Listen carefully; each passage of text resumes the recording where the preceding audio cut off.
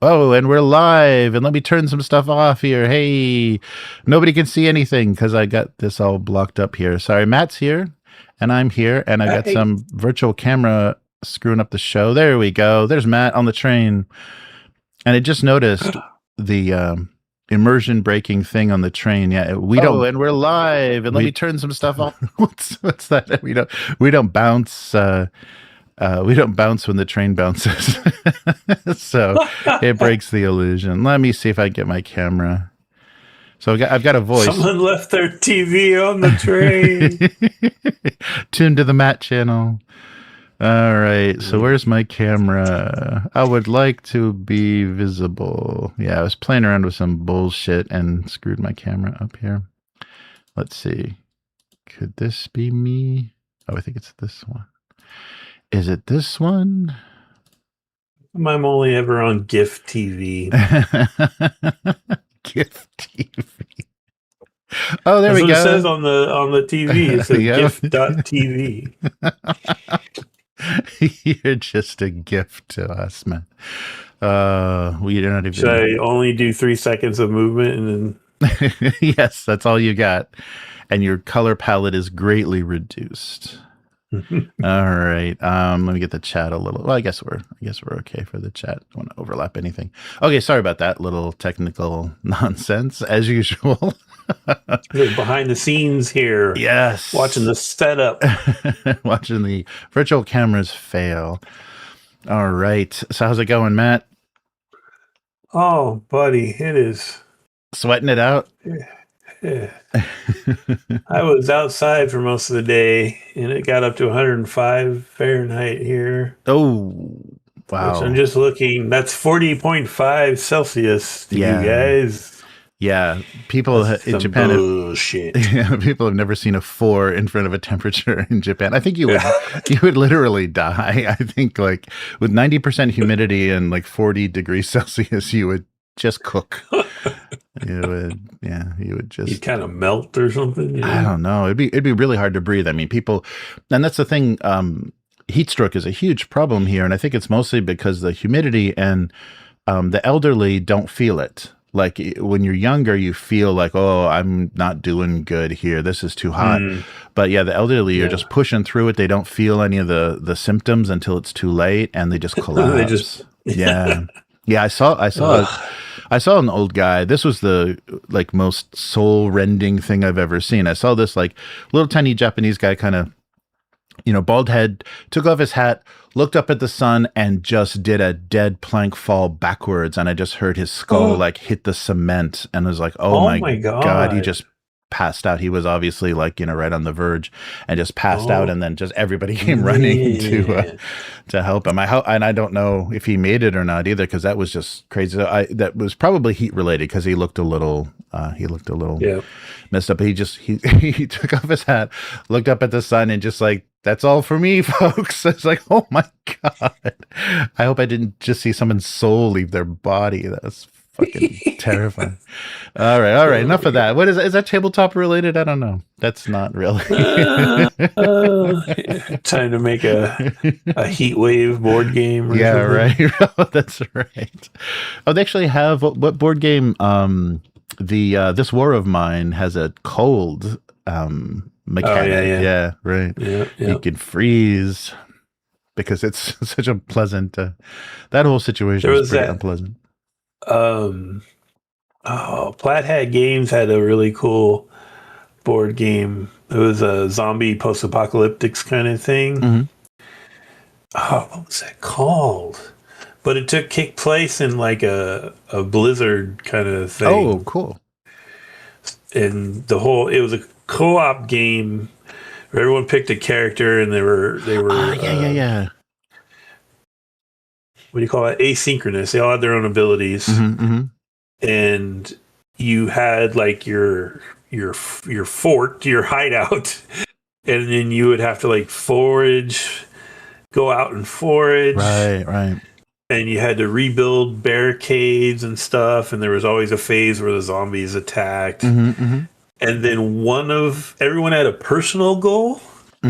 So it got kind of alien-y, where like It's like you want the whole group to survive, but you don't technically win unless you fulfill your personal goal. Right, right. Yeah, that was Dead of Winter. Dead Winter. There That's you what it go. was called. It was called Dead of Winter. There you go. That was a fun game. Yeah. I remember looking at that, and it seems like they captured without the license. They captured kind of the Thing feeling a little bit, because people have agendas, but you've also got this, survival and that's pretty cool. Oh, and that's right. There is a Thing board game. They're doing that on a new one. I think there was one. Oh, they're doing a new one? Yeah. I saw a crowdfunder for a new one with new minis. Because there's 2 right now. Mm-hmm. Oh, really? Is this a third? Like older ones? Yeah. I knew there were older ones. One which I heard was really good that I haven't played, and then another one that was like this giant bloated Kickstarter thing that one of the guys who comes to our board game nights brought over, and it was just so slow. Yeah. Like, it's hard to build tension with a game that has like really slow, crunchy mechanics, and like, yeah. But I heard the other one was good. Didn't know they were making a new one though. Oh, this might be. This came up. Sometimes I get very dated information. Gamefound, give me a date on this. Yeah, I can't tell if this is. And that's the weird thing. I'm not sure if BackerKit does the same thing, but Gamefound is really kind of we're not letting you know kind of the timing for, unlike Kickstarter where it's like a real hard, they show you the 2 dates, the start and the ending date on campaigns.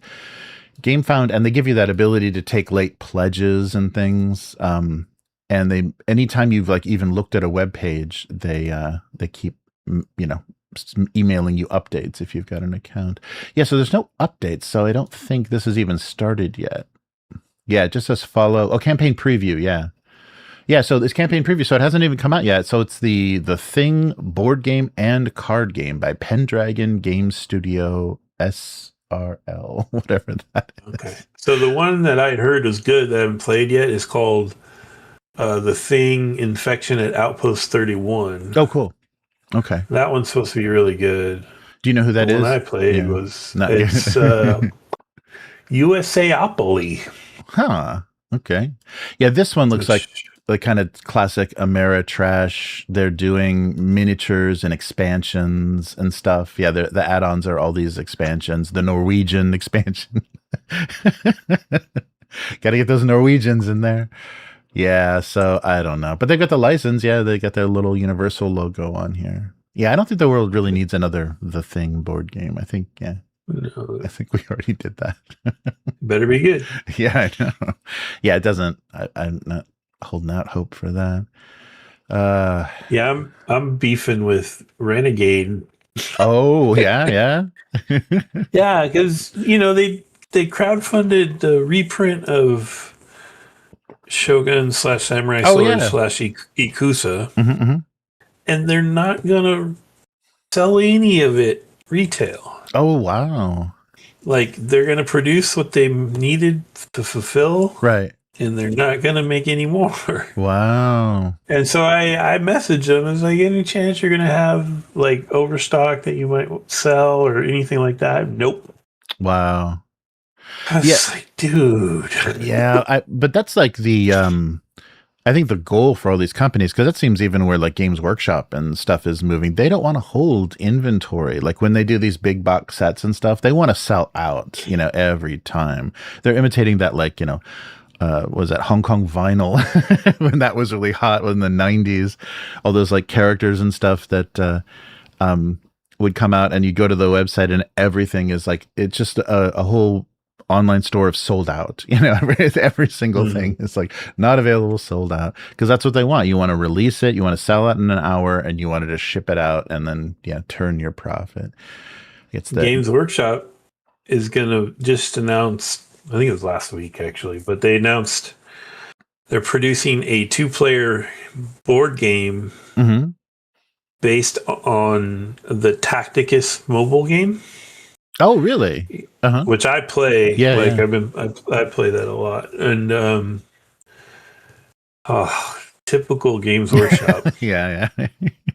None of the Okay, it's a 2-player game. There's not going to be any expandability to it at all. Really?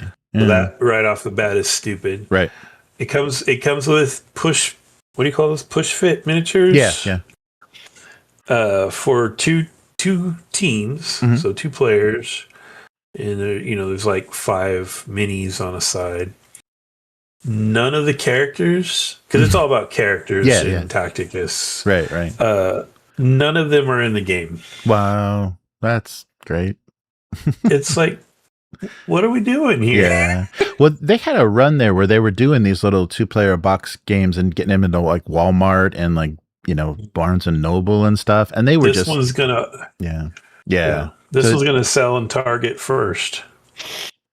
Yeah, because I think they even did a Space Marine 2 board game, with a Titus miniature that was only in there. So they've been trying that, experimenting with that kind of scale stuff, and maybe because they've got like good American distribution. Americans are, somebody walking through Target. Oh, I know Warhammer. So somebody picks up a copy because they're reasonably priced. Yeah.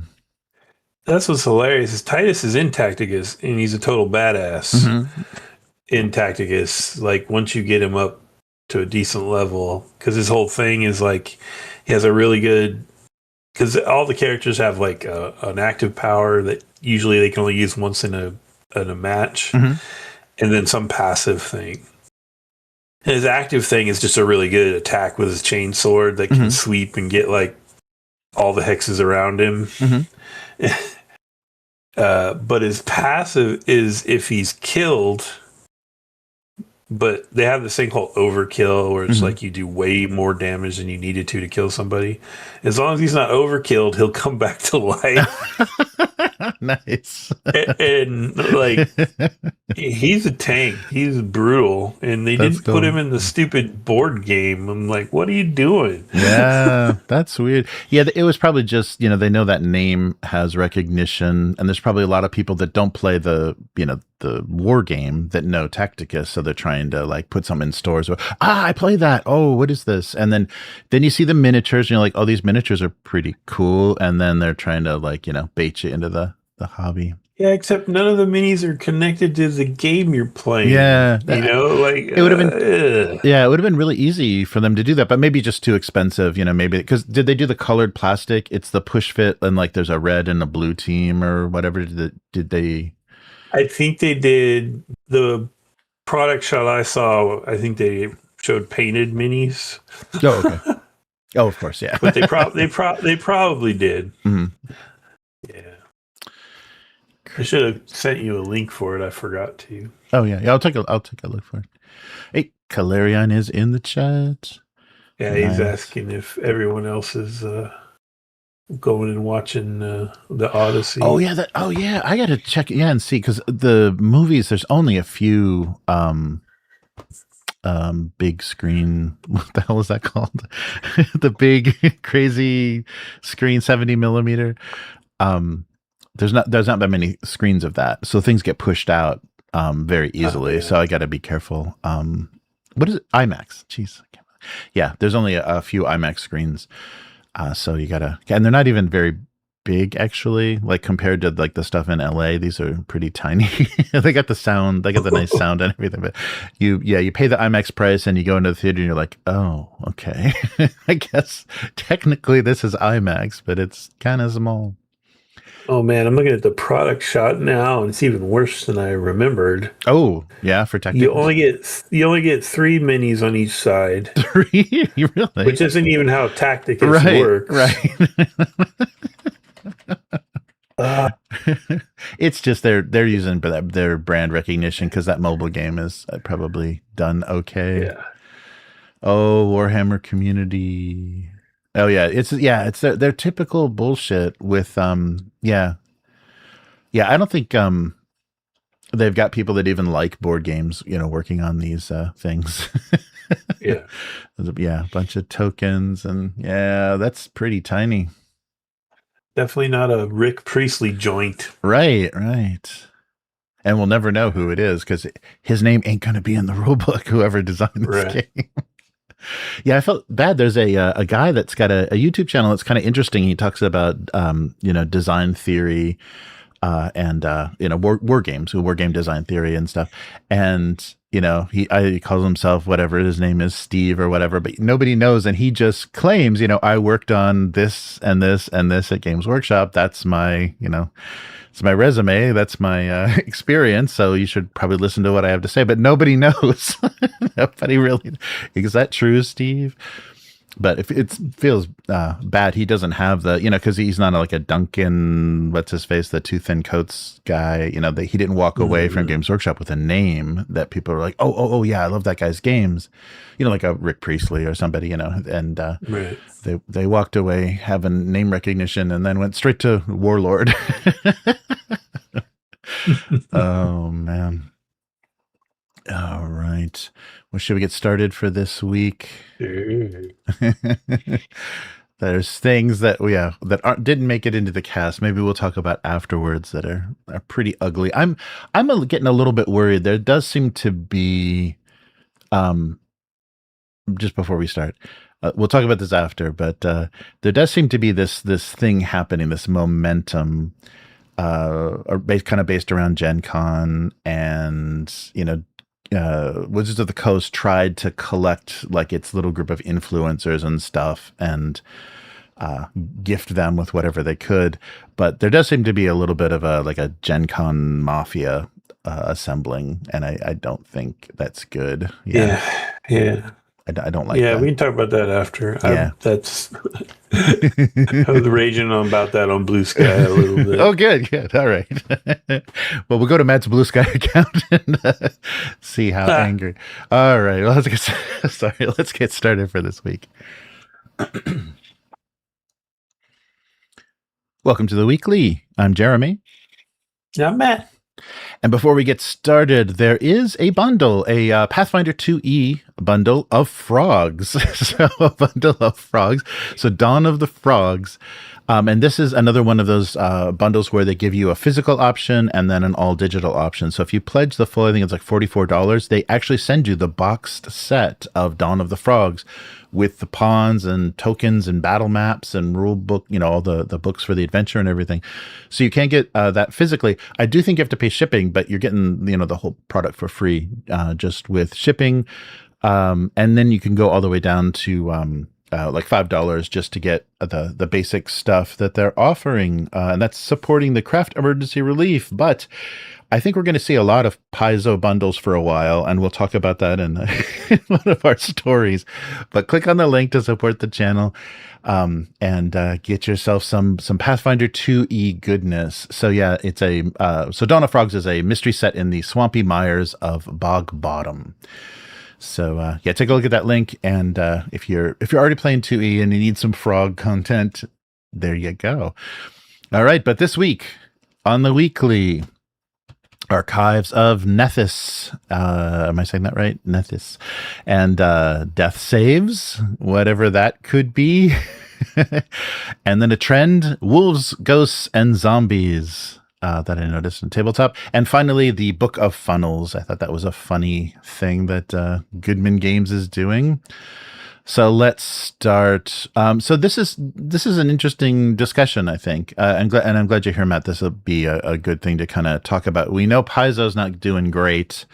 They announced that $2 million loss. They got $10 million of inventory that's going to be handed over to bankruptcy, finishers, whatever the technical term is, that the people, vultures. Yeah, the vultures that are going to try to get some value, sell that and try to get some value.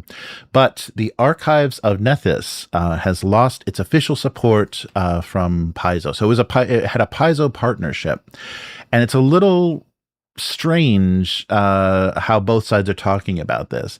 But we immediately got effective July 24th. So we got another week. Effective July 24th, there's going to be changes to this, what a lot of people are calling a necessary tool. Like, you can't play Pathfinder or Starfinder easily because so many rules are scattered through so many books without these archives. It's a really good resource. So a quick, let's see, a quick update. So we'll go with the Nethys statement first. They said, "Hello, everyone.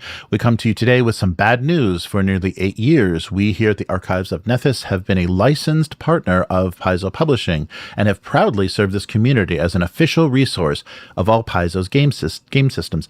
A few weeks ago, Paizo sent us an email stating our partnership has been terminated as of July 24th. So they're told the reason for this decision is the agreement they put together has not produced any royalties for Paizo, and that and another factor have said this isn't worth it. But the way that they set up this agreement, Paizo needed to be more involved in this, I think. If this is an official partner, it does seem very strange. So what was happening at the archives is they're getting early access to PDFs of the books. They're just sending them stuff before street dates so they can get all that content into the archive, so people have this resource to find the character subclasses or spells or feats or whatever's added in these new books. They had a team of volunteers, people working for free, and of course we're given access to all of the art assets of that publication to put on the archives. So volunteers, people that already love this game and this setting, in a quick and as accurate as possible way, got all of this information as fast as they could into the archive, into this website, basically. And if they generated enough profit, they would pay Paizo a royalty of that money over their operating costs, which included free employees. They were working with their volunteers. So as a licensed partner, that was the royalty arrangement, but they had never made enough profit over their cost. So they're basically operating at cost. So they never paid Paizo anything.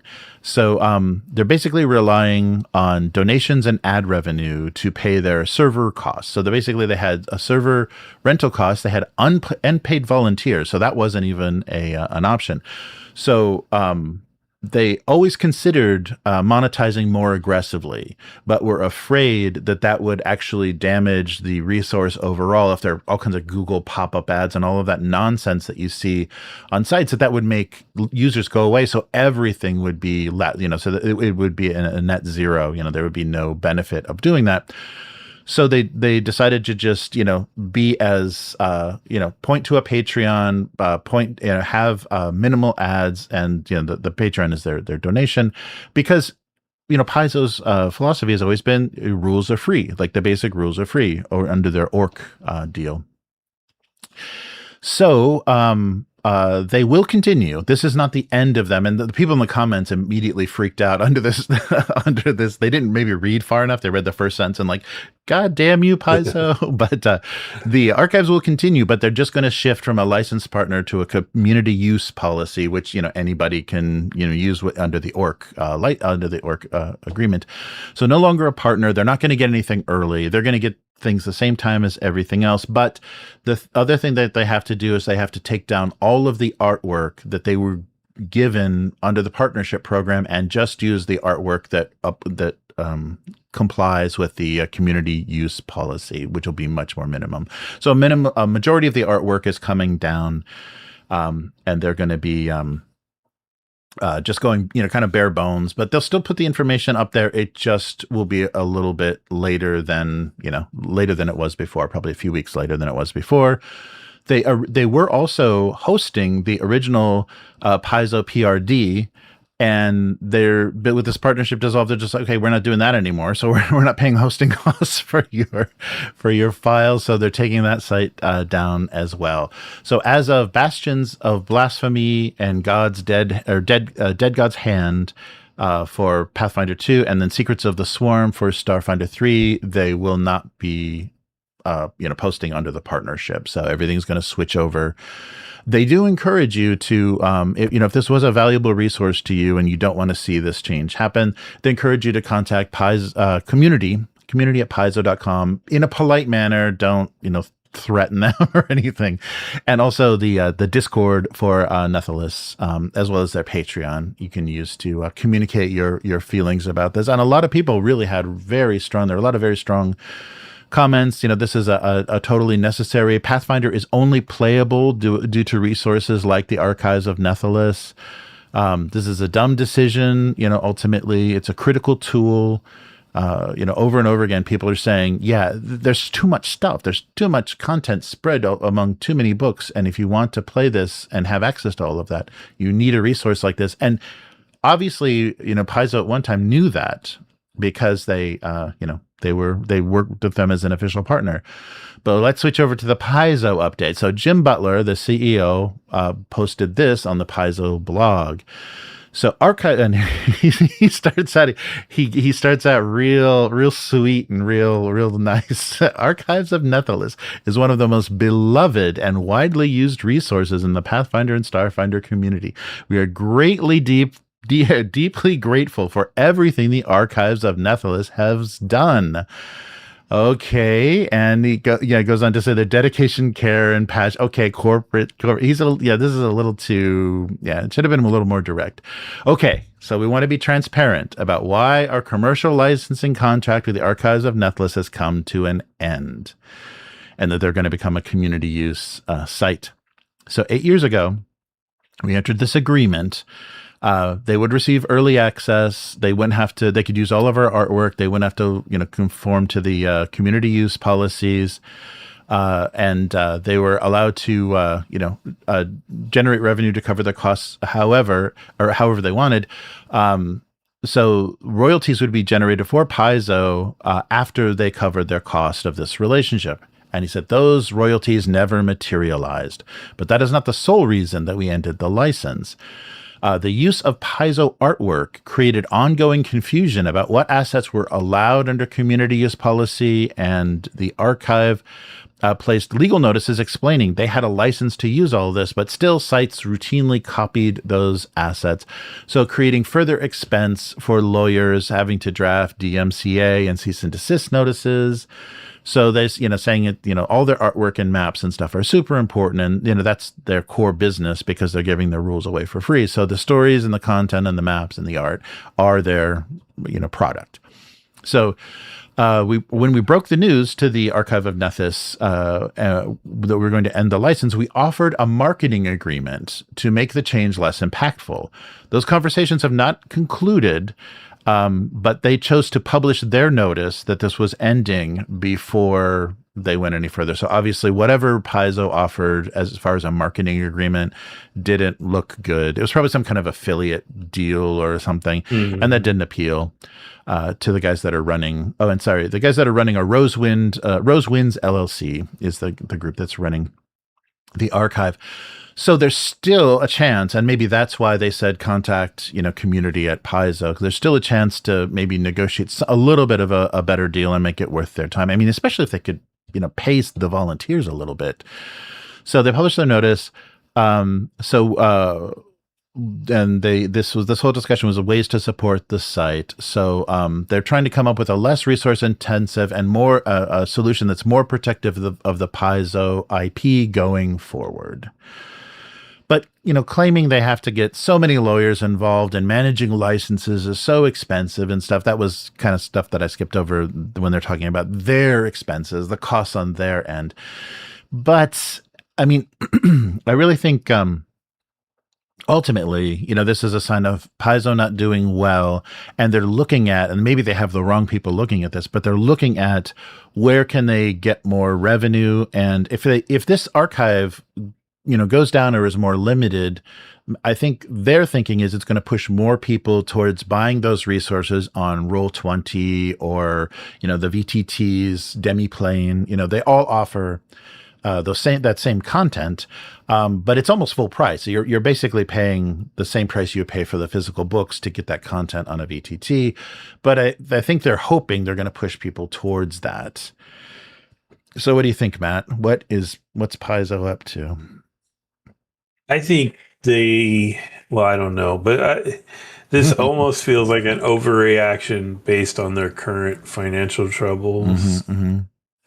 With, like you mentioned, the whole losing their product because of that bogus bankruptcy thing. Obviously they had to tighten their belts, so they're probably like, oh, we need to protect and improve our revenue streams. So I mean, in that context, I kind of understand it, but Mm-hmm. uh, I've never played the new Pathfinder. I'm not a Pathfinder player, Mm-hmm. but it's all like kind of 3.5e adjacent, and everything I've ever heard is it's crunchy as hell. Right, right. And I've heard that a ton of Pathfinder players play on Foundry Mm-hmm. because it's so automated on Foundry that Ah, yeah, right. they don't have to deal with a lot of the crunch. Mm-hmm. So Yeah, I totally understand why players on other platforms or in person would use this resource. yeah, right, right. I'm looking at the website, and it reminds me a lot of the OSE website that we Oh, yeah, use yeah, right. when we play Mm-hmm. OSE. You know, it's this real sparse looking web page. It's just got like lists and tables of contents and text, and Mm-hmm, there's not actually. I haven't seen any art yet, mm-hmm. Right, to tell you the truth.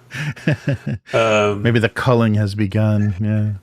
But like OSE does that on purpose. Like they want you to have these tools to play their game. Yeah. You know, so they're looking at it from a point of view of, well, if we have these free tools out there, it'll probably encourage people to give our game a shot. Whereas I think the Paizo guys are just recoiling and reacting to what's happened to them recently. Mm-hmm.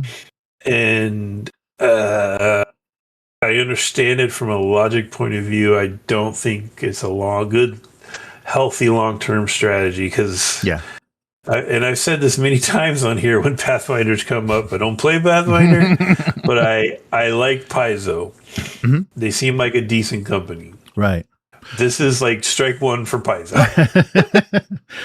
Yeah, it's not a good look, and especially with someone that you partnered with, and if that agreement wasn't working out, I mean, maybe their marketing offer was essentially something closer to like a buyout offer or something. And maybe that's something that the owners of this are just like, no. We want to keep some independence. Maybe it's like a kind of a Forge World thing where, you know, like Games Workshop saw somebody doing better miniatures or miniatures that, you know, that were covering different eras that, you know, they wanted to get their hands on. So they kind of made it, you know, part of the company. These guys should have been brought on board and been paid some money, especially the people that are like doing this for free. If you'd offered them just a little bit of support. And, you know, the fact that if they wanted them to be earning money over their, you know, to be able to pay some licensing, Paizo should be sending them some traffic. Like that, there is no mention of these guys officially, if there were a partner, on their website, on the Paizo website. So, you know, it's like you cooperate. If it's a partner, you should be partnering a little bit and just not saying, okay, you guys make some money and pay us, you know, whatever, 25% of whatever you make for, you know, profit over your operating costs with all free employees. That's the thing that's so silly. So who knows what the terms actually are, but something like this could really strengthen Paizo. I mean, Paizo doesn't have, they're using, you know, the Foundry and, you know, Roll20. They don't have their own, you know, kind of walled garden. They don't have their own VTT they're developing, and they're going to keep everything within there. So there isn't really a reason to do this. You know, it just seems like, oh, but that might increase our sales. So let's, you know, take away their lead time in this content and make the content look less appealing and see if we can get some sales of these books. I looked on Demiplane, and it was on sale. They offer you a bundle, but all of the Paizo books, if you want to buy digitally, all the Paizo books on Demiplane, it's like over $4,000. There is so much Pathfinder content on that. I mean, there is so much Pathfinder content. So of course you need an archives. You need something to help. And especially with the switch from first to second edition, some people still want to play first edition, and you got to keep that stuff straight. You know, you can't mix and match because the system is significantly streamlined and different, so it doesn't work as well. It's not really backwards compatible. You can't play the old adventure paths and stuff yet in second edition without a lot of work, without a conversion. So yeah, I mean, as a resource, they And it might be the defiance of Nethys just saying, no, we did this. This is our thing. We don't want to be bought up. We don't want to become a Paizo website or part of the main, Pathfinder content. But it's a shame. It's a shame that some stuff like this has to go away, especially after they had a deal. They had an arrangement that, Paizo just said, nope, not seeing any royalties from this. And what we need is, we were expecting millions of dollars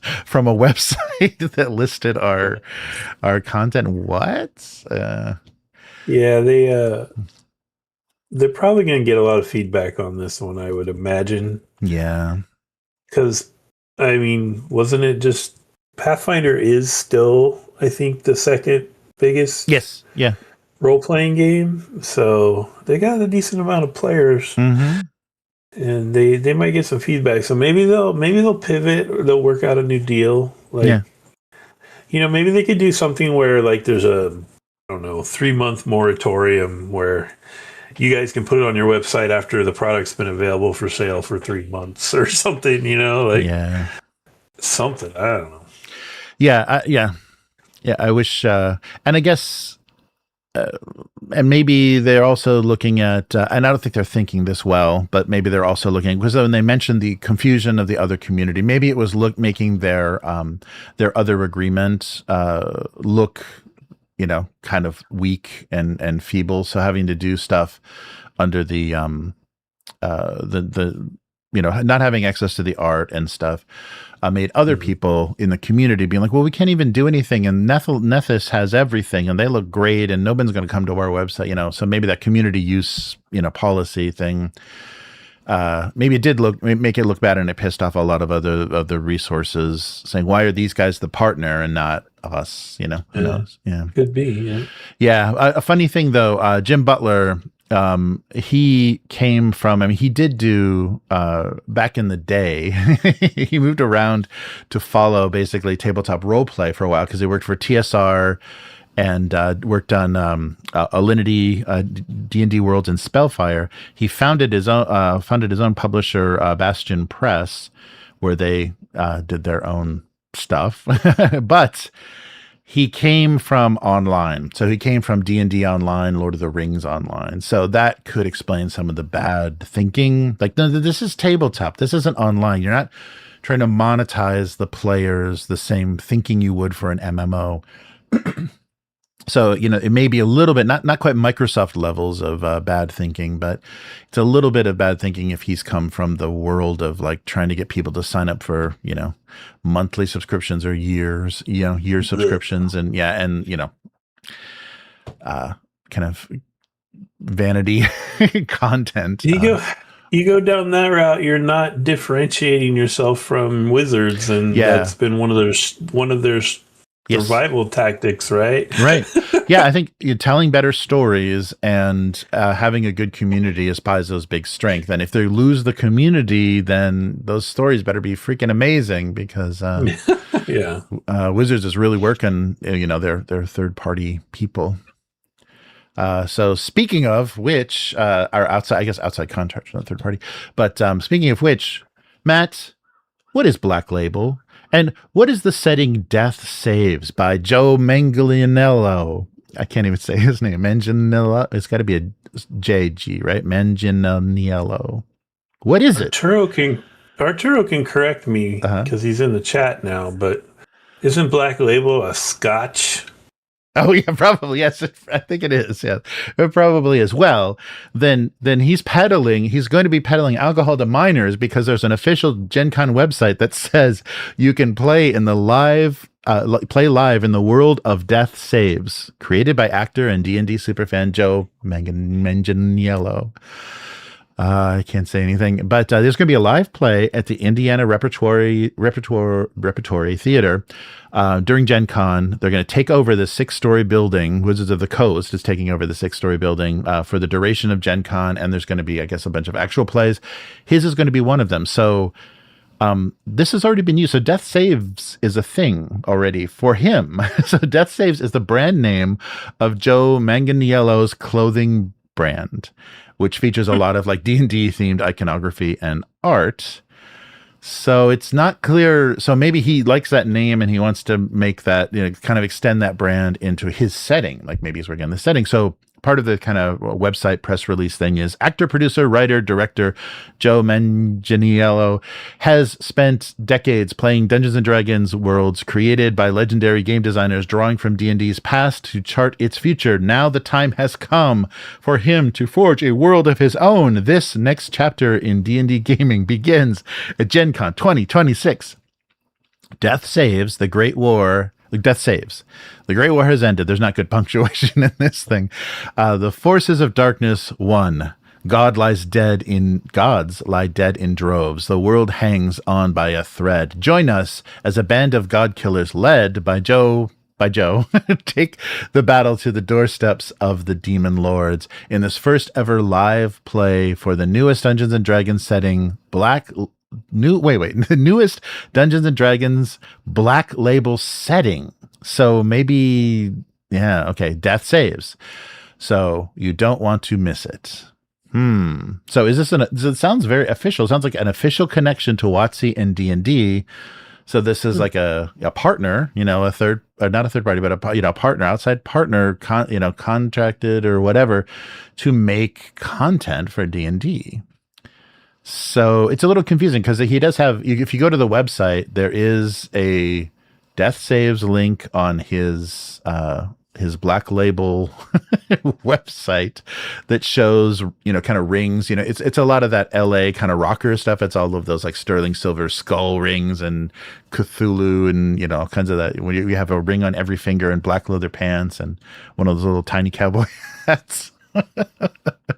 That LA look, Matt, you dress like that most of the time, I think. So what exactly is this? So, we know recently that WotC has partnered with Luke Gygax to work on their Greyhawk setting, we're all assuming. So they did also post a job vacancy for a publishing lead to coordinate with externally developed content. So they may be pushing more towards, doing this because they did, they published the world of Roll20, or not Roll20. What am I talking about? Critters, Critical Role. They published the, the setting for Critical Role as an official, D&D thing. So maybe they're going to be, trying to get more, looking and seeing what's popular, what people are reacting to, and try to bring people in and do this. So there is somebody coordinating all of this. So you're going to sit this job will be sitting at the intersection of creative direction, franchise strategy, and program management. So getting all these external people to kind of line up with the D&D brand. So it looks like, I guess they're going to do this Black Label as like a dark D&D. They're going to like a grimdark D&D label. I know they're going to have to be really careful and really clear about this stuff. Oh, are they doing like a Black Library knockoff? Is that what's going on here? Oh, maybe. Yeah. Just want to say, maybe they're just like, make it clear this is dark. This is not any of our current settings. But the thing is, though, if there's going to be official partner stuff, they're going to have to be careful because there's so much third-party content. It's really easy. Like if you try to, with no information, try to get into 5th edition, you're going to be buying so many there's so much, third-party stuff. It's hard to find out, what is official, what is supported, where you're going to find what. There's so much stuff out there. So yeah, I wonder, what they're going to do and how they're going to brand this and what we're going to see. But yeah. Okay, Death Saves is the name of the setting? I guess. Yeah. It's the That is what? That's not a name. I'm looking at, what is this? N World or EN World, whatever it's called. Right. It says the official Gen Con website includes details about a first ever live play of a world called Death Saves. That's not the name of a world. Well, it matches his clothing brand. What are you going to do? You're going to want the clothes. You're going to want the setting. Yeah, I don't know. It's not. Just give Joe Dragonlance and let him be in Dragonlance, and this kind of nonsense can stop. Just give him a TV show. Let the guy act. Yeah. Don't make him do clothing because he hasn't done a whole lot since True Blood. No, I know. Well, he was in the Pee Wee movie. He was awesome in the Oh, that Netflix Pee Wee movie. really? Okay, all There right. was some weird sexual tension between Yeah, no. him and Pee Wee that was awesome. I loved it. I mean, he's not like a bad actor or No, no, not at all. anything.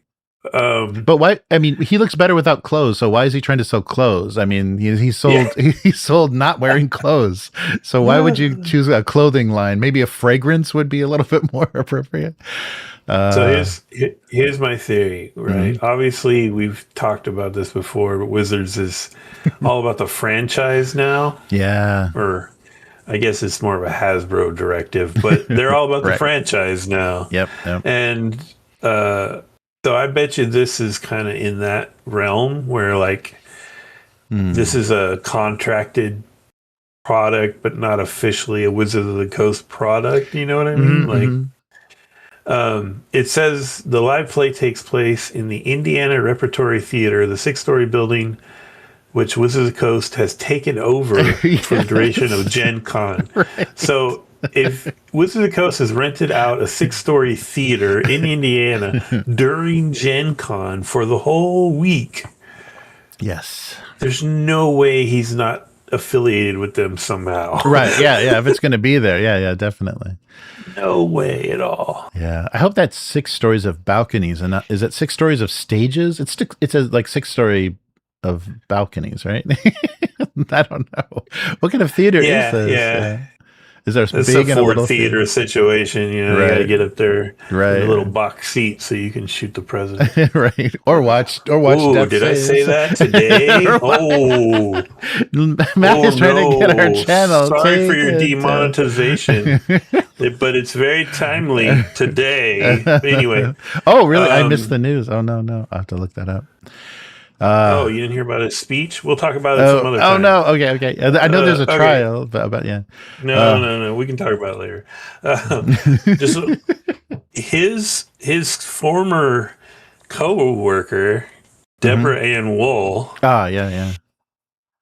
Speaking of this, is like how relieved was she probably when she heard Daredevil was coming back? Oh yeah, right. She's like, I got a job again. Yeah, right. Because I don't think her actual plays are really going over all that great. No, like no. I never hear people talk about them.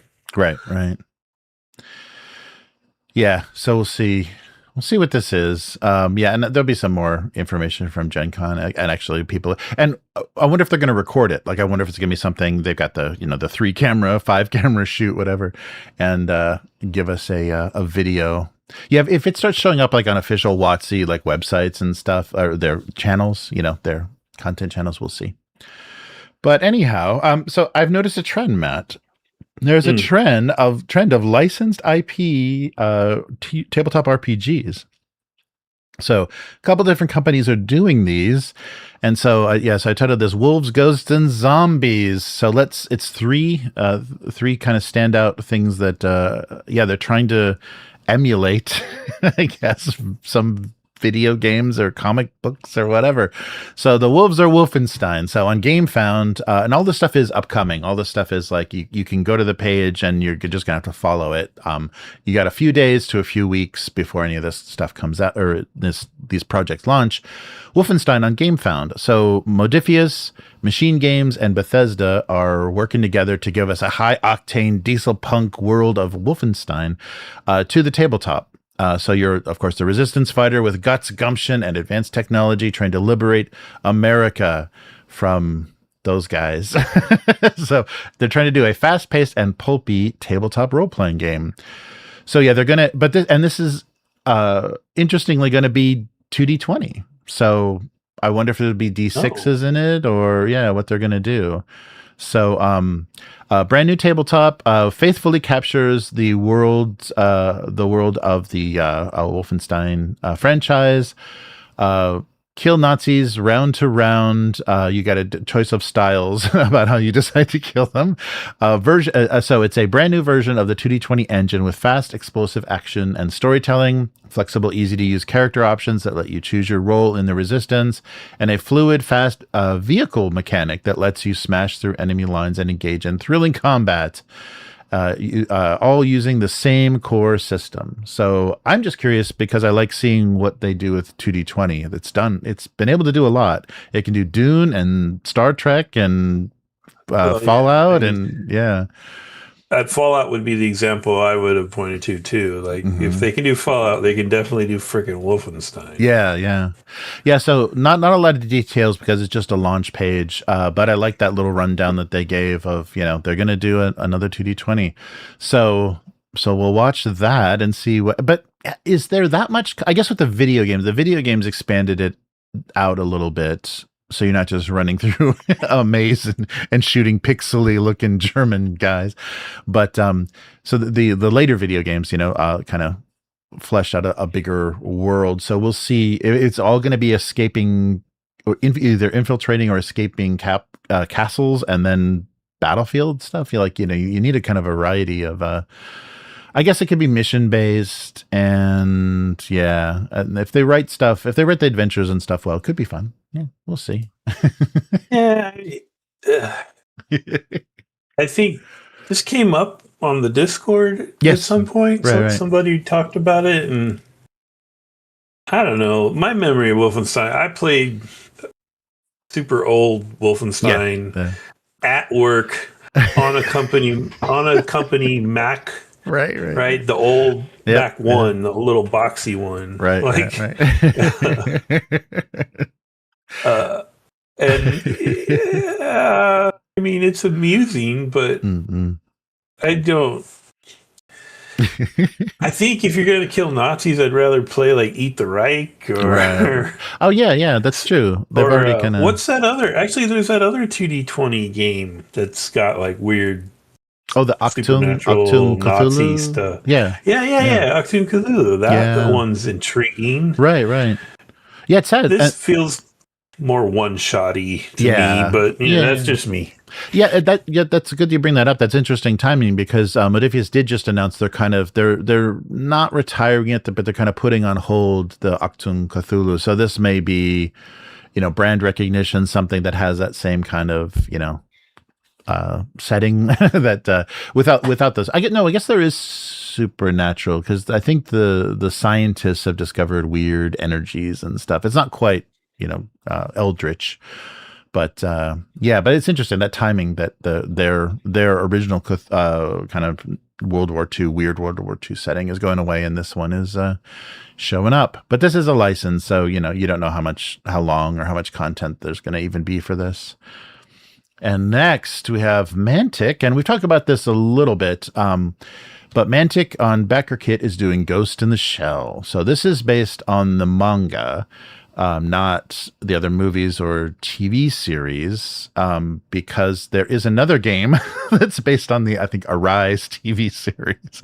So whatever. And they are different. None of the different series that they've done for this setting based on this manga, none of them really make sense or match. It's just the only thing they have is the Motoko Kusanagi is the only same thing through all these systems or all these series. And in one she's like a kid, and then the other she's a woman, full grown woman. So whatever.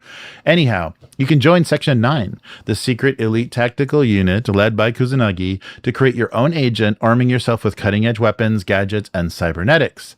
So investigate complex cyber crimes, confront international conspiracies as you dive deep into the groundbreaking manga that helped define modern cyberpunk. And also, this is amazing timing, though, that they're doing this because Alessio Cavatore is the designer of this. He's been working on this for 3 years, and they were going to release it, I think, under either a smaller company or his company. It was like Riverhorse, I think, Press. They did an announcement that they're doing this game. But suddenly he moves this stuff over to Mantic, probably because they can, they have bigger distribution and they can take some of the marketing, they can handle a lot of the expenses of actually getting this out there. There's early access extras. You get a bookmark if you follow them. If you reserve it for a single British pound sterling, you get an exclusive dust jacket that goes around the hardcover book. And on launch day, you get access to the if you back it on launch day, you get the digital rulebook PDF immediately after the campaign ends. So this is based, of course, on the original manga by Shiro Masamune. It is great, and the timing is good because there is a new series. I think it's on Amazon Prime. At least here in Japan it is. There's a new Ghost in the Shell series that's based on the original manga that looks like the original manga. So the Oshi movie that a lot of people probably know more, which was kind of like gray and pale and everyone was ugly and it was real grim and quiet. It was beautiful. It's a beautiful work of art, but it loosely told the story of the manga. This tries to more faithfully reproduce this. So it's a little wackier. You see Kusanagi is, a little bit more of a hedonist, and you get a little bit more of personality. And it's also 90s. So they had to tone it down. There's not as much skin. And Shiro, he draws very, you can't tell if somebody has clothes on or not in most of his illustrations because they all have bodysuits, these cybernetic bodysuits on. Yeah. But they're doing a custom game system for this. So they're trying to do fast-paced, narrative-driven mechanics.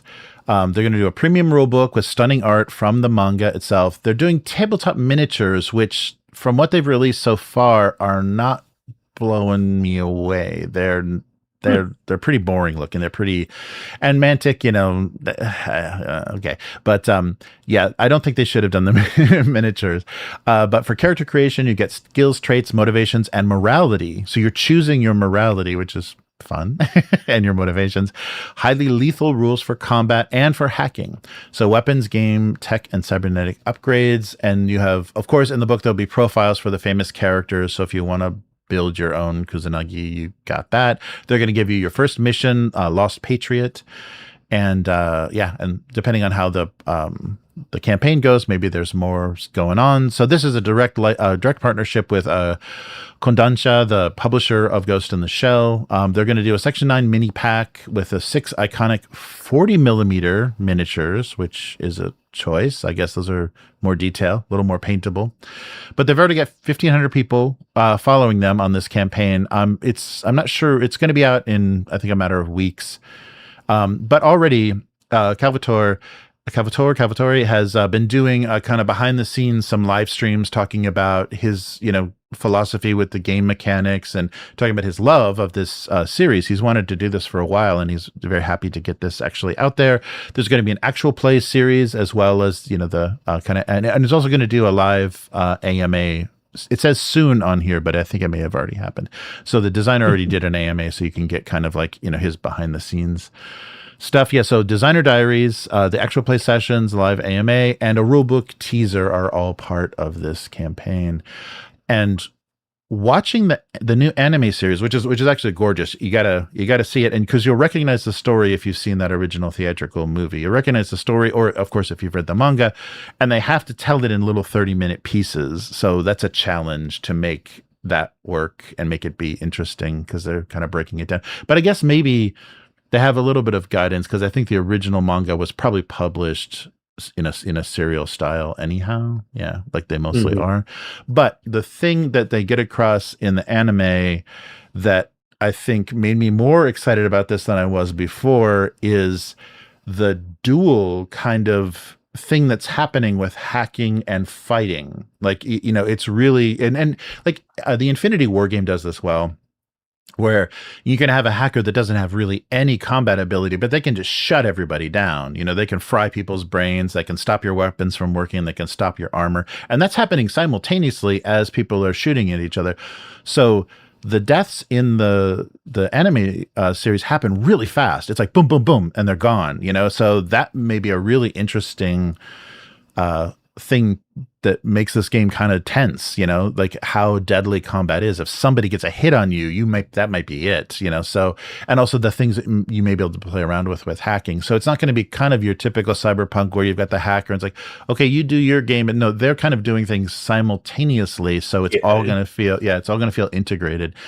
And because that's really what the manga and the anime show is, there's these different levels of things, and actually going into somebody's brain is a little messed up. and so you get to see what they're thinking, or what cyber sex toys they're using, or things that you may not want to know about. So that's very cool. If he is inspired by that and is able to pull that off with a very kind of integrated hacking system and very deadly combat, but the miniatures are not great. The other thing is, I mean, if you've seen the Dark Horse version of the manga, the English, when it was released in the US, the graphic design and stuff is kind of crap back in the day. This is Mantic. They don't have great graphic designers. There's a lot of what looks like impact font on all of this stuff. The book itself is not gorgeous. It's okay. Hopefully it's functional, but they don't make beautiful books, unfortunately. Mantic needs to step it up a little bit, especially with the licensed property like this. I haven't, but I'm saying that without having just seen their Umbrella Academy or Hellboy or any of their other licensed stuff, like how they, were able to pull that off. But the teaser pages they're showing for this look, a little amateur level, just like they're imitating a weird 90s version of English manga, and it's okay. It's okay. So what do you think, Matt? We're playing Ghost in the Shell? Is this the same game that you and me and Will looked at? I think this is different. The one that has Ghost and Shell. Ghost and Shell? Yeah, I think that's the Arise one. Yeah, I think that's the first, the one where she's got like the red leather suit and the super short hair. The Arise license, I think, is the one that they made Ghost and Shell. Because the reason I ask is because I looked at their little splash page for it.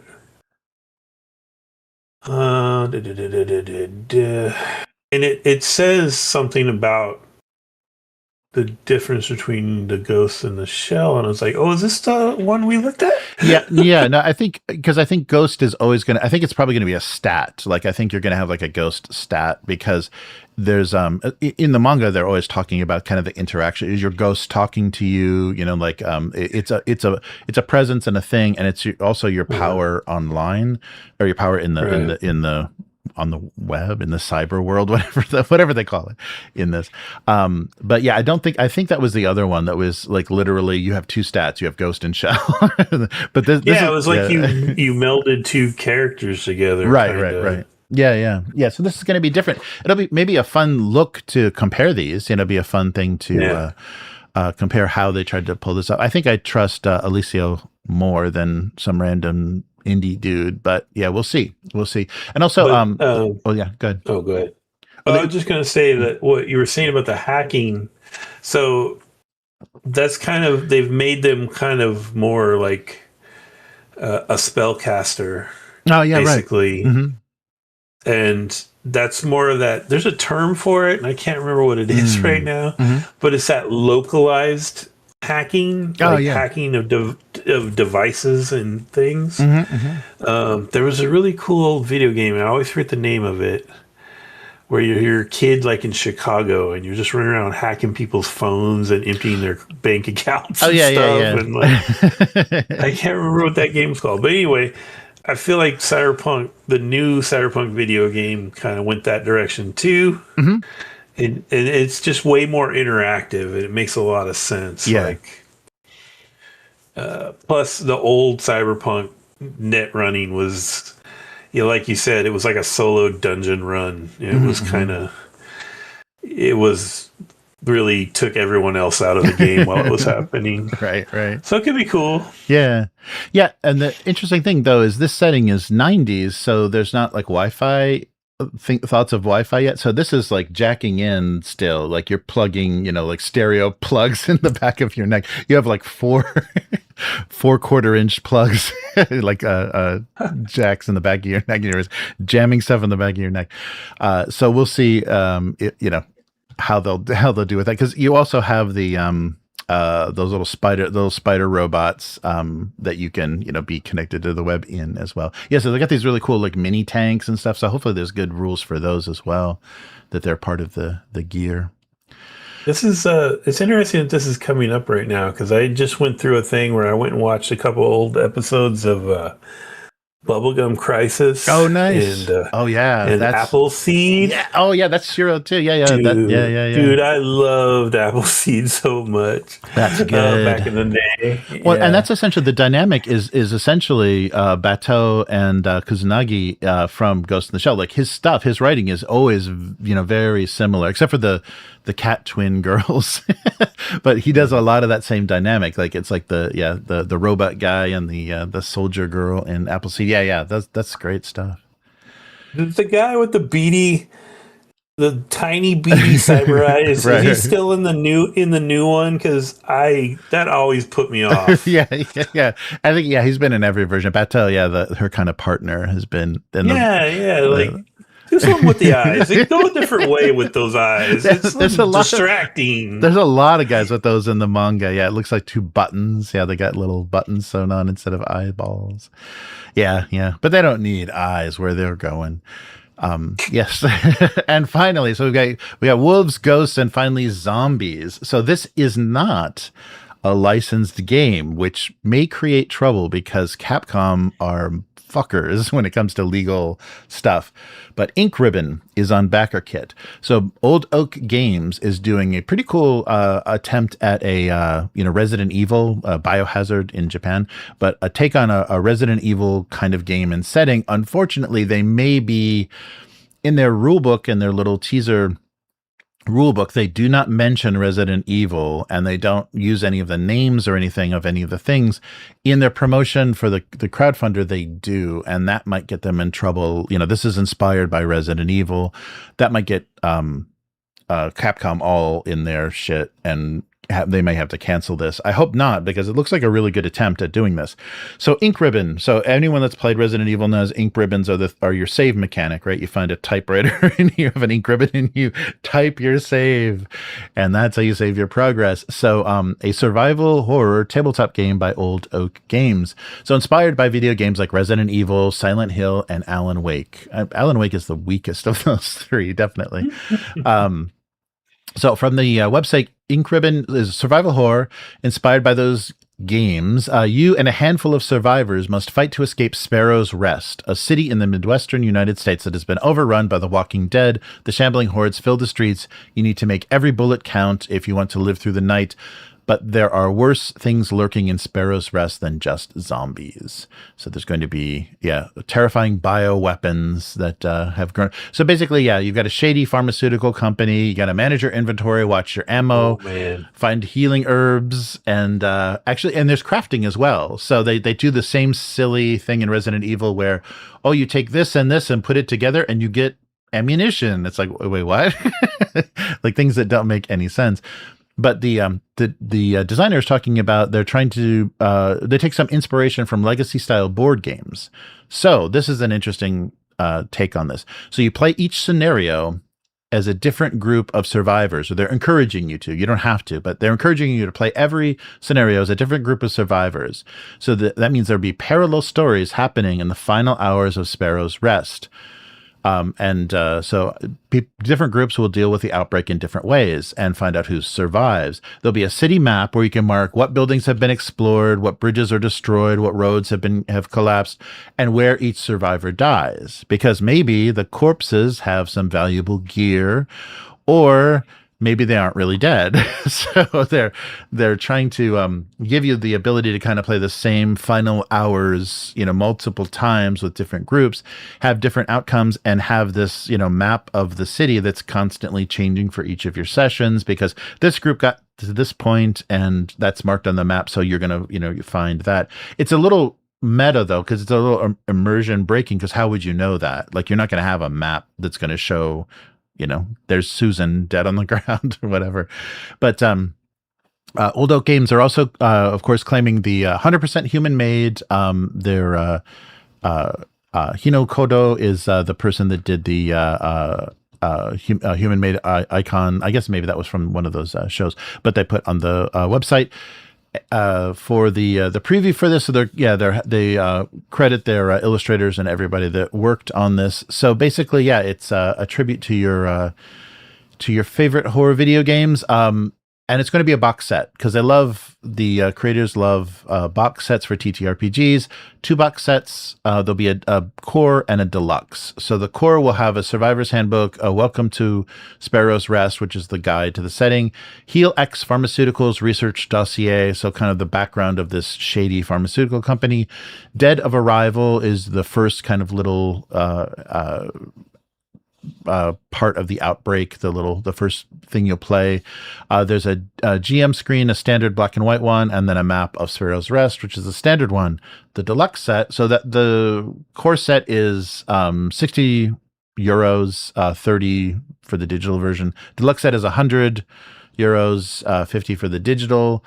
And it'll include everything from the core set, plus Lone Survivor, which are solo rules, 2 more scenarios, a premium GM screen and map, and then character sheets, tokens, custom dice, and a storage box for all your tokens and dice.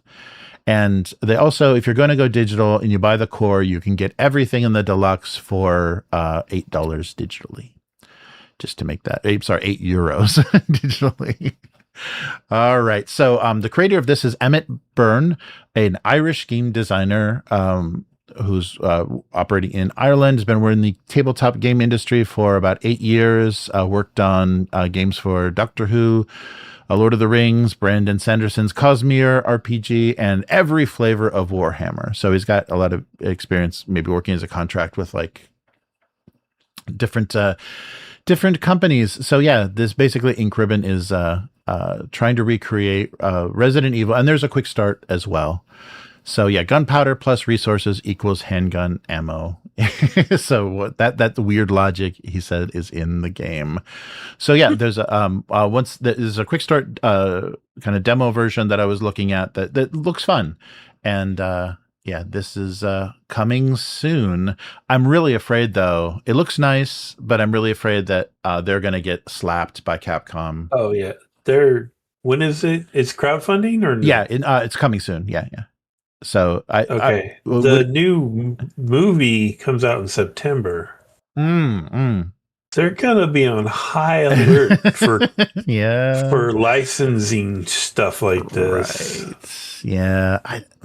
Yeah. I wonder if they're safe enough just saying inspired by, because it's real close, like herbs and crafting and a pharmaceutical, company gone wild in a small town. There's no umbrellas. But other than that, I'm really worried about this. Yeah. Because Abyss, we can talk about this after the main show, but Abyss mentioned a similar situation with A24 in the chat. Yeah. That's so sick. Yeah. And that's A24. They're not. Yeah. I mean, they're successful, but they're not the biggest company. And so, like, yeah, they're doing that kind of thing. Oh, but yeah, Capcom is notorious. They're brutal at anything. So I'm surprised. This is a pretty ballsy move. Might just have to be released for free. I don't think they can make any money from this. Did you say the digital edition was 50 euros? Yeah, for the deluxe one. Yeah, for everything all in. Yeah. It's digital tokens. Is that a lot of stuff? Because it sounds like it. Yeah, but that's digital, like $57, which that's a lot for a PDF. Yeah, yeah. Because a lot of stuff you have to print yourself. Like you're not going to get the dice digitally, and you're not going to get the storage box. You'll just get a lot of tokens and character sheets and new scenarios. Yeah, so it is pricey, and I think it's supposed to be physical. I think it really needs to be physical. It sounds like that's their intention, although they know it's not possible. So yeah, we'll see. I hope they can pull this off, but if they're able to complete this campaign without a cease and desist. Oh, all right. Give me a second, Matt. Tell us about your first time you played Resident Evil. I'll be right back. No. I played Silent Hill. So there. I will tell you about this A24 thing. By the way, I don't know if anybody's tried to find links for any of the stuff we've been talking about, but it looks like OBS screwed Jeremy again, and it has the info from our last live stream in the description. So I will tell him and have him change that later. I did post in the chat a video message from the original founder of that Archives of Nethys about the Paizo thing. So that's in there.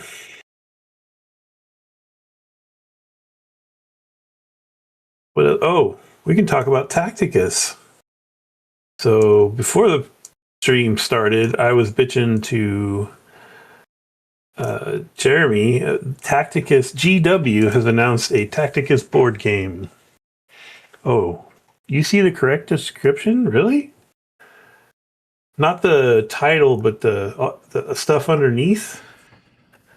Uh-oh. Oh, that's weird. How are we doing? Sorry about that. So, the discrepancy.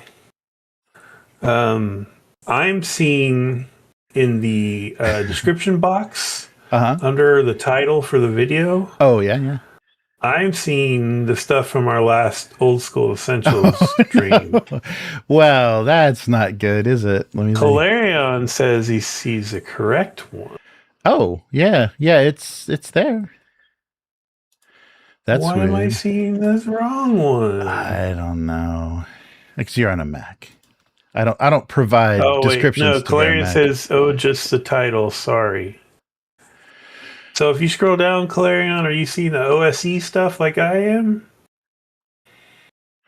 Should be. I'm seeing we are playing Old School Essentials. This is session 21. Well, tomorrow will be 22, so I guess that is right. Sorry, my point is, if that is what everyone's seeing, you might have to go back and add your links for everything. I just updated, so it should be okay. I think it'll happen when we're live. I think it works out. Let me double check. Okay, we'll see. I did put a link in the chat. Oh, okay. Because the founder of that Nethys actually made a video message on their Patreon. Oh, yeah? Explaining the Paizo thing. So I put that in the chat. Cool. Oh, yeah. I'll update that real quick here. Yeah, sorry about that. So you've never played Resident Evil, Matt? Is that what you're confessing? Oh, I have with my son. Oh, cool. But it was because he wanted it. I don't really see. This is going to be strike 2 for me. I already said in the chat I didn't care about the Odyssey, and now what? I don't. I'm just not excited about it. I'm sure it's a great movie. I'm sure it's fine. He's an excellent filmmaker. Just.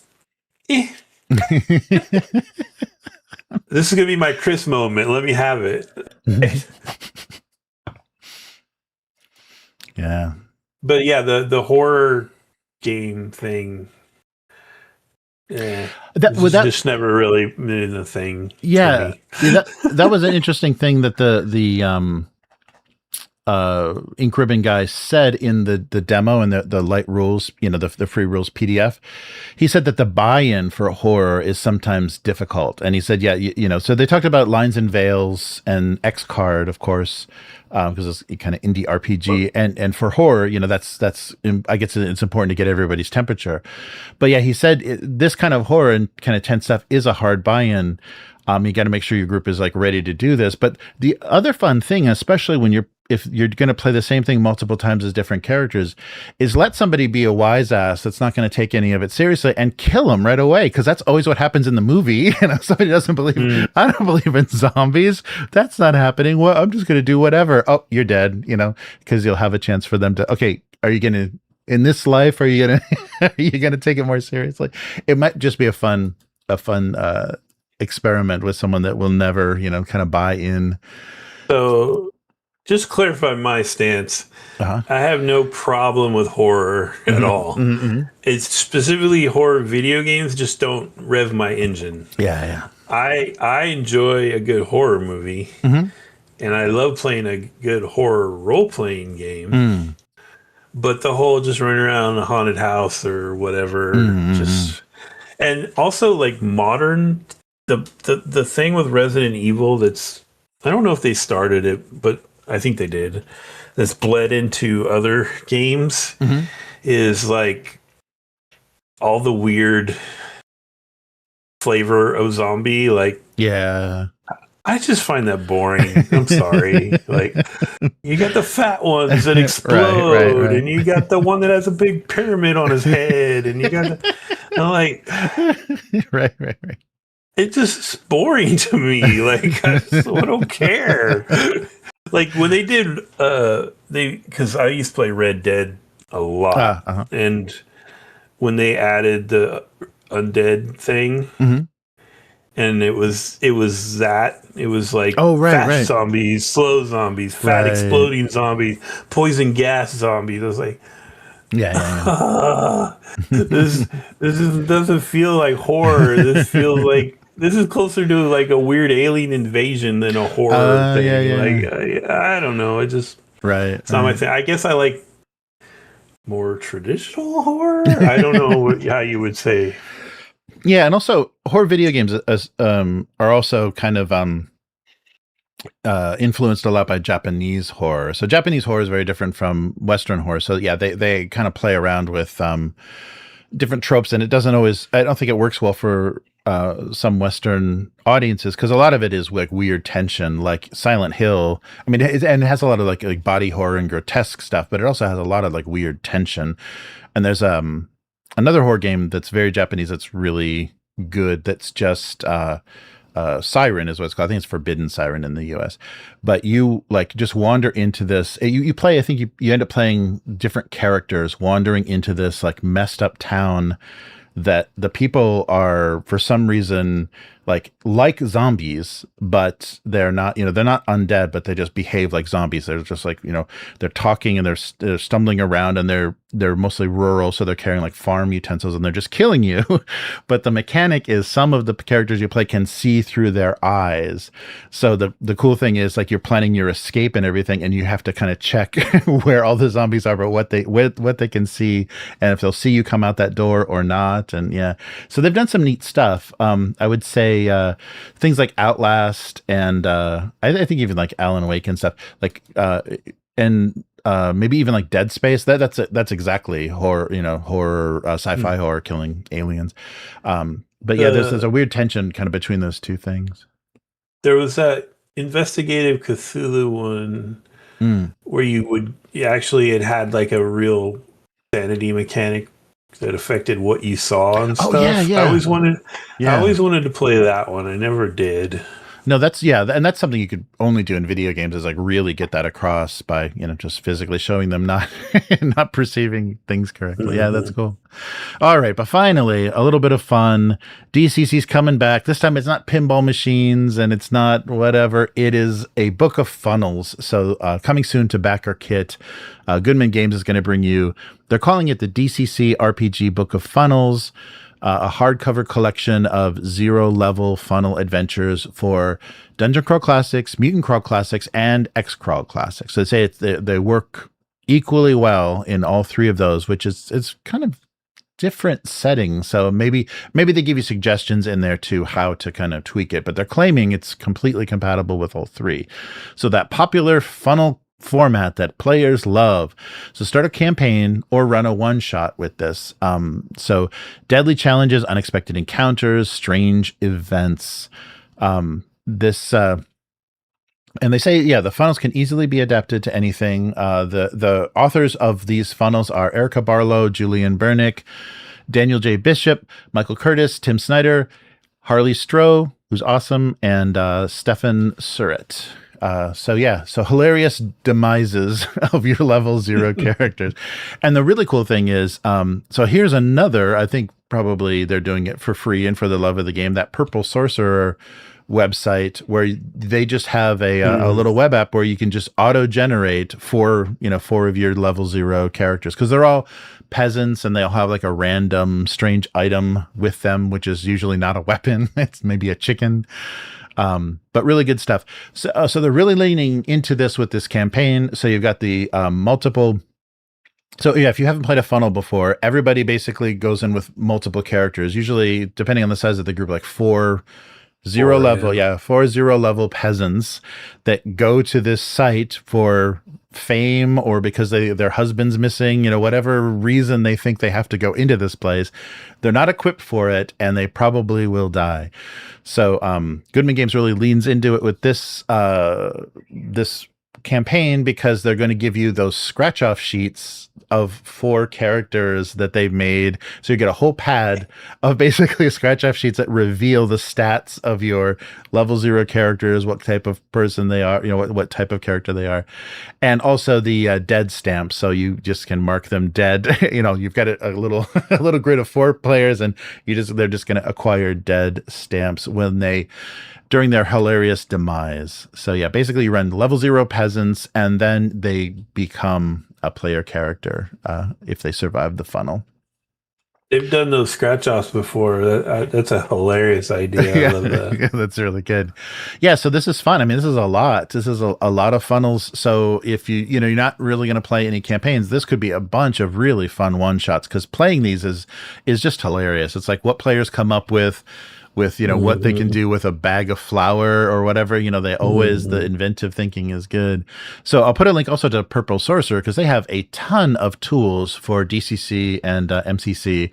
They've got different generators. They even have a Lankmar character generator. So basically you can auto generate characters, and also that would mean NPCs. There's the Crawler Companion, which is a mobile app which has the dice roller. So you've got your dice chain and everything in there. You don't have to buy the crazy dice. Yeah, if you want to play. There's a demon generator, dragon generator, mercurial magic generator, a magic sword generator, a scroll generator, and a unique monster generator.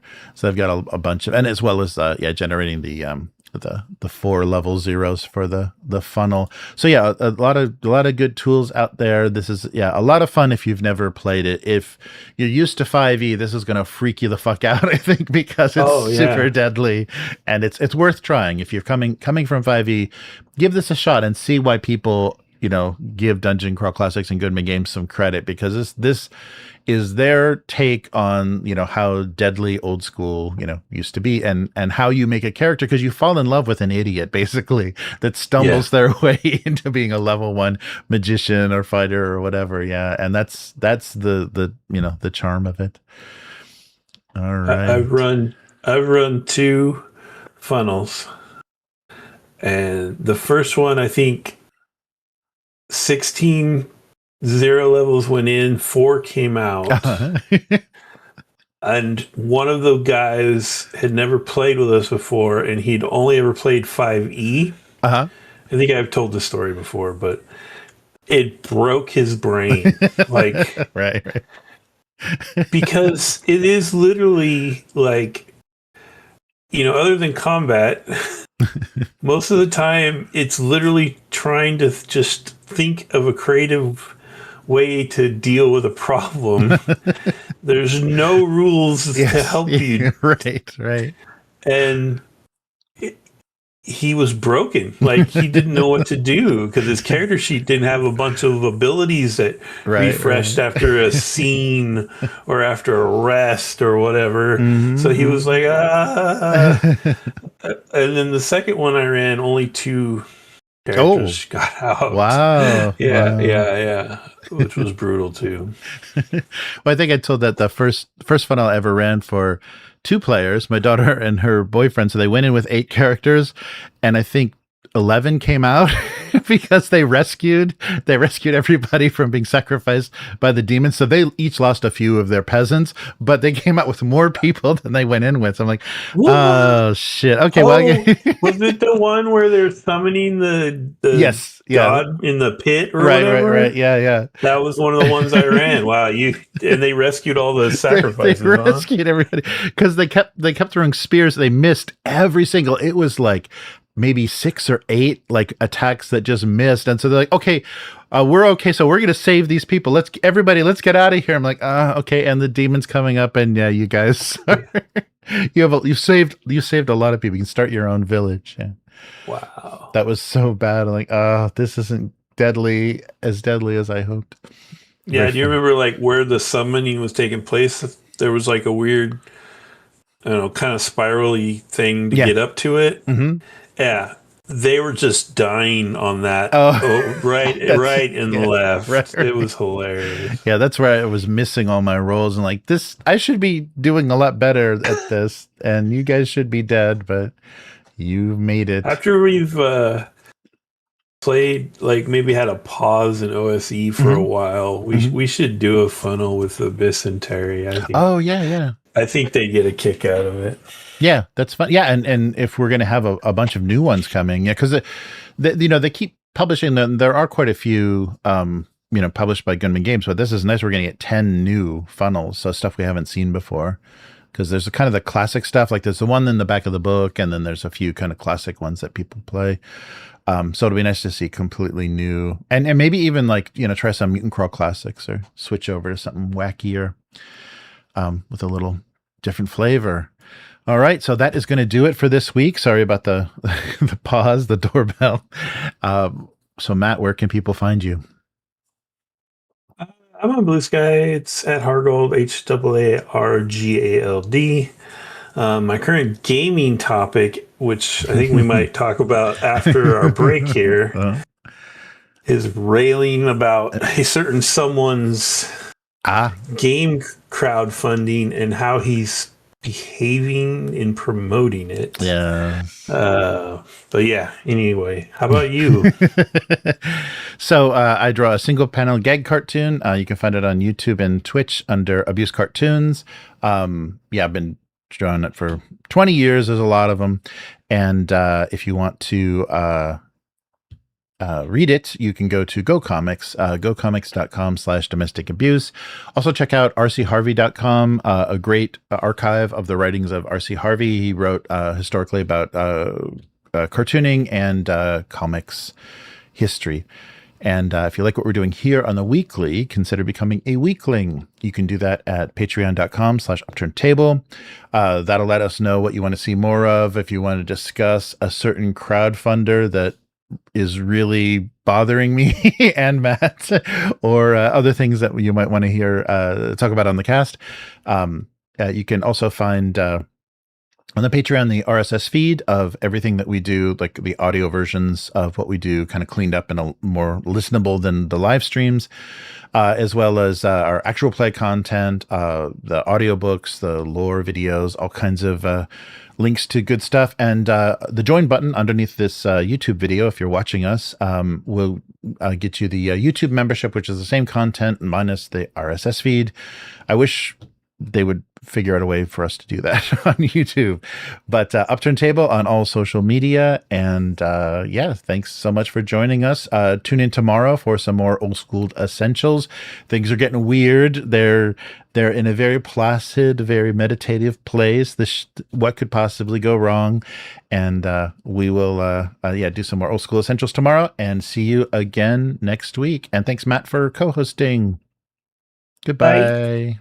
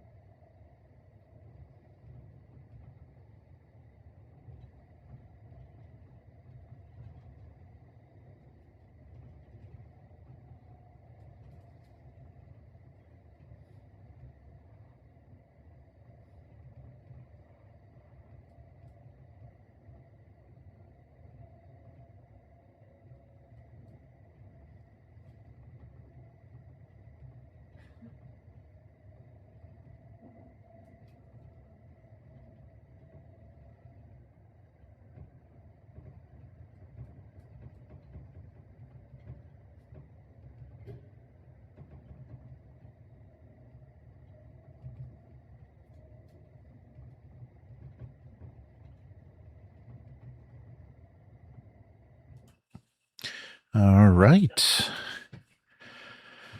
Oh yeah, so I don't have the my Be Right Back is a totally different Be Right Back when I'm doing this from home. Sorry. So yes, this is going to be the game. Oh, let me bring this thing up. The game that shall not be spoken until the towards the end of this funder. Then we'll do one of those hate streams like we did with the Cyberpunk card game. They're almost at $1 million for a trash fire of a fucking game. Oh yeah, it's not even, it's the project itself is under Roll for Combat. So this is a Roll for Combat Battle Zoo bullshit release. The book looks exactly like a Battle Zoo they do a ton of third party 5e stuff. So let's use my rant that I sent you in Abyss as sort of a talking point list. Sure. Okay, so let's start with the art. Mediocre at best. Yes. Yeah, it's the same probably low cost artist that they use for all of that Battle Zoo stuff. It's not AI art, so no +1, I guess. Yeah, it was done in Photoshop. Yeah, but it's just unremarkable. Mm-hmm. And he's trying to play up the old school vibe so much, but he went with this kind of like, I don't know, half-ass Shadowrun looking art. That's like, it looks like what's that other FASA game?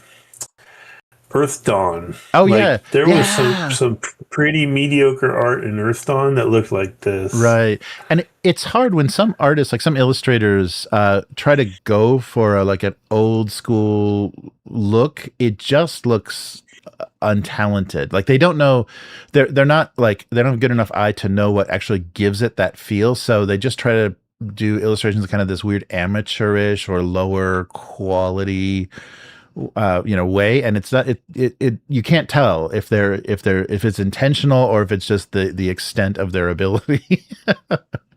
Yeah, so the art has that feel very much. I mean, it seems to me that the better choice would have been to go with the really old school black and white stuff. Yeah, which was because he already published this, right? Wasn't this, he would be plugging this shit? He published a Deathbringer that was like a double-sided, one sheet kind of thing. Ah, okay. Just with his that had almost no art in it. Yeah, just the one character. Okay. This is the affiliating with Shadow Dark, even though it doesn't use the system. Yes. So he name dropped Shadow Dark and Kelsey Dion all over it. Yep. Over the crowdfunder, but it's not an actual Shadow Dark port. And this ties in something you were mentioning before we came on about how there is sort of this Gen Con Dungeon Tuber Mafia thing where it's like. It's him. She's not a YouTuber, but she's on these channels a lot. Kelsey Dion. Yeah. Just you can read the list. The list is actually on Dave the Falmavor, right? Yeah. Baron DeRop, that guy. Dave, the other Dave, the one that did that Knave game. Oh, you mean Ben Milton? The Questing Beast guy? Sorry. Yeah. I don't know why I was thinking it was Dave. Yeah, the Questing Beast guy. Right. The hippie dude from the Pacific Northwest. The Bob World Builder. Bob World Builder. Yeah. Who I never really had a beef with at all. Because he just seemed like a nice guy. But he took it upon himself to kind of like do these image rebuild videos for Professor Dungeon Master. Yeah. That just pissed me off. I was like, why are you doing this? Yeah. So they're all super cozy, and I think it's just an agreement to platform each other. It's just like, exactly. I don't know that these people are really that good of friends. Right. And the reason I think that is because one guy that I actually take a lot more seriously is Seth Korkowski. Mm-hmm. He is not in their clique. Right. Like, he doesn't say anything bad about them or anything, but he never does clickbaity stuff. Mm-hmm. Mm-hmm. He does real actual plays on like Glass Cannon and some other stuff sometimes. Mm-hmm. And like, I don't know. It's just, ugh. Yeah. Well, this, the list of adventures that are supposedly going to be included in this campaign. So you can tell, I think the Battle Zoo guys, the Roll for Combat guys, they have a lot of, they even have consultants, so they have a lot of SEO experience. They have a lot.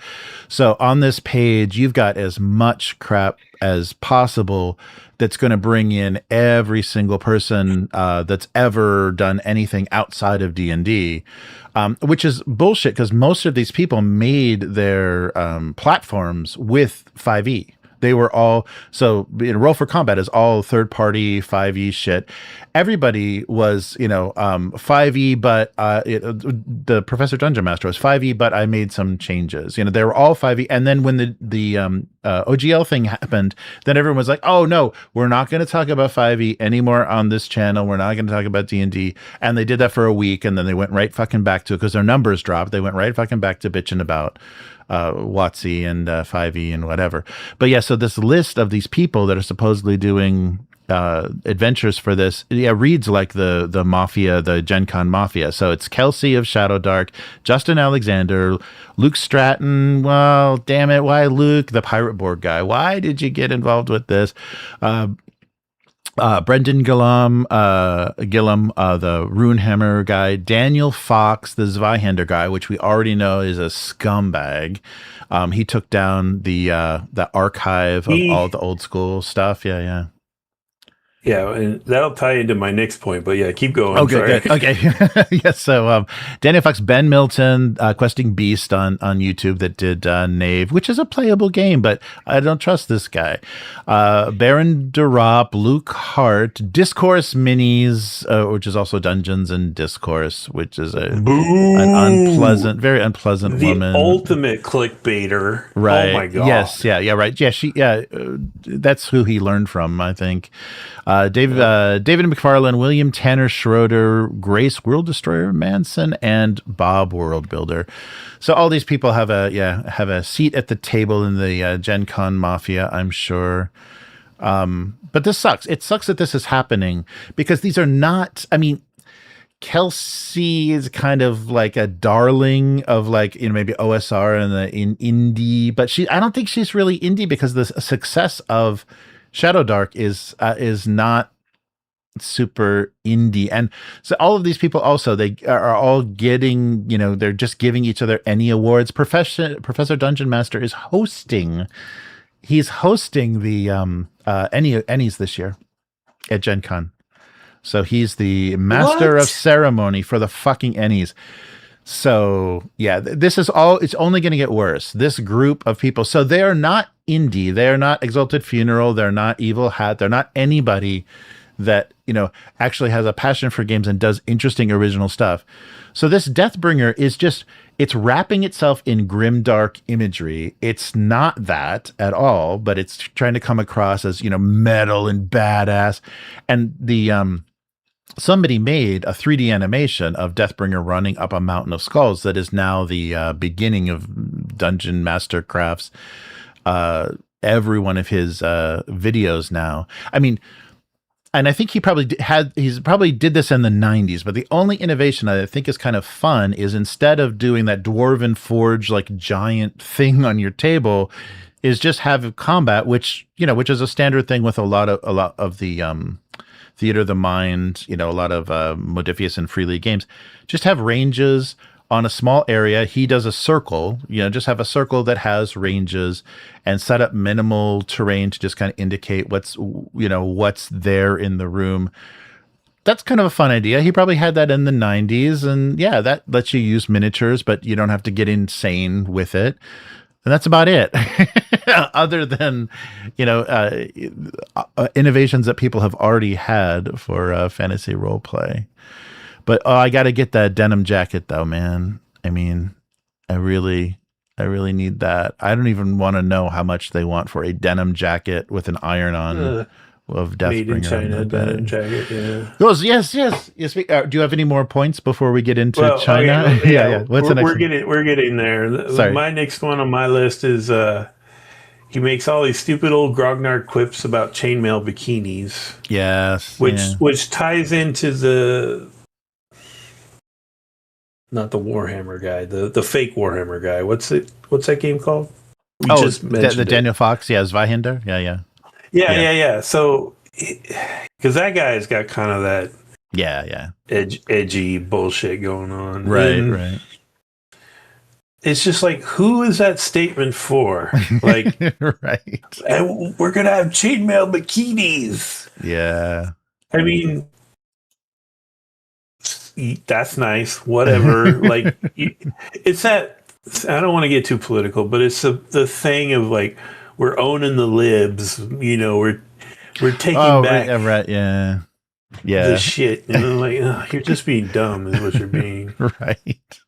And then I got trying to make a D20 roll seem gritty and not abstract, which is not a thing. Right. The classic D&D derived D20 attack roll is the most abstract baloney in role playing. You know, because he's bragging on the Kickstarter about a one roll resolution. And like, yeah, you're just rolling a 20-sided. Good for you. So what you mentioned about the combat is not what I read. I read like a super abstract zone system with like 3 zones. So his thing, which when I saw one of his first videos, like, you know, who knows, like 8 or 9 years ago, whenever he got started, he had this thing that he kind of pitched. Yeah, it's zone combat, like you know, like a lot of the Free League and stuff games do, but he plays it in a circle, and he like kind of puts the characters in the middle and a couple of, like, you know, a pillar or a chest or a little piece of wall or something. So minimum terrain, and then, you know, then you have those ranges as their bands on the circle. So he just does it, you know, as a circle. So you're kind of like representing abstractly kind of where people are. And, you know, that's exactly what so many games have done since then. And they either use a track, you know, you use a horizontal track or different ways to do it. But he just did it on a circle, and it was like such a simple way to like get away from that setting up so much, you know, like, wait, okay, wait, let me get this here and let me get all the columns here and everything. So it's a real simple way to present stuff. And I think because he's a school teacher and he basically has a club at his high school that he plays with students.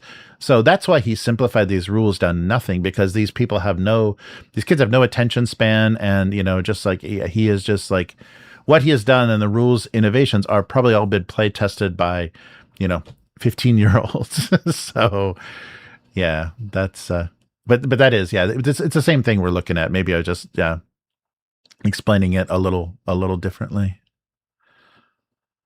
So, and then like on that, if you're trying to be all like, you know, old school, this is how it's done, the people you're trying to appeal to aren't going to like your super abstract zone system. Yeah, no, definitely. Yeah, that's true. It doesn't match. What was the other one? Oh, if you look on the page, the crowdfunder, they show an example of a dungeon map, and it's just straight up stealing how Goodman Games draws their dungeons. Yep. Yeah, it's just straight up taking that, you know, sort of trippy, 3-dimensional looking map idea.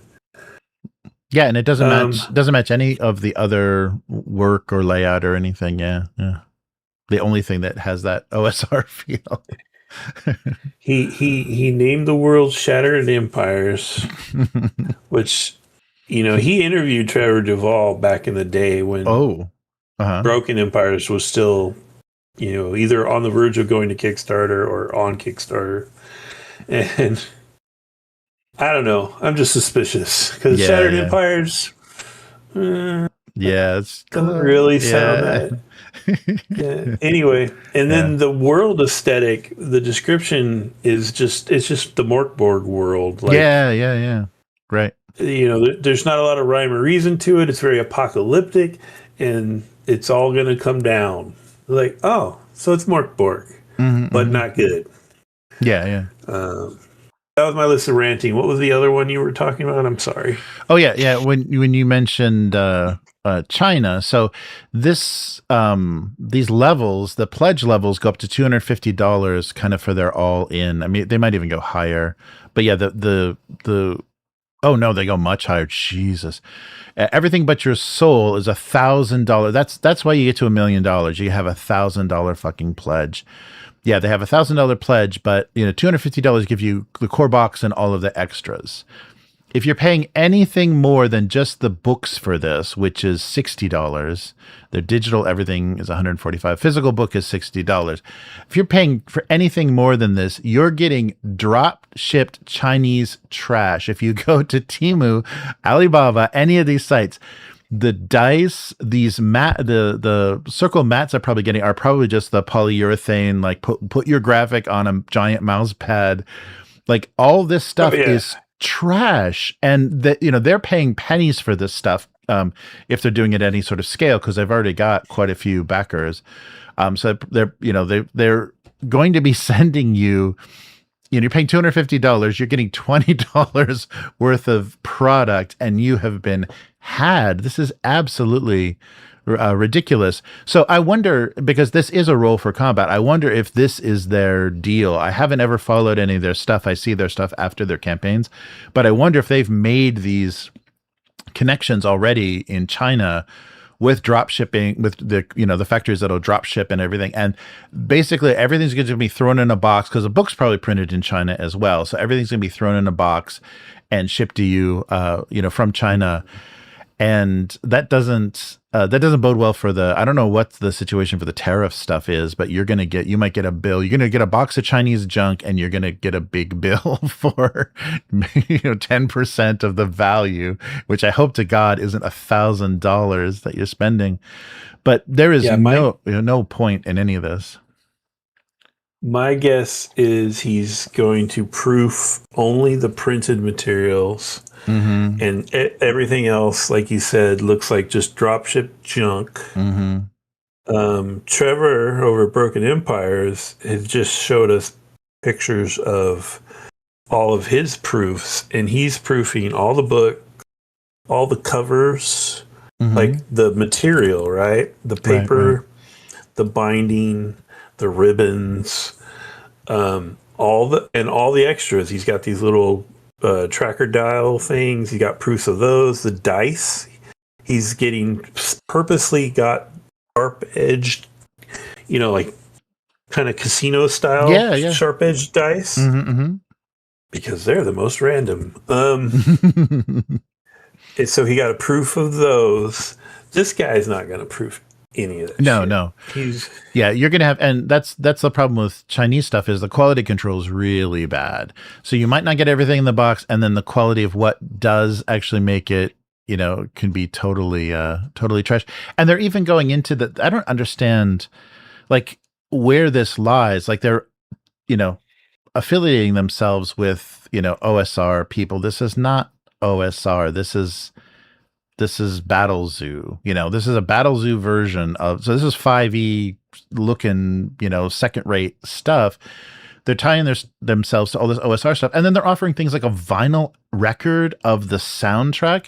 That is so like punk rock, DIY, Exalted Funeral, Morkborg stuff. What the fuck is this? Who are these musicians? What is this? It seems like this weird afterthought, like weird stuff. Well, yeah, the denim jacket and this is the guy that is doing this is a retired school teacher. So in his mid 60s, maybe he retired early, whatever. He's in his 60s. What the fuck is this? This is just midlife crisis, the role playing game. Just a weird little hobbit. And that the sad thing is he just retired. So this timing is, launching Deathbringer, going as big as they can, getting everybody that will agree to get affiliated with him, because he does have a presence. He does have traffic. You can't avoid this guy if you look up Tabletop, on YouTube.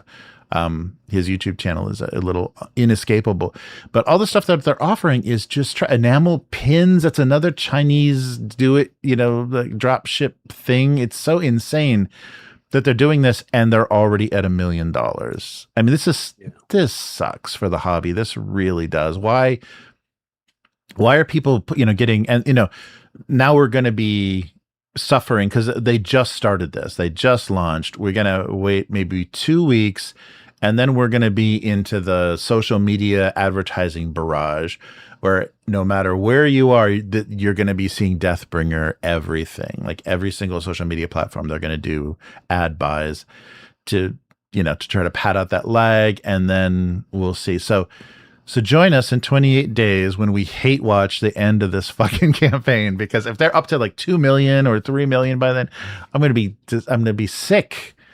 I'm going to be hospitalized. This is disgusting.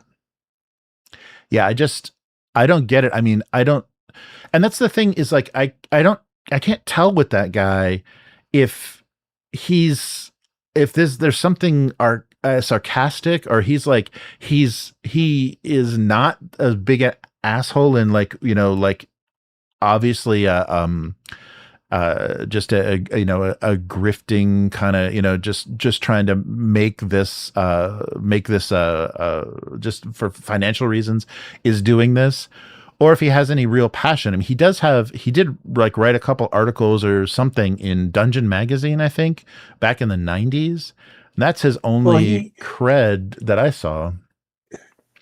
I think there was a change at some point, because I remember watching some of his videos, old videos, and I think I've mentioned one of them to you before because I thought it was hilarious, because he had his son with him, and he was asking his son questions, expecting him to say a certain thing, but his son said something he didn't expect, and he got kind of irritated.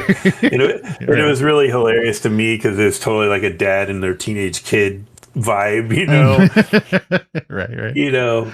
But somewhere in there, I don't know if it was during his little cancer scare, or just when he started talking about 5e and saw his numbers jump. But somewhere in there, he kind of he was an old school guy, and he kind of like walked away from it, and like the clickbait stuff started sneaking in.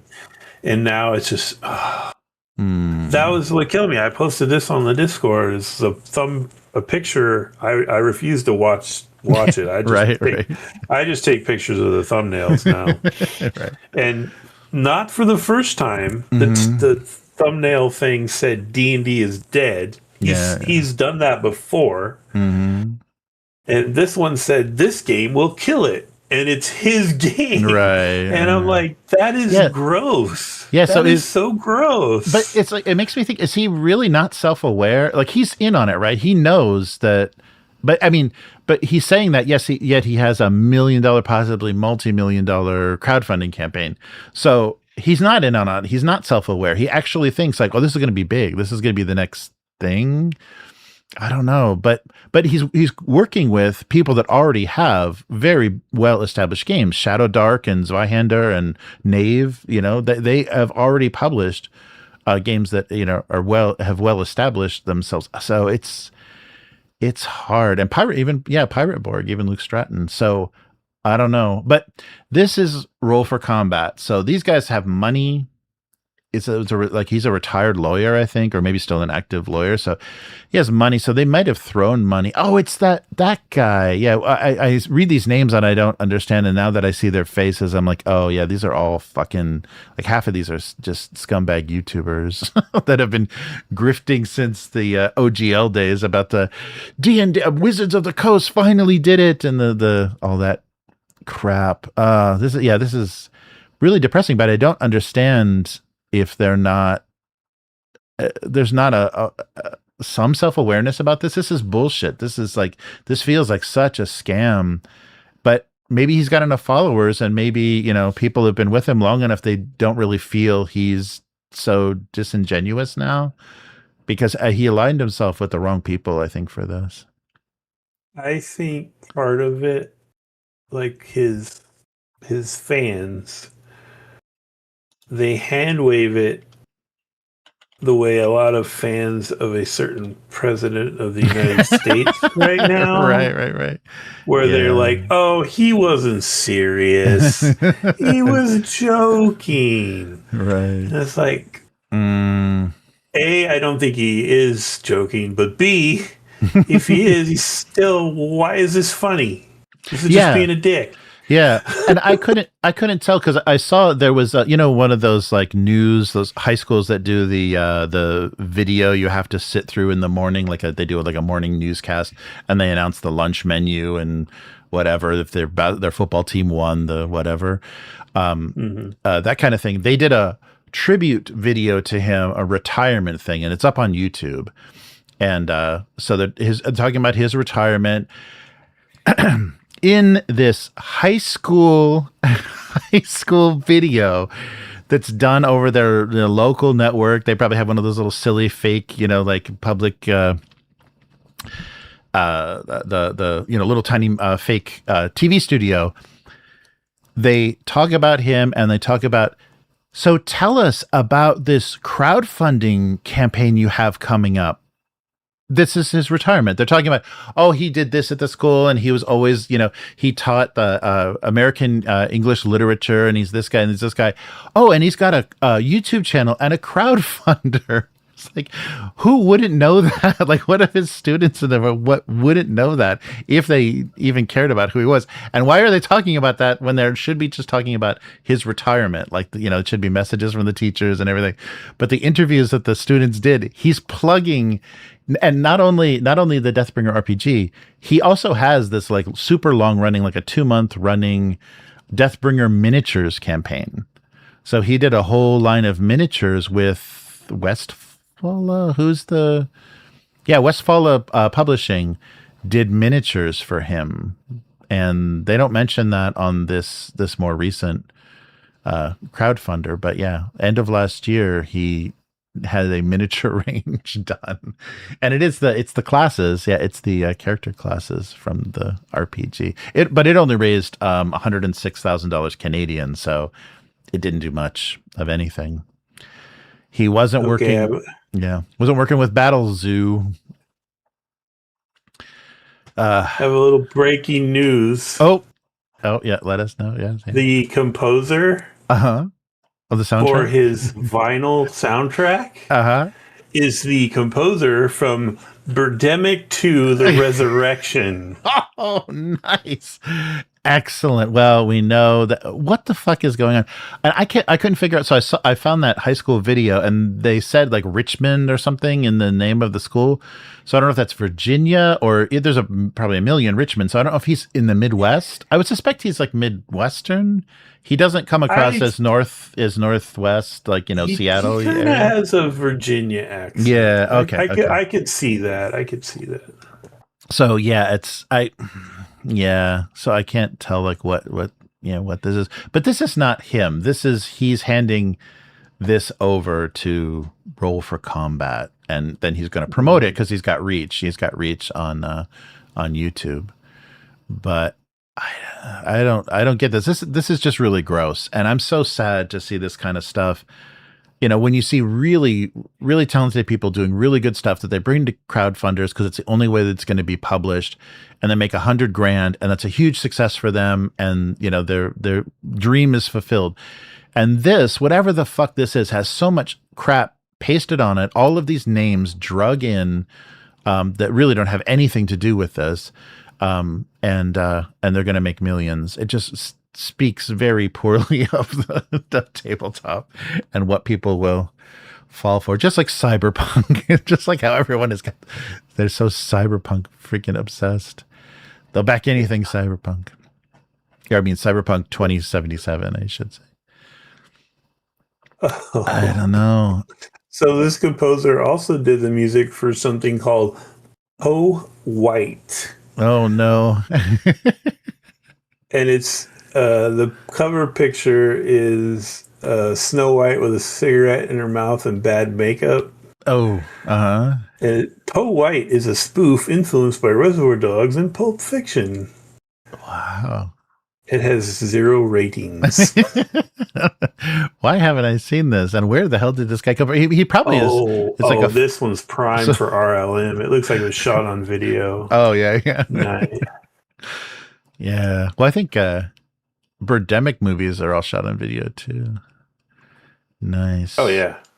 Oh, no, I guess these mats are dry erase, so I guess they're not mouse pad mats. They're some kind of plastic. Okay. Yeah. So let's talk about the mats. Let's talk about the zone mats. Yes. Because Quark mentioned in the chat that he doesn't like zones. Mm-hmm, mm-hmm. I like Year Zero style zones where it's you still have a map, and where you are on that map still matters, but it's not inch by inch kind of tactical stuff. Right. You're in combat, or you're near the combat, or you're the next band out, or your next band out, but it depends on where you are on the map. It's not what he's showing there is super abstract because it's just these circles. Yeah. It is. So nothing, like if you're dungeon delving, which this guy is supposed to be old school, right? Right. How are you going to interact with a dungeon room in that old school fashion? Yeah. If you're just on this weird abstract circle, right. It does not track. Yeah. No, it doesn't match. It is a newer, and I think when he was talking about rules and stuff, he was one of those guys, and I think this all comes from playing with kids. He's one of those guys that says, your magic does whatever you want it to, so just tell me what you want to do with your magic. So magic is whatever. And so taking away skills, taking away everything in roles, just tell me what you want to do and we'll see if you can do it. So it's just him, doing judgment calls on D20 rolls. And I think that came from playing with kids that are like, do we have to do this, Mr. DeFazio? And he's not a fucking professor. He has a master's of art or is an MA in English literature. So he's not a fucking professor. He's an English lit teacher in high school in Virginia or wherever the fuck he is. So Professor Dungeon Master is a misnomer. I don't see. Yeah, I don't know. It's really. I want to apologize to anyone listening who doesn't give a crap. Because yes. This guy just really gets under my skin. Yeah, so I apologize. And I didn't really see, but all the people affiliated though. I didn't see the shift with them until the OGL thing. Like that was like this weird opportunity. Oh yeah, that everybody. That's when the clicks happened, man. Yeah. That's when the clicks started happening. Everyone was angry. Yeah. I guess it was just one of the few like big things that everybody noticed, and even outside. Like I think there was even news outside of just the TTRPG world about WotC doing this and fucking things up for them. So yeah. I guess the Pinkertons was another thing that got news outside. But yeah, so this is just disgusting. And we'll definitely do one of those hate streams towards the end of this because I can't even imagine, and fulfilling this. They definitely have experience with those Roll for Combat guys for fulfilling stuff because I think they've done a ton of crowdfunders for third-party stuff. But fuck off with this. It's easy to fulfill something if you're just walking down shelves, grabbing stuff out of bins and throwing it in a box. Right. Yeah. If this is all drop ship garbage, like it looks like, I mean, all of the dice are recognizable. If you just search dice on Temu, they're going to come up.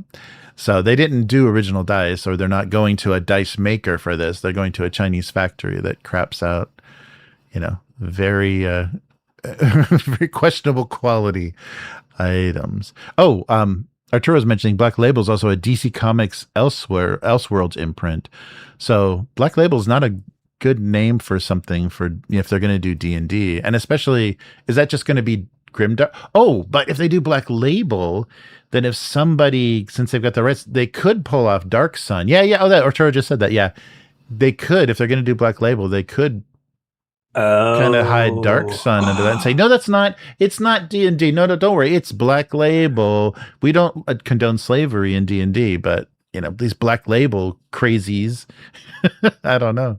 Dude, that could be, give them cover. That would provide them cover. Oh, Joe, you're a clever boy if that's what you're doing. You're going to make some money. Yeah, and Abyss says, Dark Sun would be so gutted into a pillow gentle breeze version for 5.5. Yeah, I can't imagine that being playable at all. It would never come out from Wizards. Yeah. But if it somehow did, it would be, Oh yeah. Arturo, you mentioned that too. Yeah, you were mentioning about Deborah Ann Wool, her acting stuff. She's the main character of the new God of War movie. They I don't know if they motion capture her, but they scanned her and she did the voice acting for the character. It's her, but they didn't ugly her up, but they didn't do her any favors either. With what movie? Movie or video game? Video game. Yeah, the next it's kind of be this female purple energy God of War game.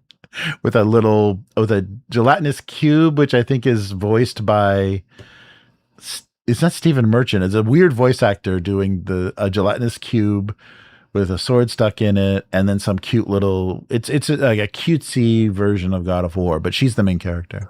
She's playing the wife. She's playing the wife, the dead wife, which I don't know if she did in the original because I don't know if you ever saw her. I think she was just a wrapped up corpse. But yeah, she's playing the dead wife of so a kind of a prequel vibe or something. No, well, yeah, it's So I guess it's her trying to get back out of hell or whatever plane she went on. Styx or something. Yeah. So the beginning of it, the wife is dead and they have her body wrapped up, and so this is her waking up in hell or whatever, and it's Deborah Ann Wool. Yeah, that's right. So that's true. She got that. I don't know what that pays though. I guess it's voice acting that pays okay. Oh yeah. And Arturo said, I agree. Yeah, that adaptation or adaptation that they're doing, the Ghost of the Shell in the Shell, because Japan's getting really conservative. So I thought it was going to be really bad. They'd cut so much, and the style and look of it would be really just neutered. But it's very bloody and it's sexy, and they got the stuff in there from the manga. Yeah, I thought it was pretty amazing. And because it's the digital cell work and stuff, it looks gorgeous. It moves real fast, and they get really nice effects and stuff. So yeah, check that out. Anybody that likes that and has seen the original movie, because this is actually what the original story was, of kind of the Section 9 becoming a thing, and their funding and their relationship to the government and stuff. It's got a lot more stuff in there. Arturo says, I stand by my Modiphius opinion is that the 2D20 system is best used as a genre simulator, but Free League does it better. Oh, interesting. Yeah. Genre simulator. That's a good way to say that. This says Jack Quaid is the cube. Oh, Jack Quaid. That's who it is. Yeah, that's right. I knew it was somebody recognizable. Yeah, it's Jack Quaid. That's right. Yes. What are we talking about? Is there a talking gelatinous cube? What are we talking about? Yes, there's a talking gelatinous cube with a Chinese sword stuck in it that I think she takes. And that's the fucked up thing, is the hell of all gods. So it's Chinese and Indian, and it's Buddhist and Hindu. It's what the fuck is going on in this hell? It's multicultural, inclusive hell. It's weird because she's beating the shit out of this obviously Chinese coded guy, and his wife is an Indian guy. There's a trailer. Yeah. Is there a council of underworld gods that run it? What's going on? I guess so. Yeah, but it's weird, and it's just I don't know. That's right, Jack Quaid. Thank you for I knew it was a recognizable voice. And yeah, Stephen Merchant's probably not available. Didn't Stephen Merchant do the voice of Portal or something? He did some video game thing. I'm not pulling that out of my ass. I want to do it's kind of dark, but I kind of want to make a Jack Quaid some kind of countdown or something. Oh, I don't know how you would do it, because everyone in his family has gone insane. Yeah. So I'm just kind of right now he seems like a nice guy, but I'm just kind of waiting. When is Jack Quaid going to go insane?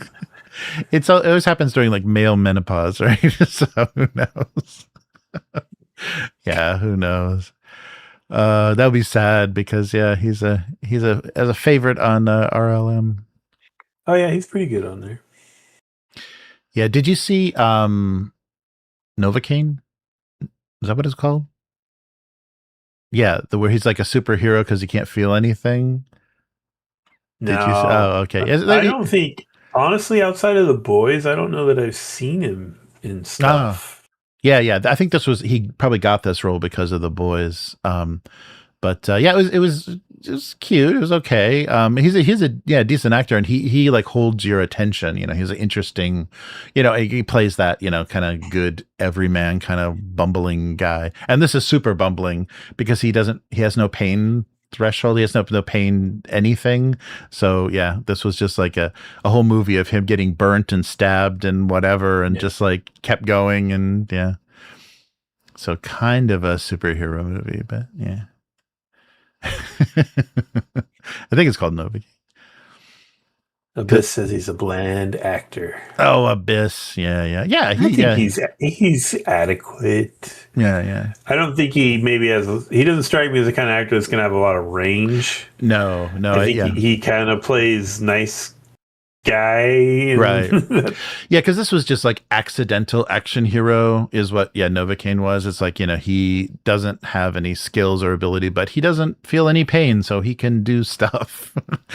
He can stab somebody through himself and not hurt himself, but he is losing blood. That was the thing that they had to keep kind of working around. It's like, he would be dying, but I guess I don't know. He doesn't have a healing factor or anything to. Yeah, because there's that Marvel character, I can't remember what he's called, but his superpower is that he just can't die. Like, he can't do anything. He doesn't have strength or energy or anything. It's just he can't die. So like, I think he's on that cleanup crew for a while, whatever that was called. And then, like, there's one comic where they literally just use him to block bullets. Nice. Yeah. Yeah, I wish Abyss really hates Jack Quaid. Damn. Interesting. Yeah, and I think the Professor Dungeon Master really wishes he was somebody like a Seth Skorkowski, like, really wishes he had experience in the industry and, was a nice guy and actually, made good stuff. They're just hooking up with the wrong people. And I feel really sorry for that list of people that was drug into this, because now they're all suspect. Like, anybody that's on that list of contributors now, I trust much less as far as their credibility and how much money they want to make on something and who they're willing to throw in with, to get something, get something published. Yeah. I'm skeptical of all those people now, but yeah.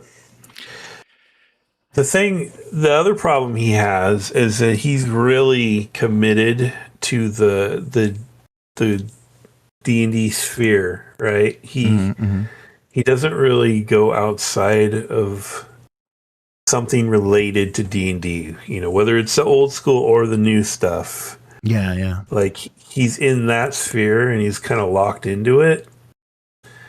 Because when he interviewed Trevor, it just was like, I can tell you don't play other games. Oh yeah. Yeah. And like, and that's Trevor's thing, right? Yeah. He loves playing games not called Dungeons and Dragons. Right. Yeah, his like love of like the mechanics from this, the mechanic from that, like that was so wonderful to hear him put those things together. Yeah. And then you have a guy who's definitely not in that clique because he's too grumpy. That Tankar's Tavern dude. Right. Yeah. Who, God bless him, 2 months in a row, he has sent me a free membership. Oh, wow. Yeah, you must be. And I feel terrible because I maybe watch one of his videos a month. Right. Because he's even more stuck. He only talks about old school D&D. Like, that's the only thing he cares about. And so, like, he's even in a tighter band than the Professor DM, but he cares about it. He never does clickbaity stuff, right? And you can tell he really thinks about the old school experience when he's talking. Like, so I respect him. He just doesn't have a lot to offer for me because I love to play other games. Right. Ovis says Novocaine is such an awful, boring movie. It's a blood fest. Yeah, that's right.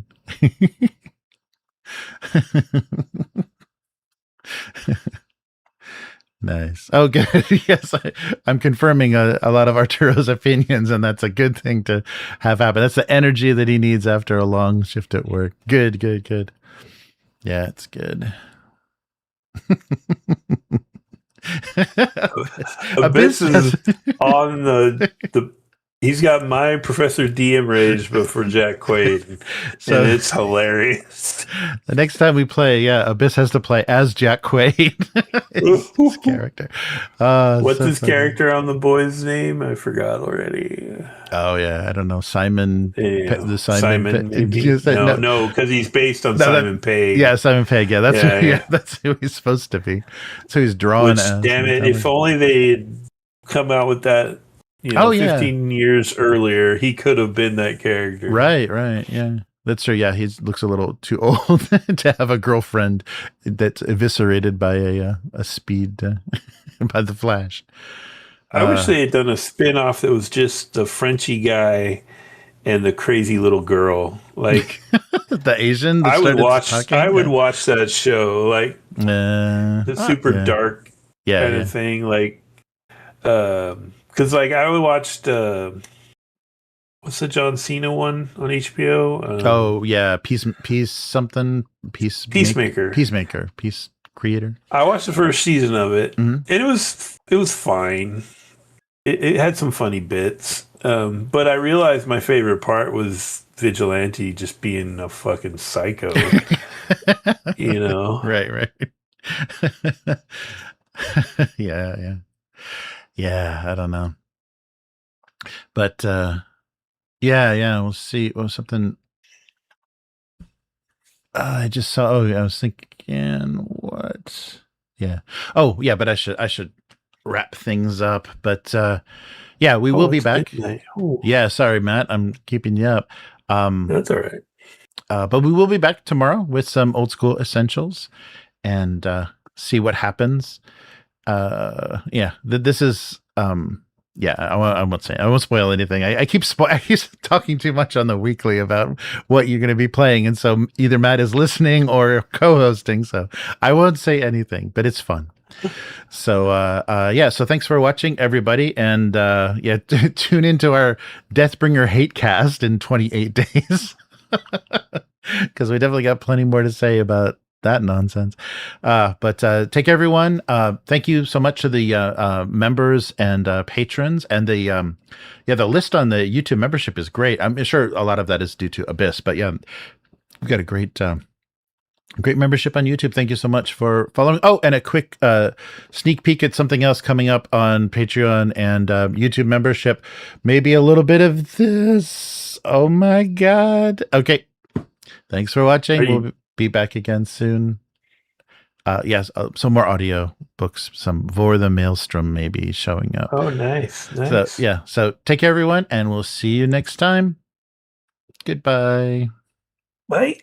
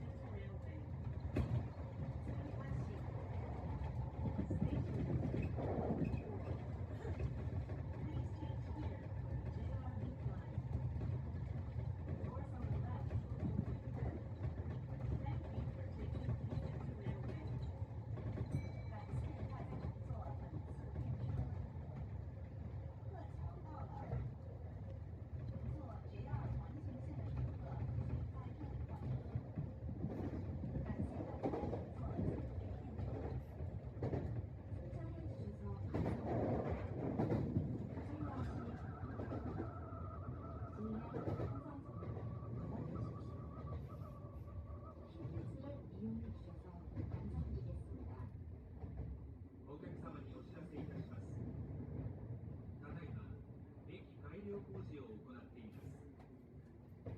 ご迷惑を。ただいま、全国都会の運動が行っています。駅や車内での電気の持ち込みは停止されています。こちら、駅の工事を行う場合は、表面や駅係員までお知らせください。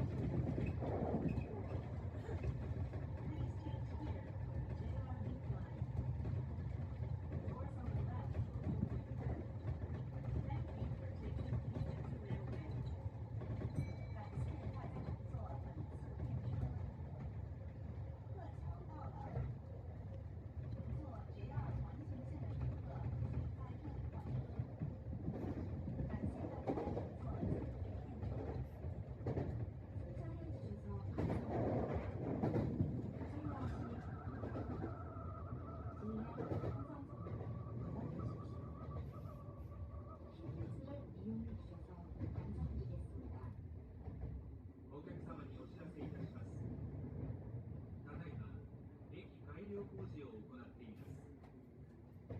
ご迷惑を。ただいま、全国都会の温度が行っています。駅や車内への電気の場所では停車して、こちら、駅の方にお住まいの乗務員や駅係員までお知らせください。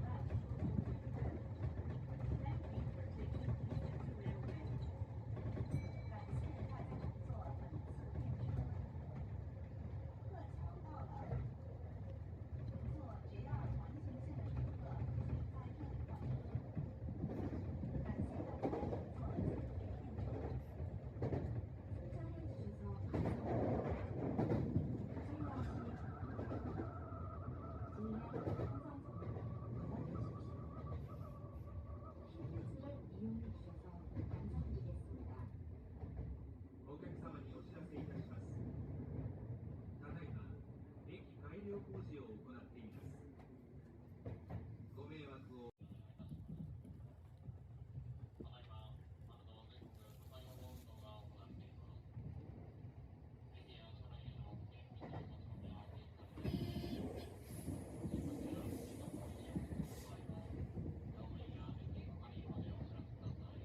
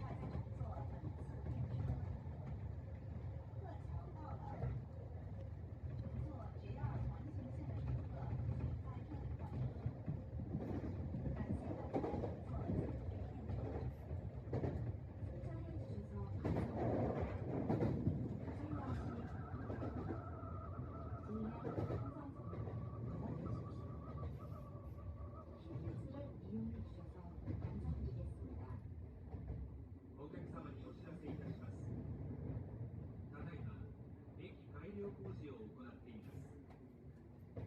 ご迷惑をただいま、全国火災予防運動が行っています。駅や車内への電気の持ち込みは禁止されています。こちら、近くにいる場合は、乗務員や駅係員までお知らせください。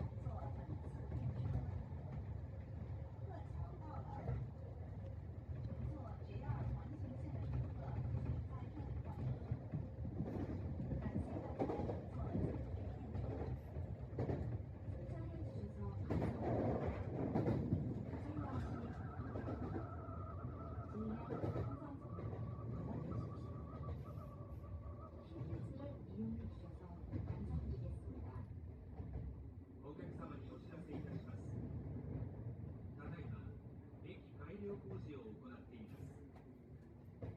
ご迷惑をただいま、全国都会の温度が行っています。駅や車内への電気やガスコンロはお引かれています。こちら、自動工事を行う場合は、乗務員や駅係員までお知らせください。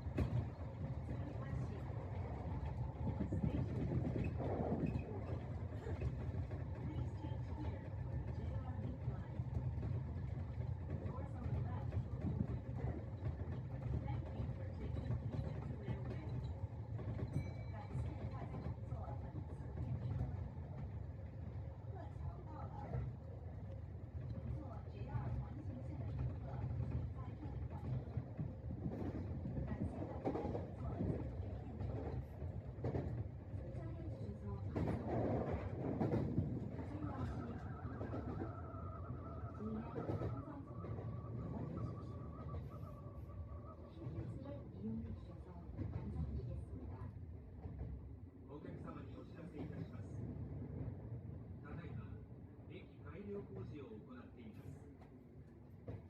ご迷惑をただいま、全国都会の運動が行っています。駅や車内への電気やガスのが停止されています。こちら、駅の工事を行う場合は、乗務員や駅係員までお知らせください。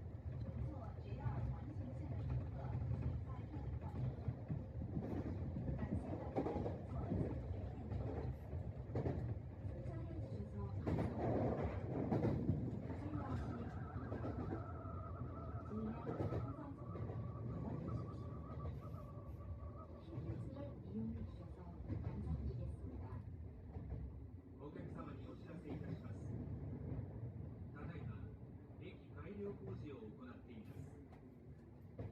ご迷惑をただいま、全国都会の運動が行っています。駅や車内への電気の持ち込みは禁止されています。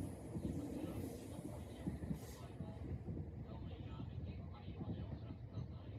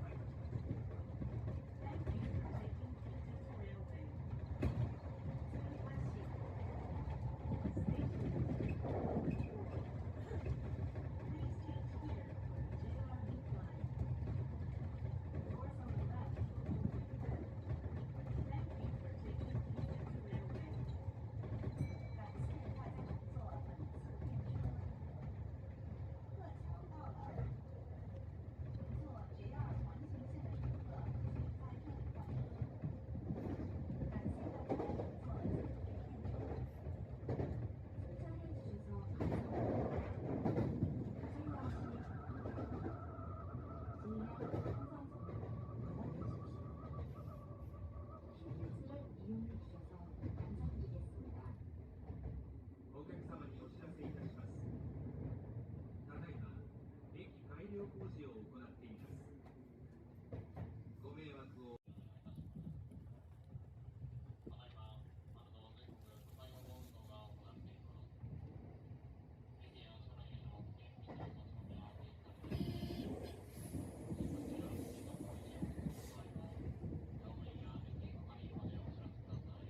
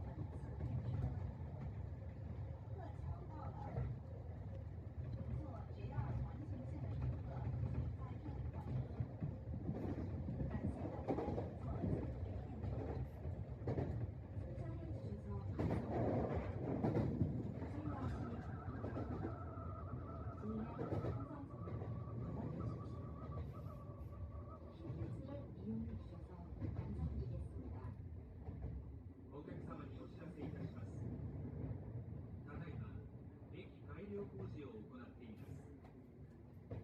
ご迷惑をただいま、全国都会の運動が行っています。駅や車内への厳密な場所や定期確認、こちら、駅の工事を行う場合は、乗務員や駅係員までお知らせください。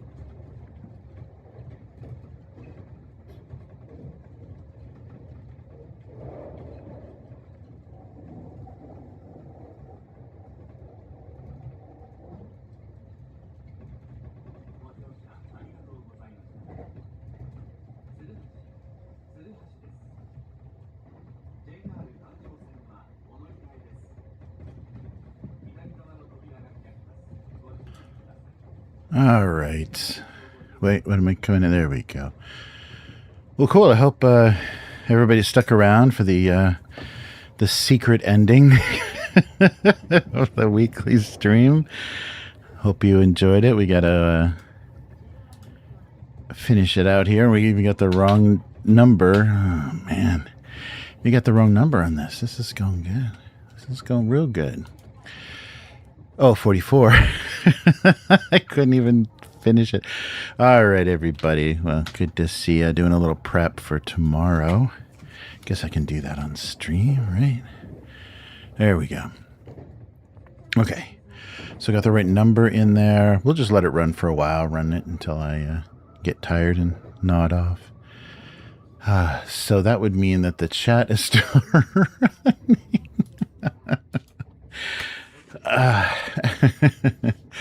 All right. Well, yeah, thanks everybody for watching the stream. I do see there's one more person maybe still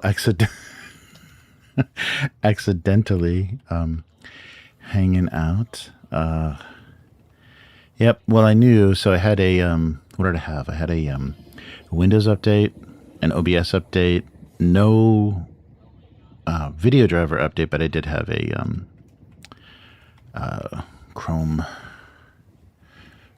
Google Chrome update. So yeah, that's fun. So it should be fun tomorrow. Oh wait, I can't, just in case any of the players are listening.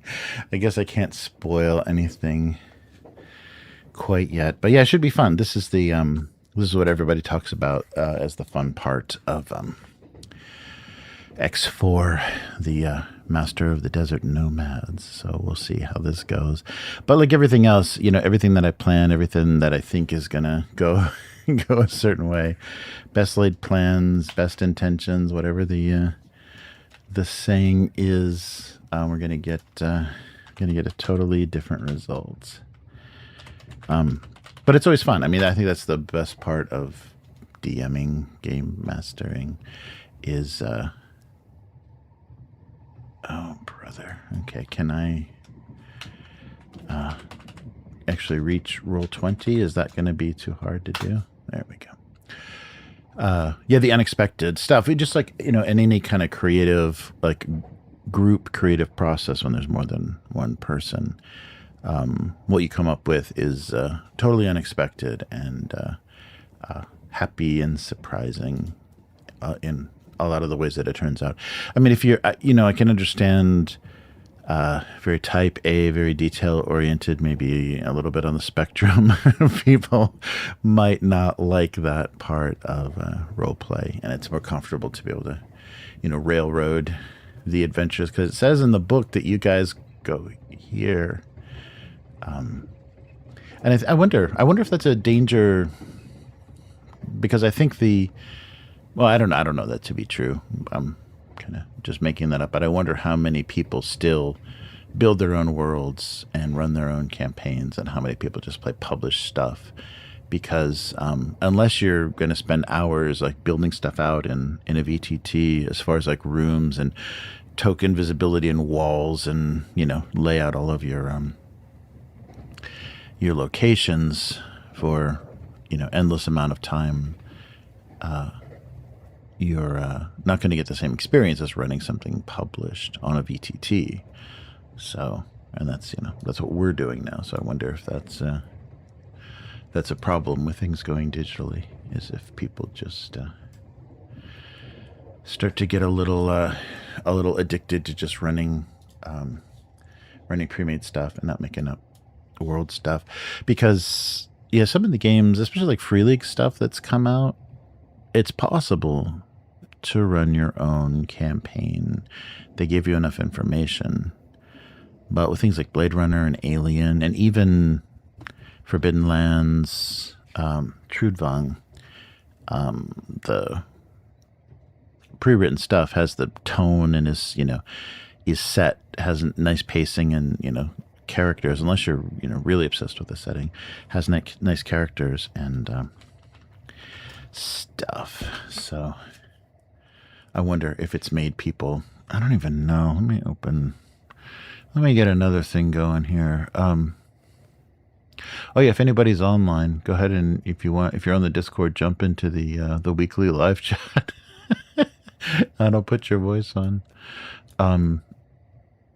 But yeah, I wonder if more than before people are pushed towards published adventures, or there's still enough people that are running their own stuff. Because I wondered what like paid DMs run. Like if you're going to go on and, you know, one of these matching services or whatever, whatever the kids do now, and you find a group, I wonder if you're asking them to, you know, run Ravenloft or something, if you want something very specific, or if you are up for letting a total rando DM build a world for you. I don't know. I wonder, because that would be, yeah, I think random, you know, random groups and stuff, that's so dangerous because people are, there's a whole, a whole range of wackiness that we're dealing with now. So I think that might be kind of hard. All right, so let me take a look at... So I'm not going to spoil anything, so I don't show anything, but let me prep some, just a couple of physical things for tomorrow, if I can find them. Yeah, what a mess.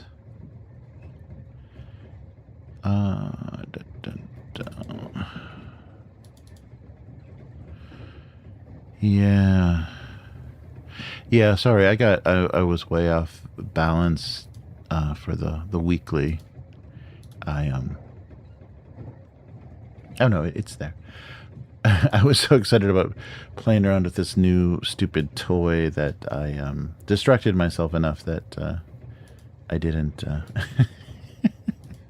I didn't shut off the stream. But hey, I wouldn't be here. We wouldn't be hanging out if I didn't shut down the stream. And once we hit 12 hours, then we'll have done something. Oh man. All right. Yeah, I'm trying to figure out a good way to introduce stuff, because I like for the stream when I show handouts I can get full screen. I wonder when I show the players, I think it shows up tiny, the tiny version shows up, but they can blow it up if need be. All right, what else do we want to see right away tomorrow? What the hell's going on? Everything's running very weird on this machine. I hope we're not at the end of the lifespan of this stupid machine. I can't replace this thing anytime soon. Oh, man. Let's see here. Oh, let me check the time. What is North America doing now? It hasn't been that long. What do we got here? We got... It's 7 a.m. Maybe Matt's gonna have some breakfast soon and then laugh that the stream is still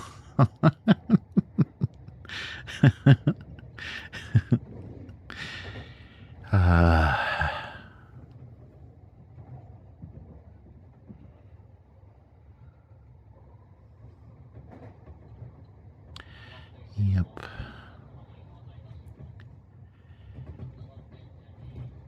All right. Sorry, I'm trying to get this thing open here. There we go. Sorry, it's all mouse clicks and train noise. Oh, this content is going to get just cut right off the end, isn't it? I'll just edit this right out. What do we got here? Okay. We need one of these. One of these, one of those.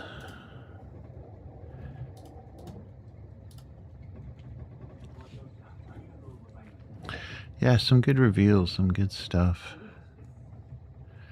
And these old modules. Oh, and I like the fact that there's a lot of old prints and etchings, probably from the kind of Oriental, or what is it called, or the Orientalism, or Orientalia, the kind of movement where Europe, I think specifically France, was so fascinated with the Far East and Asia. So there's a lot of prints of kind of etchings and stuff, black and white. Great art of deserts and camels and kind of Arabic and Persian type deals. So that was fun to have some of that because the module tries to do it, and I think I got also some of this from the Ularum or the Emirates, the Emirates gazetteer for Beckme. But some of that wasn't great. There was some really cool dervish prints of dervishes and things that I liked a lot. Oh, did I ever show them the yeah, I think I did. I showed them the Hydra attack when they got attacked by the Hydra.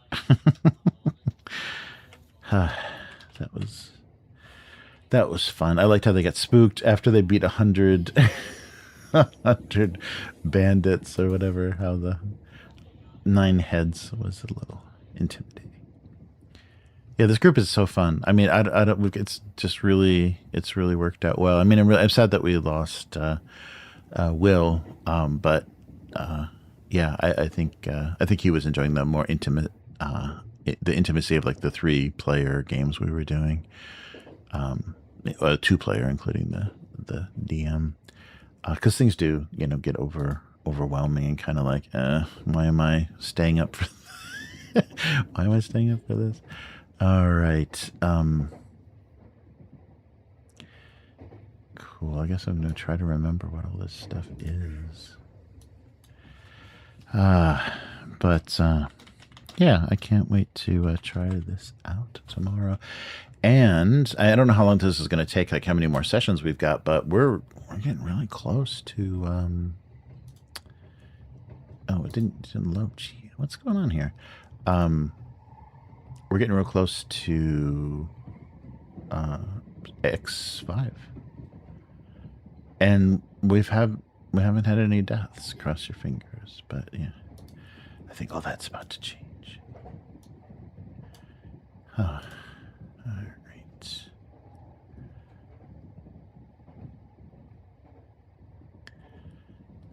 Here we go. Yeah, and see, I'm still not, even with some of these handout and kind of flavor pictures, I'm still not sure what I'm going to need and what I'm not going to need. Yeah, I don't know. I'm really, regretting being stuck in Roll20, and I don't know. I think there was a really cheap deal on a year of Roll20, so I was like, okay, let's try. Oh, that's right, because that's when they were doing the integration with Discord, integration with Demiplane, so all of that stuff seemed like it was worth trying out. And now I've got, assets and stuff stuck in here, and I tried out that integration with, what's it called? What's going on here? Trying out the integration with Dungeon Scroll, which is okay. It doesn't always update. But I don't know. Yeah, I don't know if it's worth the upgraded subscription. I think they want you to pay like $30 a month to have the ability to do scripting and have it also pay for the $10 a month, which probably is cheaper annually on Dungeon Scroll. Meh, none of that sounds like a good idea. All right, what else do we got here? Oh boy, yeah, and they're not going to see any of this stuff. That's the thing that's so funny.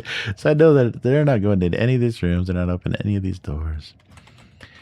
But it'll be cool to have it instead of having to load it during the stream. I'm sure if anybody has watched that, watched me fumble with with loading pictures and stuff. Yeah, I guess, I mean, I don't have to do stuff as handouts. I think if I have these JPEGs made, I can just drag them in and pop them up as, on the token layer or whatever. Yeah, I should read a little bit because we've got that 4 layer as well. What is that for? What is the 4-layer 4? Because that might be my drag and drop option, because I love drag and drop on VTTs. That was why I fell in love with the first version of Owlbear Rodeo. It did that good. Okay, let's find out.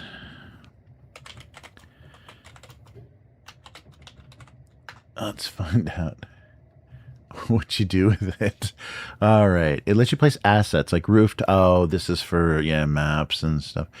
It lets you place rooftops, tree canopies, bridges, and stuff above your tokens, so you can hide stuff under there, and you can allow characters to walk underneath. So it's immersive. If players are moving their own tokens, and they have field of vision, like the 30-foot field of vision or torches or whatever, put that stuff on top, and they can go under it but still move their token through. So that's not going to do what I needed to do. Yeah, I would love just a layer. I guess I could, I don't know, just use the GM layer, just pop stuff up. Just move it up to token and then delete it after we see it. I don't know. I don't know if handouts are better. I think for the stream, handouts are better because I can full screen those. I don't know. Put your... put what you would do with crappy Roll20 interface in the comments. Oh yeah, we totally missed the Juggernaut too. They didn't fuck with the army, so we missed the Juggernaut from the cover. Yeah, I swear that I watched a video where somebody talked about X4 as the first Greyhawk module ever. Or for BECME. I don't know that that's true. Where are we going? Okay, I think that's all I've got. I may be screwed up, but I remember looking at the cover of X4 and somebody saying that this was the first and you never see the Juggernaut. But yeah, I don't know if that's true. I don't think so. I think it's Mystara. I think X4 is supposed to be Mystara. Who knows? Oh, I miss rambling. That's what I used to do on the Abuse stream.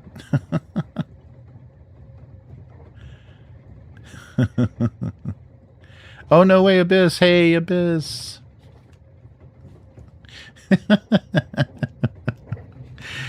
Hey, Abyss. You're awesome. I love your... I love the phases, the moods, your moods and phases. It's awesome. And I love your dislike of that tall, lanky actor, Jack, what's his face? It's awesome. We all have our we all have our kryptonite. So it was update. I don't think it's updated. I don't think it's ever changed. But I thought I stopped the stream. But sometimes on OBS it'll like duh, duh, duh, duh, duh, and then I X'd out of it, thinking it had stopped.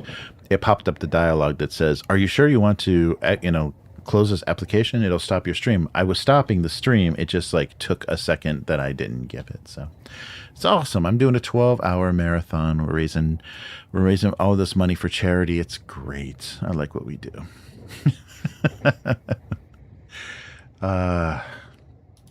Nice. I'm doing some devious handouts for you tomorrow. I expect there to be nothing but carnage in the end of this module. We'll find out. But yeah, that's right. I hope you're up for that. I think Matt's idea of when we got a break or when we're just have a random thing where we want to just try something out. You guys have to play a funnel if you've never done it, because it's weird. It's weird, wacky fun, and I think this group thinks well, like they role play and think interesting. Look for interesting options and push things. What you can do. I'm holding this. What could I possibly do with it? Because you get a random item that matches kind of your role, whatever, if you're a baker or a blacksmith or whatever. Yeah, you got to hope for something like, you want to be like town watch or village village guard, or I don't know, something that involves hooks or axes. Yeah, a woodcutter would be perfect. But actually, when you're level 0, you've got, I think, 1 to 4 hit points. So everything one hits you in the funnel. So having a weapon doesn't mean you're going to do any better in a funnel, which is what I like. All right. Yeah, I think we talked the hell out of the archives of Nethys. Oh, man. Okay. I've got... Oh, I should open the file with all the layers in it.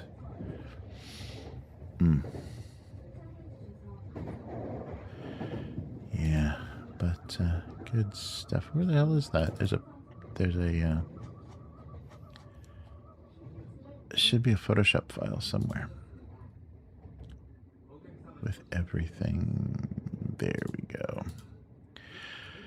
All right, very cool. Wait, I'm looking in Discord. I should be looking at the chat for everything. But thanks for the thanks for giving me the heads up about the stream being on. That was so funny. I looked at my phone. I said, "That's not." I closed it. What are they talking about? This is what is this? Whoops. Yeah, I warned Matt there was going to be some huge technical glitch. And I had a few, I guess. I had the wrong number for the episode, and we're now currently on 9 hours and 49 minutes. We're going to hit hour 10 pretty soon. So hang in there with us. We're up here all night. I feel like I'm one of those overnight DJs playing the hits. God. All right.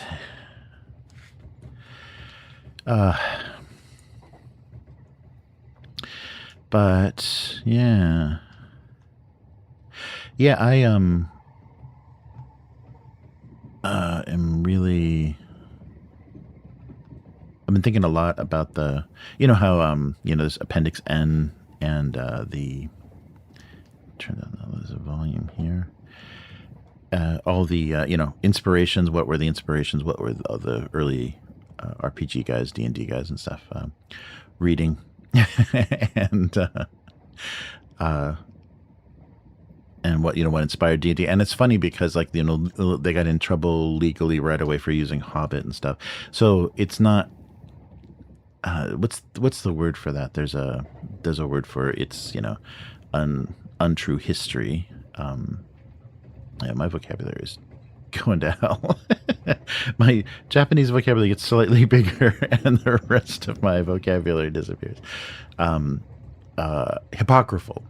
There's kind of like hypocritical. Oh no, yeah, I never read any Conan or never read any Tolkien like that. There's a lot of people that have these weird fits of, oh no, that wasn't an inspiration for early role play. But yeah, it's funny.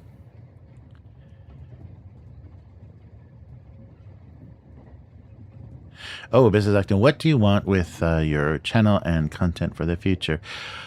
Yeah, I mean, it would be good to focus. I think everybody that's focused would, does better. Because people go to a channel and they say, oh, this is what it is, and now I know what to expect, and I'll join this or I'll ignore this because this is what's going to keep popping up on my feed. And we don't do that. Like the weekly was my effort to have consistency, because originally the podcast that this whole thing is based on was a weekly podcast, and it was like an hour or more discussion, like group discussion of things. But there's a lot of talking over each other and stuff, and they kind of recorded, too much room noise and stuff originally. But you kind of knew what to expect, but it never caught on. Like that podcast never hit. It was really good content, like research discussions of, certain types of ancient warriors and weapons and mythological creatures and settings and how to use like Christianity in an RPG. It was all like, various stuff. And so it was creative. And Chris, was part of that and contributing. And it was an actual published, writer for RPGs. And then also developed on our own Brighthammer. But so that kind of had something that was consistent and people expected, but it was kind of boring. Then we started doing the pop culture stuff, like movie reviews. We talked about like Stranger Things when it first came out, the shitty Star Trek stuff when it first came out. And so it widened up to pop culture. And I can't remember, I don't think it did originally. I think that was I kind of, created that scattershot thing. And then some of the guys that were doing it, they want to talk about comic books. So we're talking about movies and comic books. And we never got into video games or anything, but it was like tabletop board games, movies, comics, whatever. So I kind of focused it a little bit. Hey, Calerion. This is it. This is it, Calerion. You are watching the 20. Well, this is probably going to be 12. They're only going to give us 12. I don't think you can stream or do content for more than 12. I guess we'll find out. Do content for more than 12 hours. But that would be fun, though, if I could get... all these married people suck. You got to be married with old kids because then your life sucks less. But everyone's got young kids, so they got too much responsibility. But yeah, it would be cool to make multiple channels and separate things out and say, this is the weekly channel, this is the actual play channel, this is if I don't make enough content often enough. And I don't know if I want to get on that treadmill. That's the problem. That's why the channel, is middling, because I don't want to get on that treadmill of creating, I gotta do this, because the burnout, I mean, that's what happened with the original podcast. The burnout was so hard because Chris was doing because she was already doing the audio editing for her job, was just doing the audio editing for the podcast. And that's a grind to edit, take all the breaths and ums and uhs out of an hour of, probably more. They rambled a lot. So more 90 minutes to 2 hours probably for some of those episodes, to take all of that out and clean up the audio and upload it. It's a lot of work in addition to full-time jobs. So yeah, the future, once I connected with Matt, I really like what the channel has become, just kind of attracting like-minded people and playing together. I mean, being able to play with Matt and Will and now Terry and Abyss. We got to get Calerion in there, and having Arturo run Coriolis for us. I mean, that was great, and that was just because you guys got attracted to stuff that was on the channel. So I like this like-minded thing, although we have attracted some random... There's an update. If you're on the Discord, Abyss posted an update on what's happened to Agent Carolina. And yeah, it's getting a little crazy. So we don't want to attract, there's things we don't need to attract, but I like the like-mindedness, because if you hear us ramble, if you hear Matt or I or Chris ramble, you kind of get a sense of our tastes and our sensibilities and how we think about games. And if that matches, your thinking, I think that's cool. We're, it's nice. And when you get on the Discord and stuff, it's great.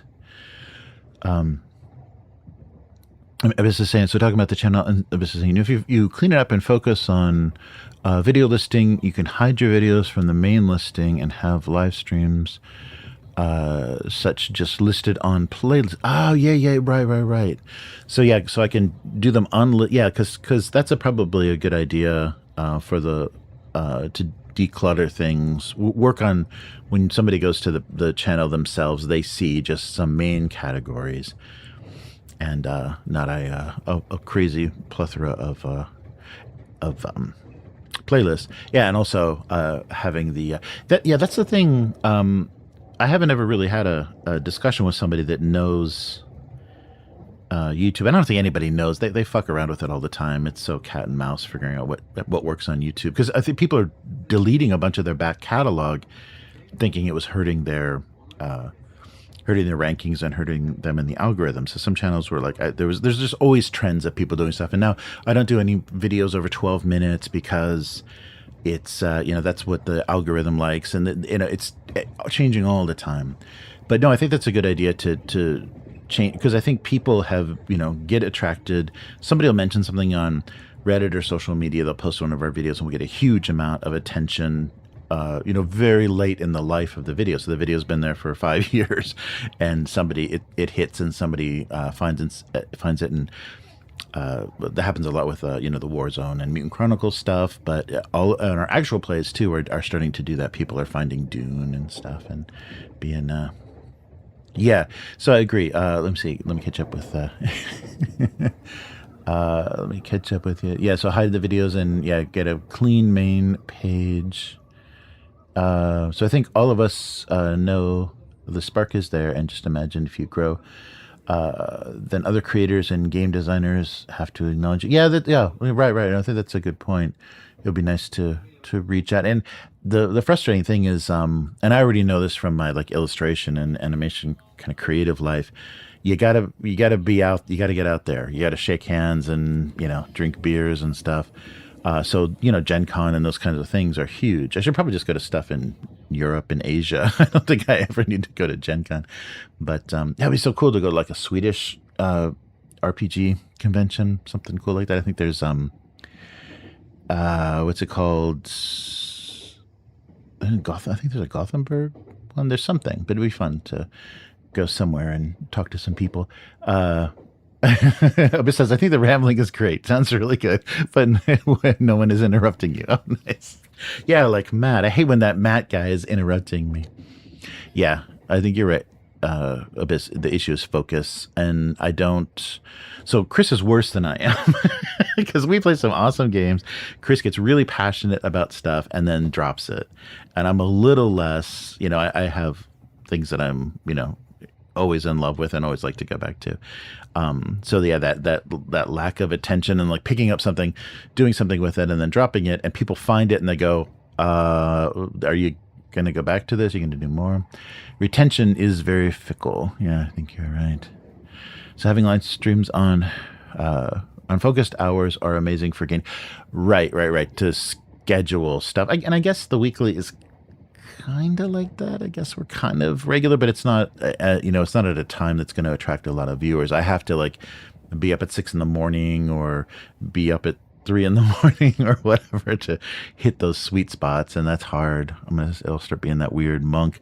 That was my problem when I first moved to Japan. I was still working all in LA. So I was on, and this wasn't even like decent video conference days. I'm really dating myself, but this is phone conference. You had to be on like 3 or 4 in the morning to match the times that they were doing in LA. And it was horrible because I wasn't alive. I wasn't even. Abyss knows a few people in Gothenburg. Nice. Yeah, I spent a year in Ystad, near Malmo. When I was, I've talked about this already. I'm sure I already told you that, Abyss. When I was in high school, I liked Sweden a lot, but I think it's changed a lot as well. I don't think it looks the same, but it'd be fun to go back. Just stay out of Malmo and the areas where they have hand grenades and machine guns.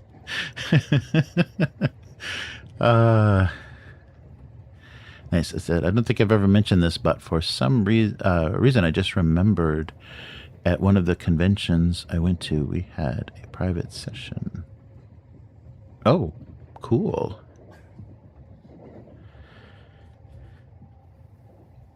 Was one of the designers.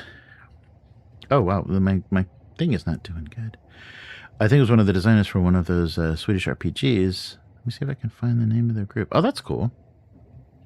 That's very cool. Yeah, I definitely need to reach out. I'm getting in my old age, I'm getting less and less social, so I don't reach out to people. I like kind of wait for people to come to me more. I should be more aggressive with people that are doing similar stuff and reaching out to them. It's just I don't trust my instincts, so I don't want to start attracting a bunch of whatever. I don't want to anybody too weirdly politically aligned. I don't want to start attracting that, because I have tolerance for any kind of nonsense, but I don't think that's not good on the internet. Cool, that would be cool. And Claire, it's good to see you. It's good to see you pop up in the. You got to keep you guys coming back. This is entertainment.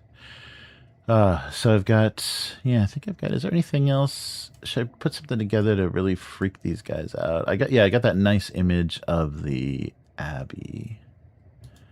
We'll start with that, I think. Yeah, so maybe I should just make that a map, shouldn't I?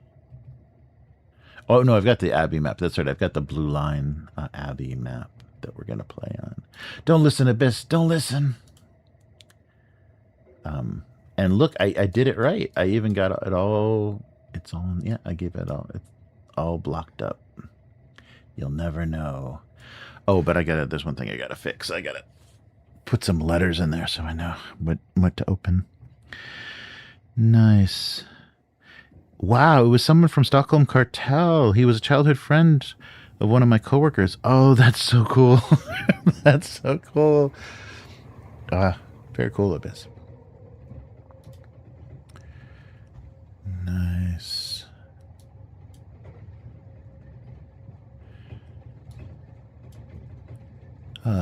Yeah, I didn't meet anybody outside of Sweden and barely traveled, to Sweden to Denmark because we're in the south of Sweden. But yeah, I can't believe I wasn't paying attention. I was like all into music and stuff, so I was just buying a bunch of vinyl, and I was so impressed how cool the Swedish, everybody I met in Sweden was like, they knew the Pixies, the minute that they hit in Boston. I'm like, how the hell does Sweden know about Pixies already? That was so cool. That was late 80s. That was a great time. Great time to be alive. I'm sure most of you are alive then, but be paying attention to music and stuff. Because things just changed so much. All of that hair metal went away, and music got messed up, and lo-fi, and, good. Well, and then grunge. I mean, that's something. I mean, it's nice, but that's what knocked out the hair metal. I actually had a friend in LA. He was working at that time. He was, what was the band's name? The band had a great stupid hair metal name, like one of those animal names, like Jackal or something. And he was promoting them, and it was like the first, I think he'd been like working under someone, and this was the first time he was working at the record label to promote this band. And what was the story? He like went into the office, and there was a big Nirvana poster. There's some kind of promotion, and maybe it wasn't Nirvana, but it was like whatever label. I don't remember what label it was, but he saw that poster, and then he just like, yeah. Basically had to tell Jackal or whoever it was, yeah, guys, I think it's over. I think that ship has sailed. The offices are not full of big hair and eyeshadow and tight leather pants. It looks like we've moved on to something else. But yeah, he was like right there at that changeover, which had to be a funny time. But yeah, we were about the same age, so he must have been so damn young. Nice.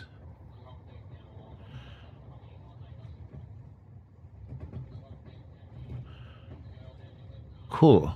So at least I believe it was a Stockholm Cartel because he had a bunch of zines. Never asked about my coworker's RPG podcast for the D&D sessions. He said they had somewhere around 30 to 50 listeners. Was an audio only thing. Nice. Yeah, I like the thing we do. I don't know if it's widely loved, but I like the thing we do with just recording on stream and showing our VTT and not having little wacky webcams and stuff, because that's just like one more thing. Like, we already have to deal with like if there's any mic problems. Can you imagine if there's mic and video problems? I guess you wouldn't care if someone's webcam froze. It's like, yeah, I can still hear you, just keep playing. But I like being off cam. That was the thing. And I'm off cam now. But that was the thing that made the Abuse Cartoons stream hard, is I realized how much I didn't like to be on camera, and especially sitting there grunting and griping and trying to get some drawings done. I realized how uncomfortable I was, because I had to really get psyched up. It was like going out on a stage to start that stream, and I don't know why the weekly is any different. I guess because I have a co-host, so that totally eliminates that stage frighty kind of thing. But clicking that, like you're going over to the scene to go live for that abuse thing, I would have to really get myself hyped up, just like going out on stage or doing some kind of performance. And it's, who cares? It's not a big deal. But I couldn't believe the kind of stage fright I would get just going live. And then I realized, yeah, I'm not turning this into anything. So I'll just keep drawing secretly, quietly. That's very cool. Yeah, I got to dig out. I've got a ton of the Idle Red Hand stuff that I should dig out. That we recorded. The sound quality is terrible because it's just it's like omnidirectional. If Omni is 360 directional mic, and so there's a ton of room noise and stuff. I might be able to sweeten it up a little bit, but it's just going to be a guide to what not to do with the game group, because the game group shattered like glass after a while, or after a very short amount of time. Yeah, so we'll play around. I'm not going to use that 4 layer, I suppose. Yeah, that's the thing. I think the software, the VTT software we've got so far, has very specific, like the people that are writing it have very specific whatever they call it, like use cases. They're not thinking about flexibility and giving. It's like you just have to, inquire of the software, how can I do this? And most of the time it's like, that's not a thing. So I think they're kind of going backwards or a little bit in the development of this. They have a really specific use case, and they're not letting people have any flexibility with stuff. And so we just use it as this like weird crippled version of like a whiteboard, because the capability and how they want us to do it is crawl squares with little circles of visibility around them that's blocked by walls, and you'll physically open doors and things. When you say I'm opening this door, and you click on it, and then it disappears, and then you can see in the room for what you can see, and there'll be a token in there, and you'll go, whoa, I see a token. What the hell is that supposed to be? And then I'll describe. So I don't think we ever want to play like that. But yeah, I don't know. We'll keep messing with the different VTTs and the different ways to do stuff. I mean, Matt really loves Alchemy, and I think Alchemy, and I'm glad they got 3D dice in there. I think for the stream, I absolutely love 3D dice on the stream. I think that looks fun. And something's moving besides our cursors and the tokens. But yeah, did I draw that, or is that drawn on the actual map? That's really amateur. I think I might have drawn that. There's like a weird gray pencil line. I bet I did. That's so funny. Nice. But yeah, let's definitely keep figuring this out. I don't know if we'd ever be able to get a second channel monetized. I think it's come down. The number of subscribers you need has come down from 1,000 to 500. That's the last thing I heard. I don't know if that's true. But you still need like the million view hours, and with live streams and stuff, like with the abuse cartoon stream, even when I would have like weekly, I would have a dozen, or even when there was raids and stuff, and we get peak times of like 40 or 50 people would hit the stream, and some would hang out, and then it would dwindle. That just doesn't give you the watch hours at all. Yeah, so that's weird, and it's but it's impossible to get watch hours, I guess, if you do a barrage of 12-minute videos, and you get decent numbers on 12-minute videos. That's a million. I don't know if it's a million. I forget what the number is, but yeah, getting this stuff monetized, silly. Business saying, if you do not mind, I would gladly help pay for certain features. For features for what? Yeah. I don't know. I'm partaking in playing, and if it makes the experience less of a hassle for you. Oh, yeah. No, yeah, no, it's awesome. It's awesome having you as a player. No, I enjoy our session so much and like the support. Yeah, well, we can talk about like strategies for making things work better. Yeah, because we can go.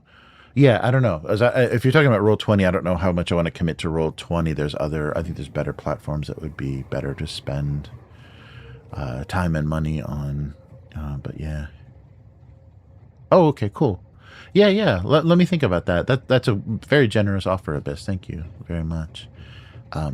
Yeah, because I don't want to get caught, because I know Roll20 has huge capabilities, and I just don't want to get caught in a weird level of, because I like the prep that I do now, finding images and kind of, coming up with maps and building stuff and imagining, you guys, how you guys are going to go through stuff and what you need to see. But if I'm then building it, so I got to make every door movable and got to set a light, I got to put torches on the walls and stuff. I mean, I'm making a video game almost that we're only going to play once, and we may not even play it. Like, I'll build these maps, and it's like, oh no, we don't go into we go around. I'm like, fuck. I can't imagine the amount of prep with the technical side of stuff. Like once I get into scripting and stuff for Roll20, yeah, I don't know, because I don't think the functionality, it's not worth getting the dungeon scroll built into it, because I don't think the functionality of that is where it needs to be either. I'm just never going to be happy.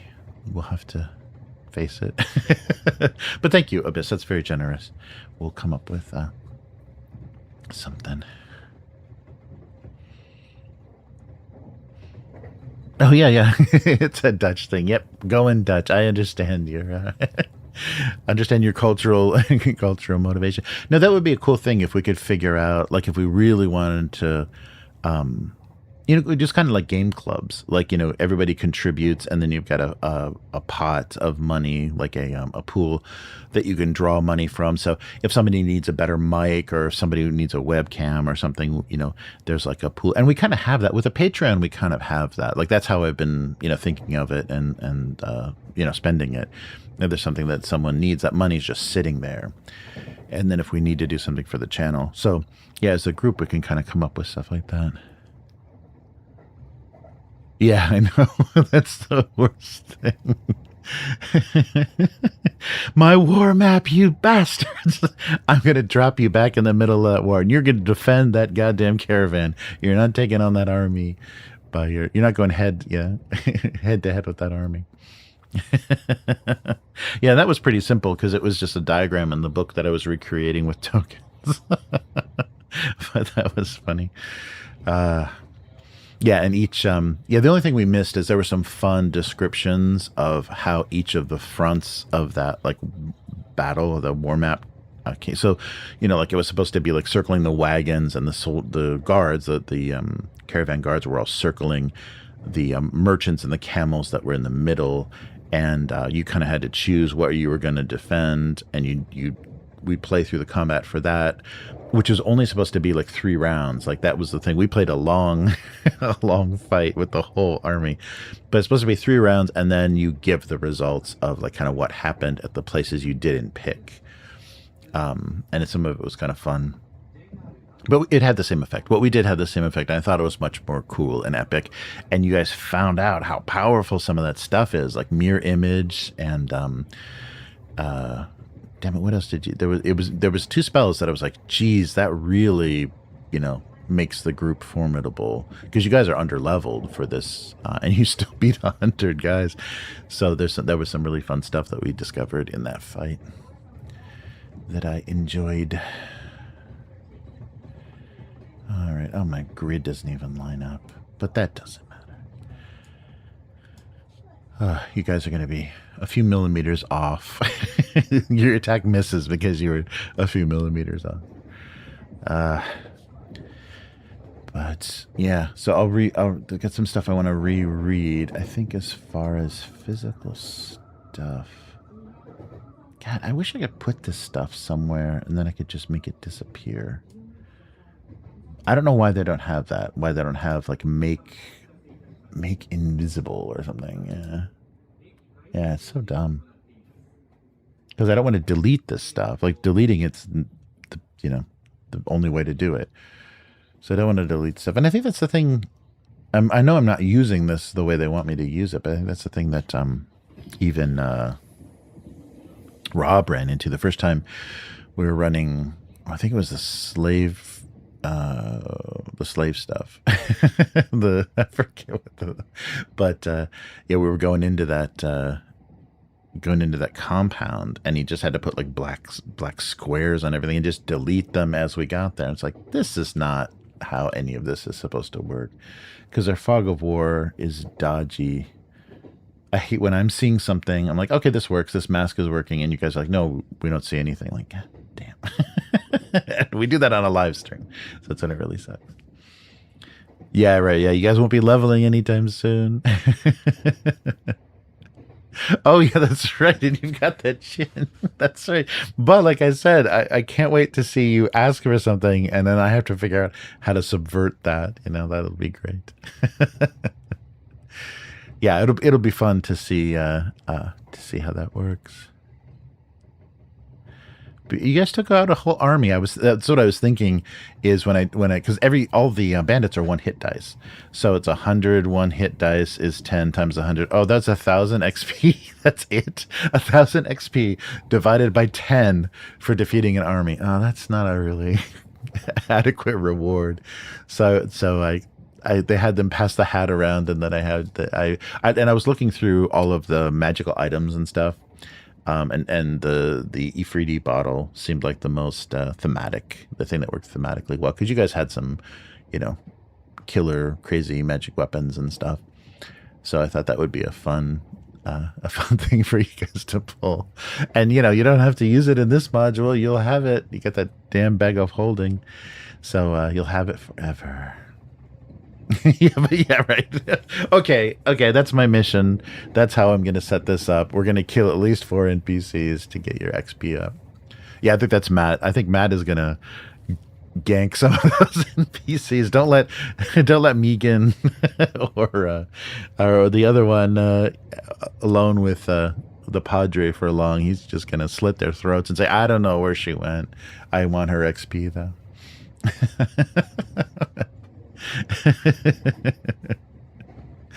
Nice. Good stuff. Yeah, it's been really fun, and I'm glad you're enjoying it as well, Abyss, because I was worried my taste might be a little old school, like in a maybe a little boomer or whatever, in a bad way, so that you'd be just like, this is not fun. Why are we playing this? We keep missing these attacks, and we keep failing at this group initiative, and it just feels useless. And and I think that's probably a common reaction if you go straight from 5th edition to trying to play like old school BX.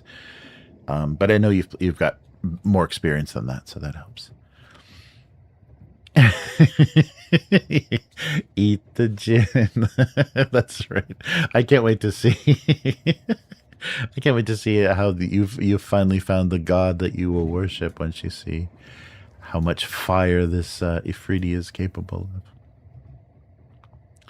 Yeah, good stuff. But I'm really glad that and I was feeling the exact same way, like missing it when we take a week off. I was like, oh, I'm missing that so much, and it's really scary, fun, and satisfying, and not knowing how things are going to turn out, and not knowing how you guys are going to react to things, and just kind of using this old school material.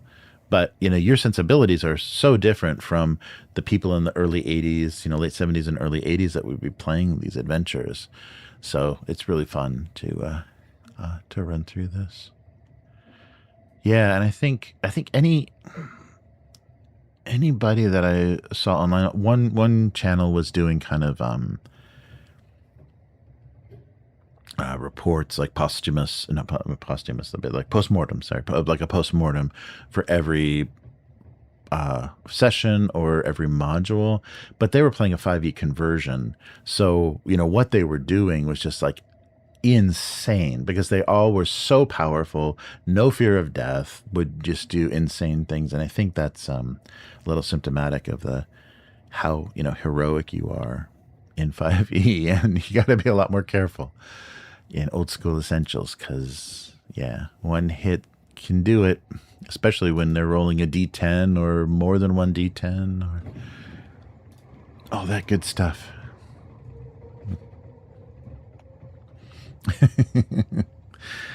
Abyss says, I think what makes the whole adventure different. I should turn the chat on the screen. That'd make it easier. What the whole adventure different is that we have a cheat code. We have Matt. Yes, that's right. Matt, what is the Padre thinking about? And I love it so many times Matt is like wants that finishing move. It's like, and the Padre runs in and swings his mace and rolls a 4. Okay. That's happened quite a few times. I love that. Yeah. It's like, oh, okay, this thing's almost dead. Take a swing. Okay, yeah, somebody else finish that up. Oh yeah. Oh, Abyss. Wait a minute. If you know somebody in Sweden, I need a cheat code right now. So I've been looking. So Fenderake, I think that's how the Swedish guys, the guys that I bought the the history of the mutant RPG, mutant RPG from. It was Swedish only. They wrote an English only book, but because of their setup, they can't. It'll bankrupt them if they pay shipping to send it all over the world. So it's an English only book, and on their whatever their Shopify or whatever they're using, their web store, it ships only to Sweden. So let me send you that link right now. So if you want a book. And can figure out if you can get somebody to send it to you, or you can somehow like get a Swedish address. Oh, let me get this here. So take a look. If there's any books that you want on this page, I will buy that book for you, plus the book that I want if you will mail me my book. I think you can do it pretty cheap, and there's not going to be books don't trigger anything. But yeah, I'd really love to read this. I think there might be a PDF, so I can, resort to a PDF, but I would really like to have a physical copy of this. This is Magnus Setar. They've written a ton of stuff. So, most of the history of Swedish gaming. So they wrote a book on Adventurspel, Mutant, Drakar och Demoner, and the art of Peter Berlington. So a lot of really cool books, and they even go into gaming, like game stuff. I think maybe that's their first stuff, like Super Nintendo in Sweden. And the first 3 Syncodus, I wonder if he was involved in that. They've got a book of 1 through 3 of the Syncodus. Oh, it's out of stock. Never mind. All the stuff I'm reading is out of stock. There's a lot of the older stuff is all out of print and out of stock. But it's called Outside the Box. It's only $299 kroner. So, but if there's anything you'd like on that page, I will order it and out of the box. If you want a copy of Out of the Box, order 2 copies of Out of the Box. And send if you have any friends that have a Swedish address. Yeah, so Out of the Box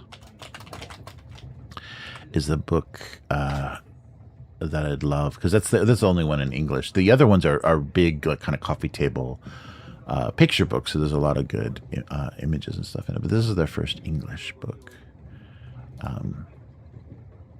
Outside the Box. I'm sorry, Outside the Box. Sorry, I'm not making any sense. It's getting late.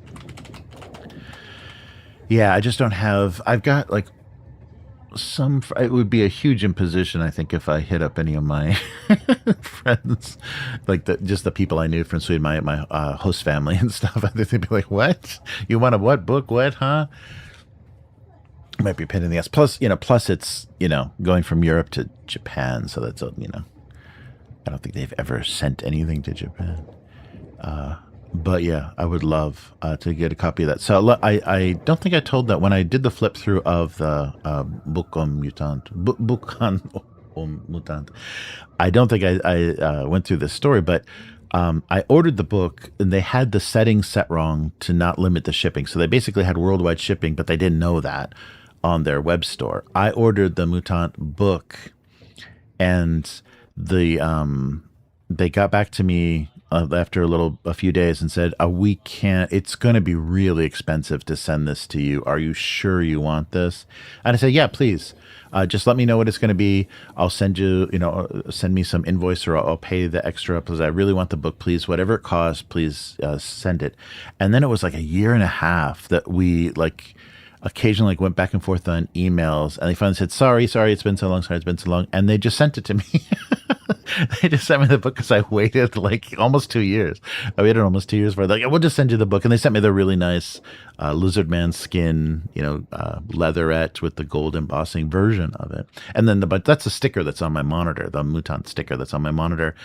So I ordered the book and the t-shirt. So that the Mutant t-shirt and the book is what I got. And they sent me gave me a bunch of stickers and magnets, and just did free shipping. So they probably, the shipping was probably more than the cost of the book and the t-shirt. But it was very kind. That was super, super kind. I was, yeah. So I've always loved them and just been waiting. So Magnus was, the one that was dealing with me and was so cool about it. But yeah, if it's a pain in the ass, Abyss, I can do the PDF. But I'd love to have a copy of the book. There's a mallard kin, a duckman barbarian right on the cover. Yeah, so outside the box, how Sweden conquered the world of role-playing games. Yeah, be a good read. Oh, nice. I just saw in the forward by Francisco Nepatello and Matt Forbeck. So yeah, guys that have been doing stuff for a while. That's Francisco's the One Ring guy, I think. But yeah, cool. Oh, dude, that's awesome.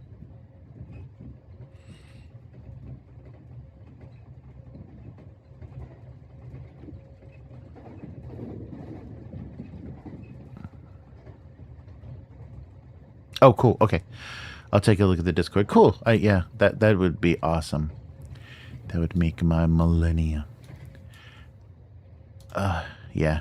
But it just sucks that they have to do that. And they are Swedish language books, but it's so cool that they sent me that one, but that makes me want more. And they're never going to send it again. Cool. Oh, where's my stuff? Oh, there we go.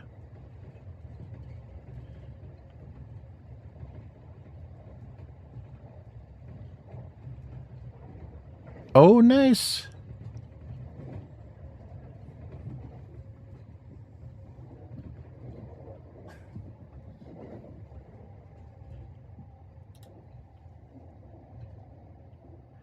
Oh, awesome. Oh, wait. Accepting the cookies. Oh, whoa, awesome. Oh, that's right. And if they distribute with, what was that, Bookend? There is a Swedish bookstore that I think ships international. Oh, dude, that link you sent me for the Alpha Spell, that's awesome. Oh, it's everything. Oh, that's so cool. Oh, wow. Very cool.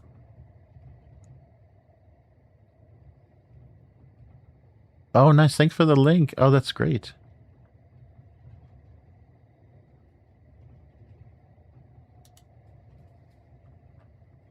Awesome. Yeah, that's right. What did I order? I forget. Yeah, but I set up an account on that bookend.se, I think. Oh, come on. And to order something from there that was only available. No, it must not be that. It's warning me. I must have the wrong URL.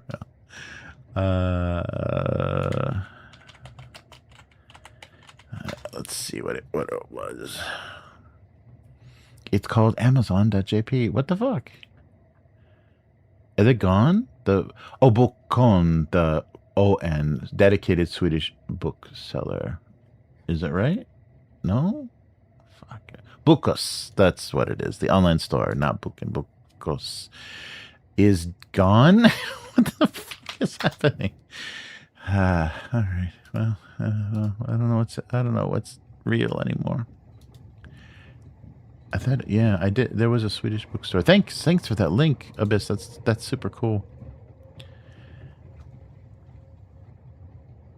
Nice.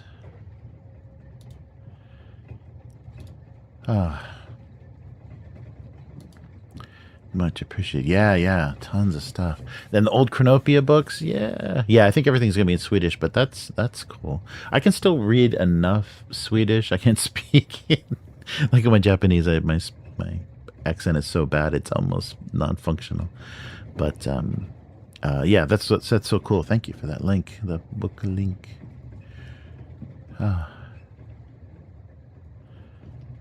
Nice.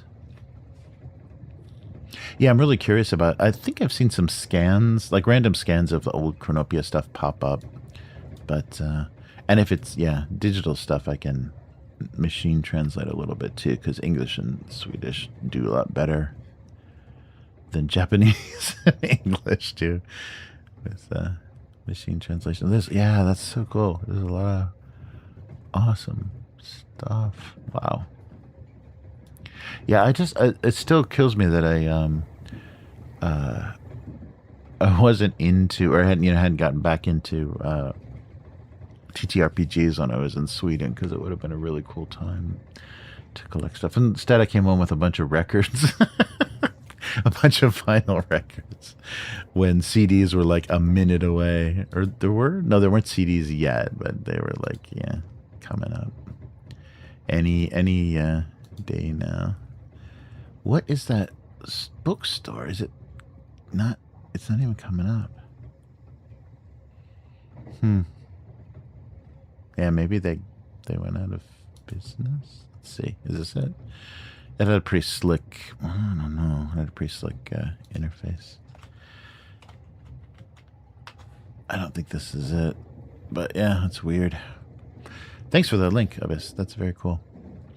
I didn't know they existed. alphaspell.se. Nice. This is fun. It's fun to have a nice 10.5 hour weekly. You got to do this once in a while.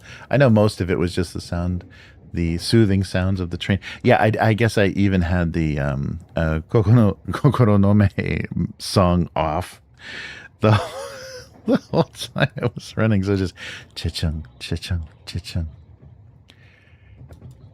Nice.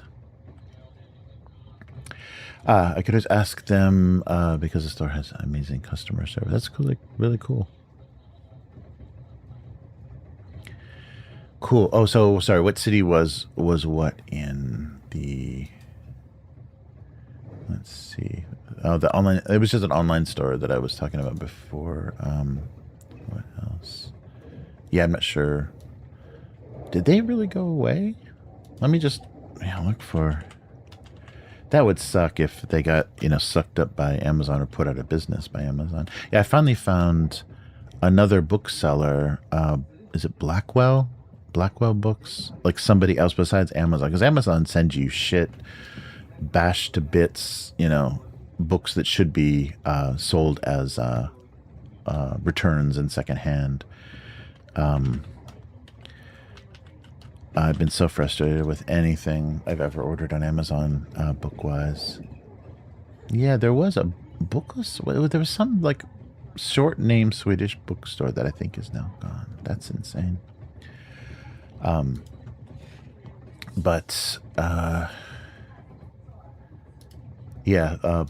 the only I found. They've got some. The prices are pretty steep, but they ship anywhere in the world.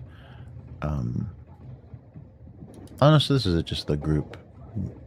I don't know what's happening. Nothing's coming up.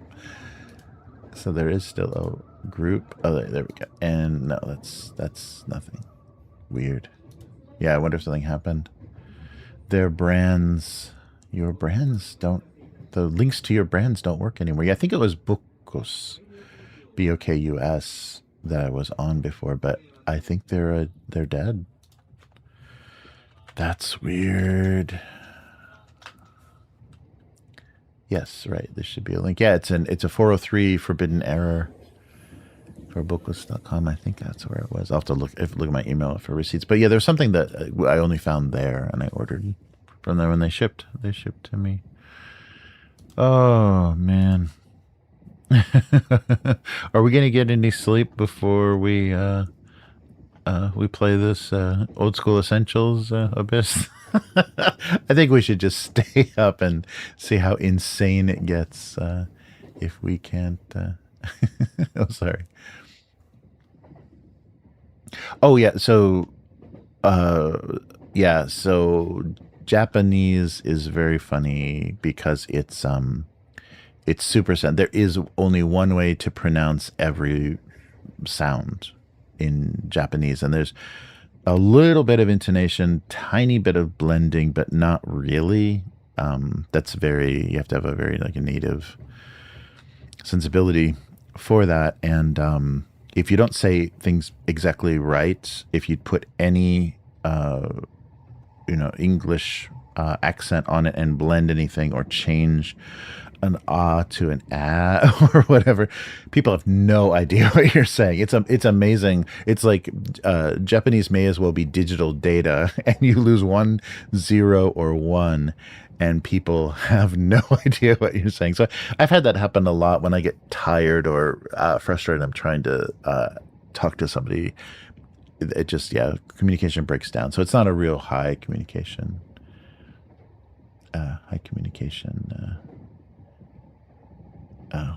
language. It doesn't, and also too, there's no pronouns. So even Japanese people get to the point where they're like, Nihongo wa muzukashii ne.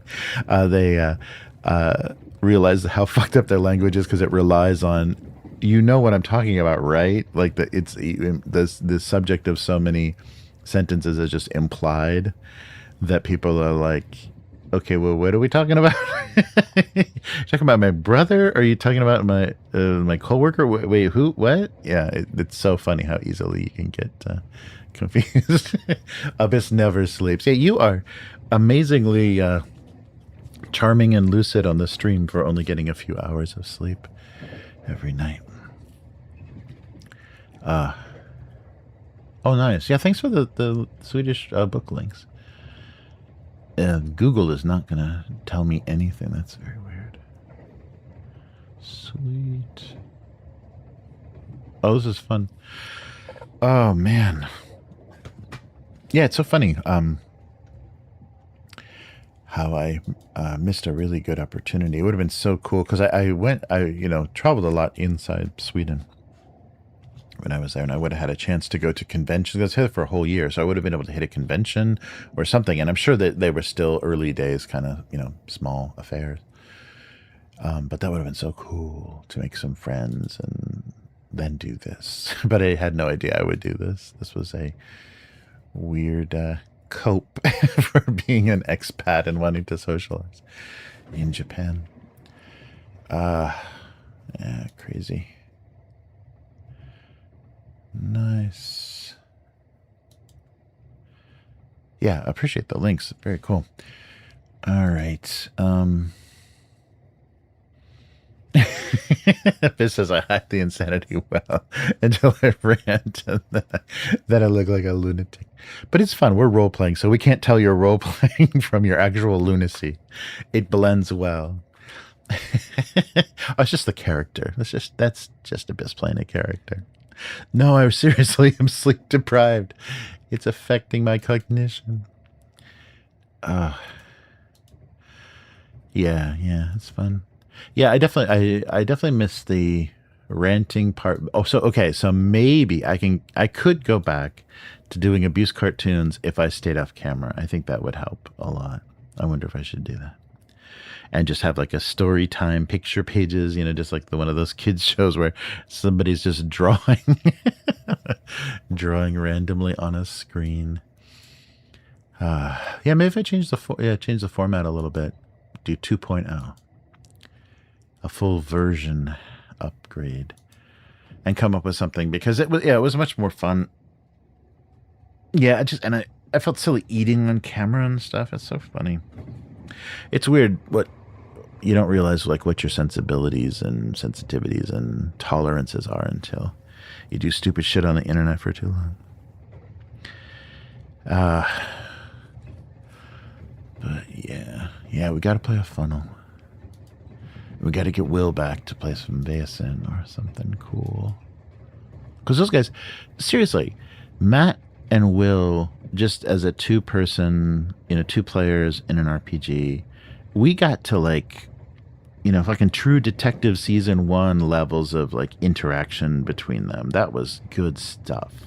They play off each other so well. They choose, they choose their characters, stick with those choices, and just, knock against each other so well. That was great in Blade Runner and great in Basin.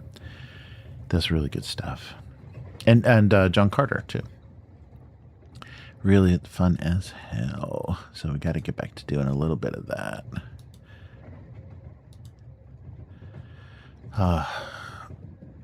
Yeah, it's crazy. Oh, but I do end up doing 2 or 3 actual plays a week. That's so much prep and so much playing, but it's fun. Yeah, it doesn't feel fun until we're doing it. That's the funny thing. Like, all the prep, the prep and stuff is enjoyable, but you don't know how much of your time you're just wasting. It's like, we're never do this. We're never gonna go here.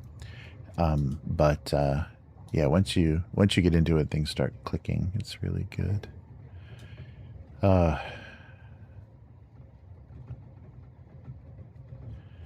Wow. Sorry, I keep scrolling the book websites. There's a lot of fun stuff. All right. Well, I wonder if I'm destroying the channel by leaving this live stream up just going on forever. It's like, why is there one 12-hour stream? Yeah, so I'll just trim this off. Or I don't know. I guess I might need to stick with your idea. I think that's actually probably a pretty good idea, to just delist, still be viewable, but delist all of the live streams. They're viewable on a playlist, and then I'll still put the audio on Patreon, and then the edited one, the small one, up on as the audio podcast. Yeah, Matt and I we went off topic pretty hard this week, so we'll see. And also I was interrupted. Yeah. Oh man.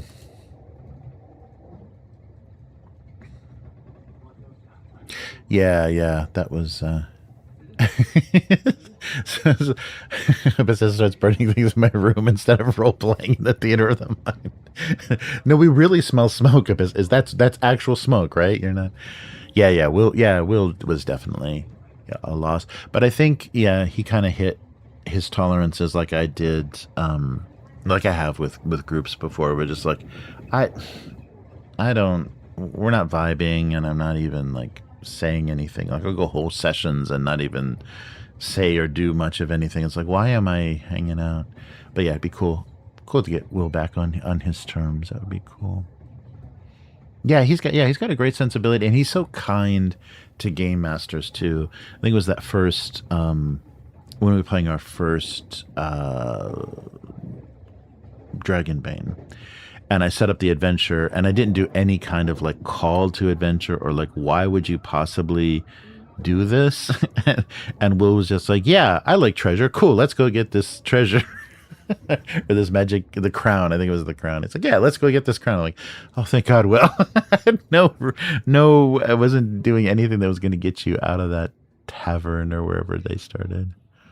He was good. He's got really good sensibilities and stuff. but also has a family. He's got a wife and kid.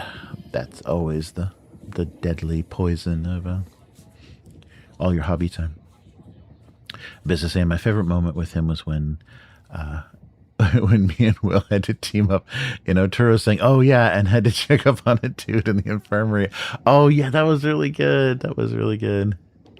And he spat on the and I spat on the ground, and I was like, "What the hell?" when we were done, I spat on the ground, and he was like, "What the fuck?" Yes, that was good stuff. Yeah, that was really fun. Yeah, I hope we can get back to the new Coriolis. That was cool, and that was a cool. The delving system and everything was cool. It was very weird and creepy, and still, had that nice sci-fi feel. Oh man, yeah, good stuff. Man, Amazon has ruined everything, haven't they? They bought what was that book warehouse or whatever? I can't remember what they're called, but they were another. They would ship anywhere, and they sold used stuff, and their stuff came in these beautiful boxes that like put double layers of cardboard in a sleeve. There was like a sleeve, and it wrapped around, and then there was a box over that. So the books arrived with the sharpest, most pristine corners because they were, kept in new condition, not like kicked around in some warehouse and like, bounced off every wall. Like I've never gotten a book from Amazon that hasn't had corners, all four corners, and the binding smashed. So it looks like one of those toddler books, there's no sharp edges. Fucking Amazon. And that used to be their thing. That's the thing I don't even understand, is that was their original, like they wouldn't want to keep that as a, like, this is our friend. It's like the first dollar they ever made, or we want to stay as like kind of a respectable bookseller. No. They'll sell counterfeit anything. It's all garbage. They make all their money from doing the back ends of Netflix and everything. It's all their technology now, and they shoot their weird second wives into space. Their weird plastic surgery TV newswomen wives into space, along with what's her face, Katy Perry, and all those other freaks that went that I think they barely got into like low atmosphere, but they were in space and they were astronauts, and don't you deny it, because I know you want to. Yeah, good stuff. Yeah, we've had some really fun sessions, really good games. And it keeps happening. I got Space 1999 looking at me right now. Amber Diceless, come on. No dice. How do you even use a VTT for a diceless RPG? We'll find out. We'll make it happen. Nice. Yeah, thanks guys for hanging with me. And I'll have to remember, you can't just X out of OBS anymore because it says, wait, are you sure? Used to be able to just flink. Okay, I'm done with OBS. Boom. No. Oh man. So what else? Yeah, so we've got, so we are, I guess this isn't spoiling anything, but Abyss, we are at the end of X4, so we're going to be hitting X5 soon. I don't know how many sessions, maybe 1 or 2. I don't know. It depends. It depends on, where you go and what you do. It's just like anything like that. When we were opening doors in the Silver Palace, I'm like, yeah, this could go 10 sessions, because I think the first level you guys opened every door. You went everywhere because there was only the Moldvay style is like there is one way between levels and you got to find it, and it's hidden. There's only one way. So yeah, unless you stumble on it right away, which you did in Lost City. That was the thing that was so funny, is he did the same shit with that pyramid in Lost City, where there's one way between every level, and sometimes it's concealed and very, not intuitive. Like you wouldn't be able to think of, oh yeah, that's how you would hide this or whatever. It didn't make any sense. And you guys went from, you did like 4 levels, like boom, boom, boom, boom, boom, like all the way down to the deep level, which is good because there was crazy killer shit in all of those rooms. So it was so funny that you guys just went, okay, this way, and here's another one, and here's another one, and you just speed ran the most deadly part of that pyramid, and that's why you're under leveled. No, but that was awesome. Yeah, because yeah, it's funny.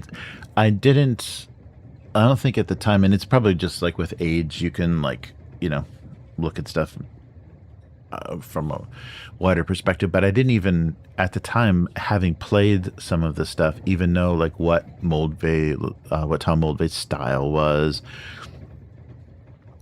or like what any of these like named designers, like the stuff that they did, what was their style, what was their like tastes and preferences, and how did they do stuff.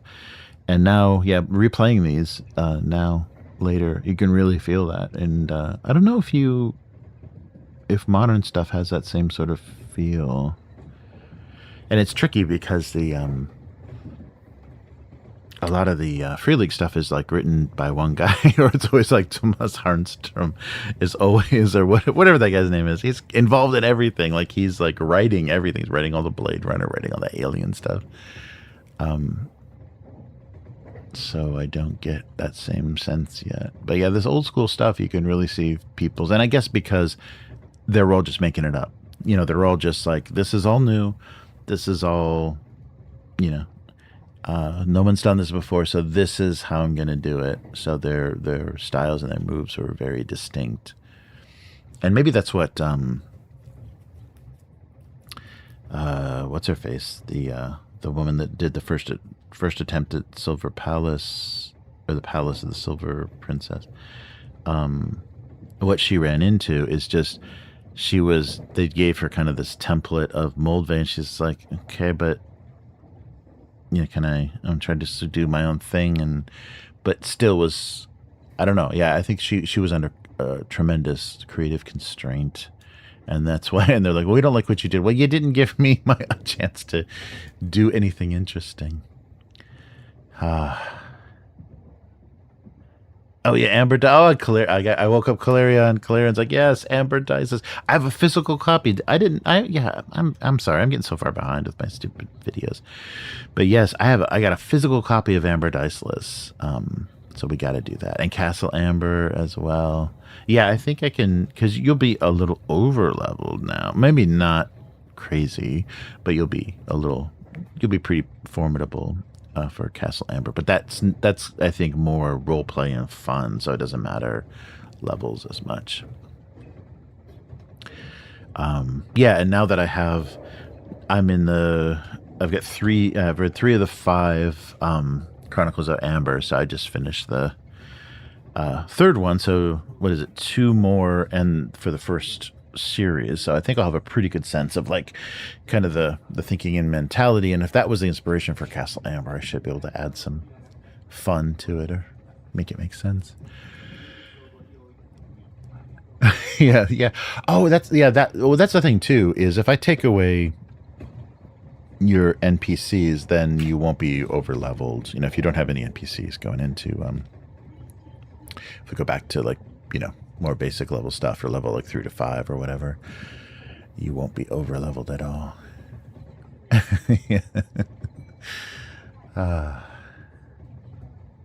Yeah, your approaches have been so funny, because like, oh right, yeah, that's okay, then yeah, you won't deal with that, and you won't have this happen, and good stuff. Yeah, right. Yeah, you should have been TPK'd by that living god and vampire, but instead you made it afraid, and you one-shotted the vampire with a barrage of magic missiles. Yeah, that was so awesome when Matt like just like Geronimo'd down that slide of slime. Like, oh no, Matt is gonna fight a very high hit dice god by himself. Yeah, good stuff. Yeah, business stats are so low. He's on Dark Souls mode.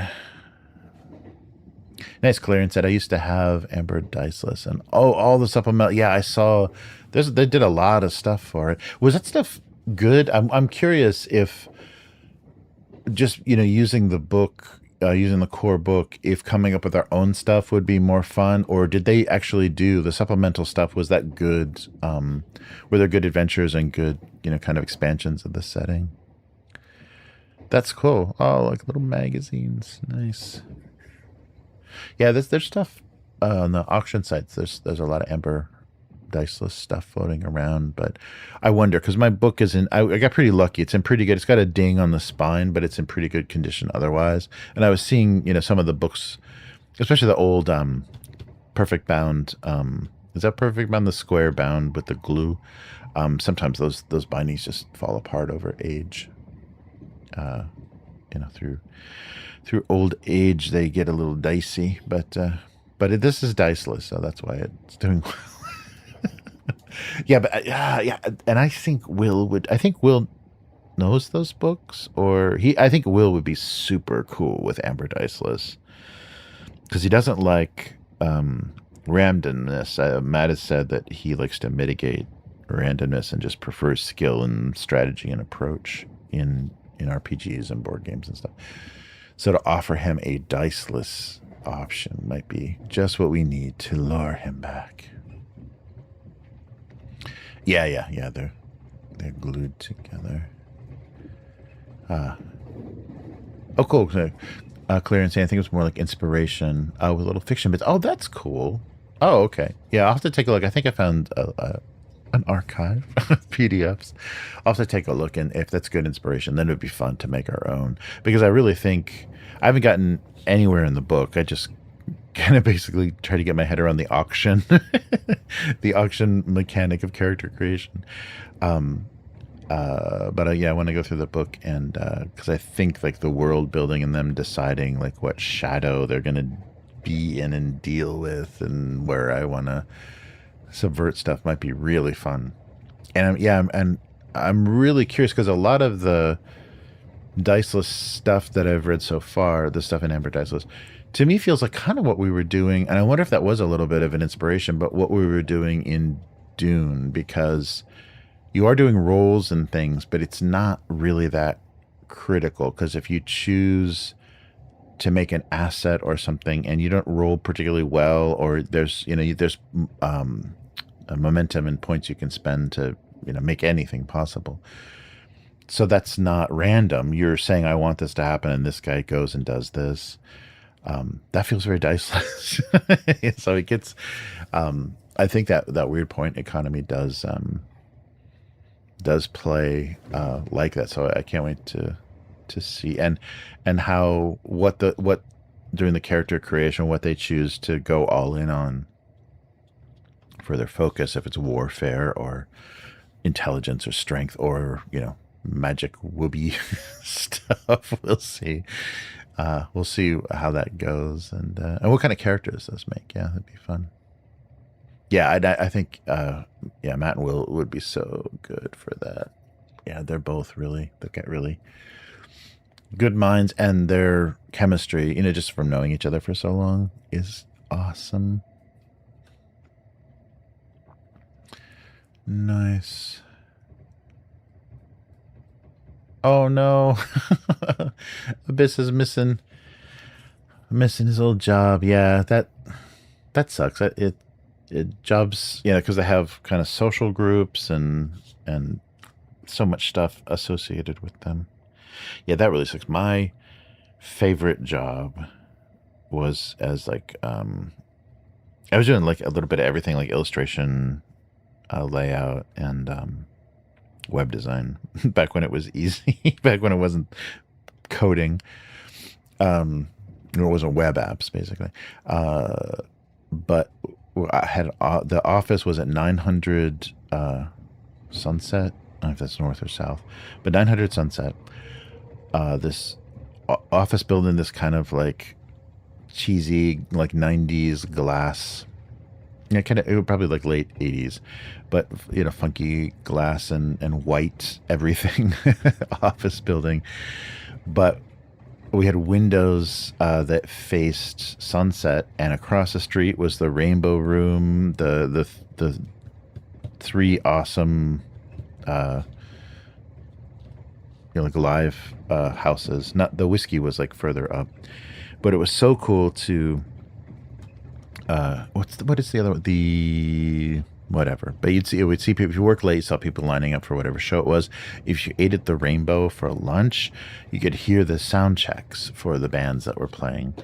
That was so cool. Yeah, that was really, really cool. Really cool location and really cool laid back stupid job. You know, everybody got high in their car at lunchtime.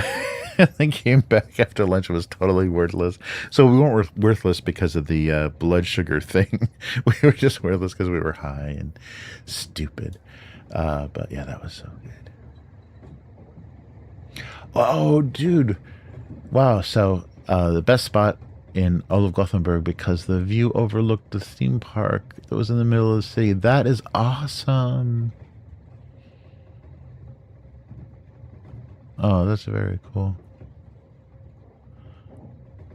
Yeah, good offices, and that the company moved to like a they moved from that office to a what's it called, like a business park, you know, kind of thing. All the one story like shit little buildings, and some of them are warehouses and some of them are offices, and what is that called? It's not a business park. It's yeah, whatever. But yeah, it's just all garbage, little tiny, quickly constructed garbage buildings. Everyone's office was garbage. It was terrible. Yeah, it was really, really miserable. That was weird. Yeah, that they, you know, I think something happened financially with the company, and there were partners that, yeah, weren't getting along, and so I think they tried to spin stuff off. So maybe that's why I think they cut it in half, and we ended up in the shitty part of we were in the valley, I think, then, because it was Chatsworth. I think that's technically the valley. So we weren't even in LA anymore. Or weren't in you know, Hollywood kind of Sunset area anymore. It sucks.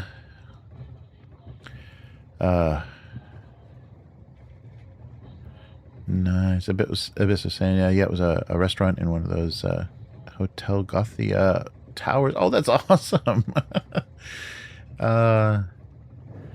Oh, that's awesome. Yeah, the few restaurant jobs I had, I mean, I'm way too old for that kind of work now, but I loved that so much. And I worked with some really great, like some real mean ass, you know, chefs, but they were so generous. Like after you were done and you felt like you're going to die and you're so exhausted, it's like, yeah, just grab a beer and just like sit and chill out. And yeah, that was the coolest feeling. Like that was like the most, like you feel like you actually did something, like finishing a shift at a restaurant. That was awesome. Yeah, only had a little bit of that experience. It was in upstate New York, so not even in like a real busy, like not a real city or anything. Not Gothenburg, but oh, nice. Heaven 23, that's awesome. Oh, that's so cool. Yeah. But yeah, restaurant work, and I think it's like because it's you know, high pressure, but it's also somehow creative. So always in that, you know, film and music and a lot of stuff, like people just like they have different temperaments and stuff, and yeah, always the chefs were just allowed to like just abuse the shit out of everybody and throw stuff and complain and be miserable fucks. But always it's like, okay, once we're done, you know, once the pressure's off, then they mellow out. Nice. Yes, 23 being on the 23rd floor. Oh, the sunset was gorgeous. I can't even imagine. And New Year's was wild. Yeah, that sounds so cool. Yeah, 23rd floor. That is a view. That's beautiful. Oh, cool. Yeah, oh yeah, yeah. Let me take a look. Oh man.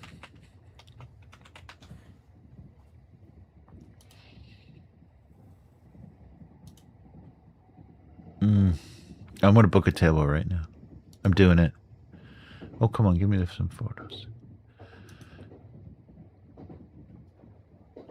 Oh, gee. Oh, geez. Yeah, this. Oh, that's nice. Oh, man.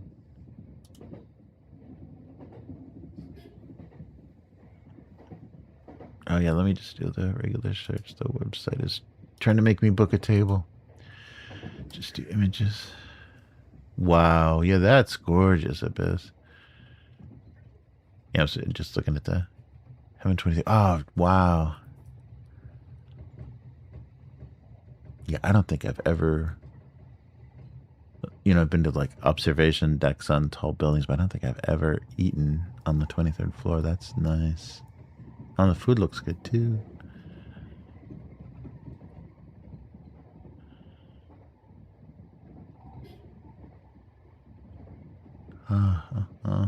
So cool. Wow, that's a beautiful place. Yeah, there's just like these perfect kind of golden moments, and you never appreciate them when they're happening. That's the thing that's so fucked up about life is it's so hard to kind of step back and say, wow, this is really cool.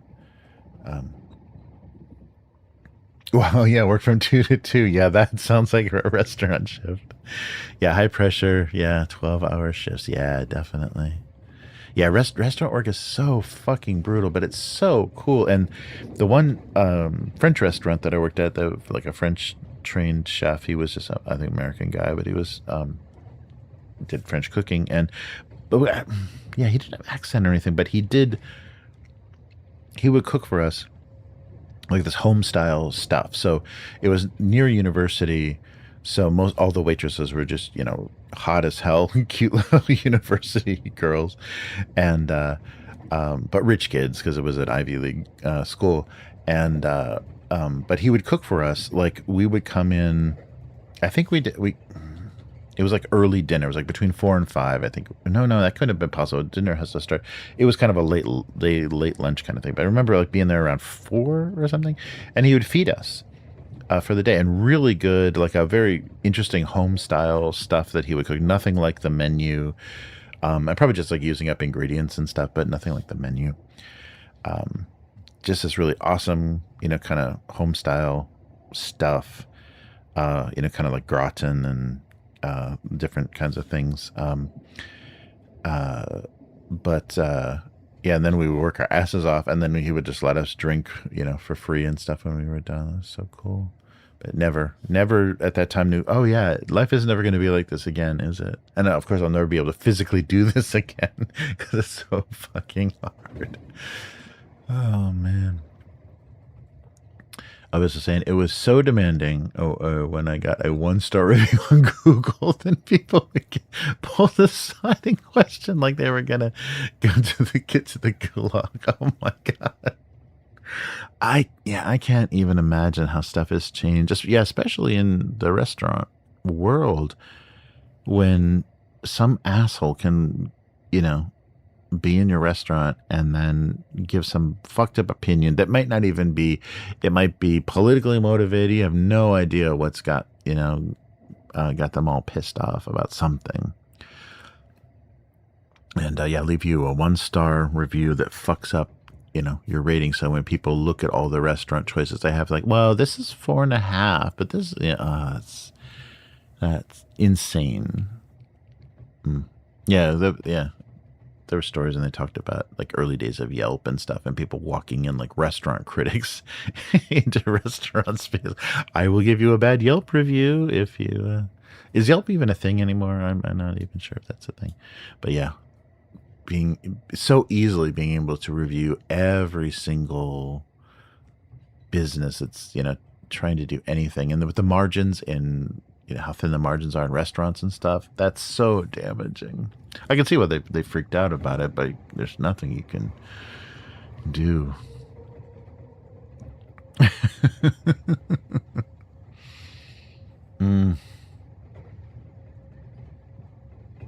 Yeah, that's so cool. Uh-oh, we're getting all old and tired and sentimental.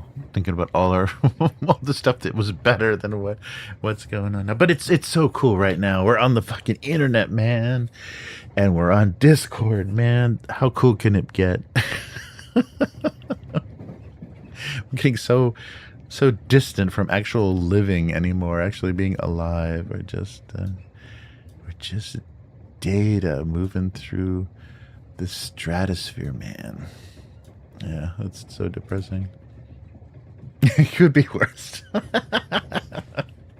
yeah, right. We could have no internet connection, and everybody needs to be on the internet. Could get a bad review on LinkedIn. Yeah. It's so funny. LinkedIn, it's so weird how it's a life of its own. How it's so weird. That's career ending right there. Yeah, because you don't want anybody dissing you on LinkedIn, man. Yeah, it's weird. It got its own like weird culture. Like Facebook is just like, ugh. People that are really into posting. Well, like that guy we used to bag on. He posts a lot of bullshit on LinkedIn. But people that have social posts and are interacting with people on LinkedIn, that's so funny. Yeah,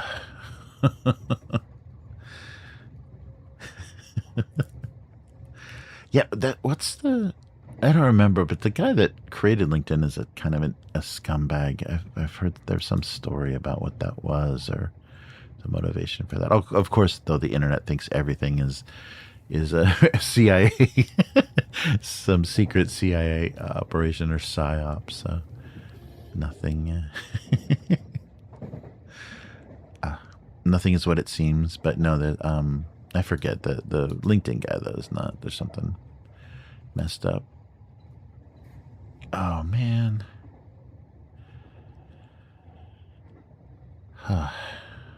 But yeah.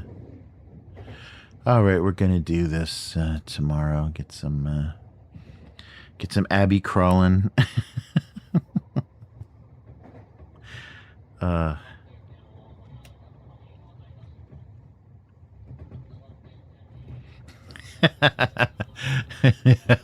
How precious is a clean LinkedIn account over there?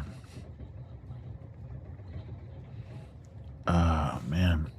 Yeah, I don't think I ever, because I was already, by the time LinkedIn was a thing, I was already like totally a hired killer, contract mercenary guy. So I had all the contacts I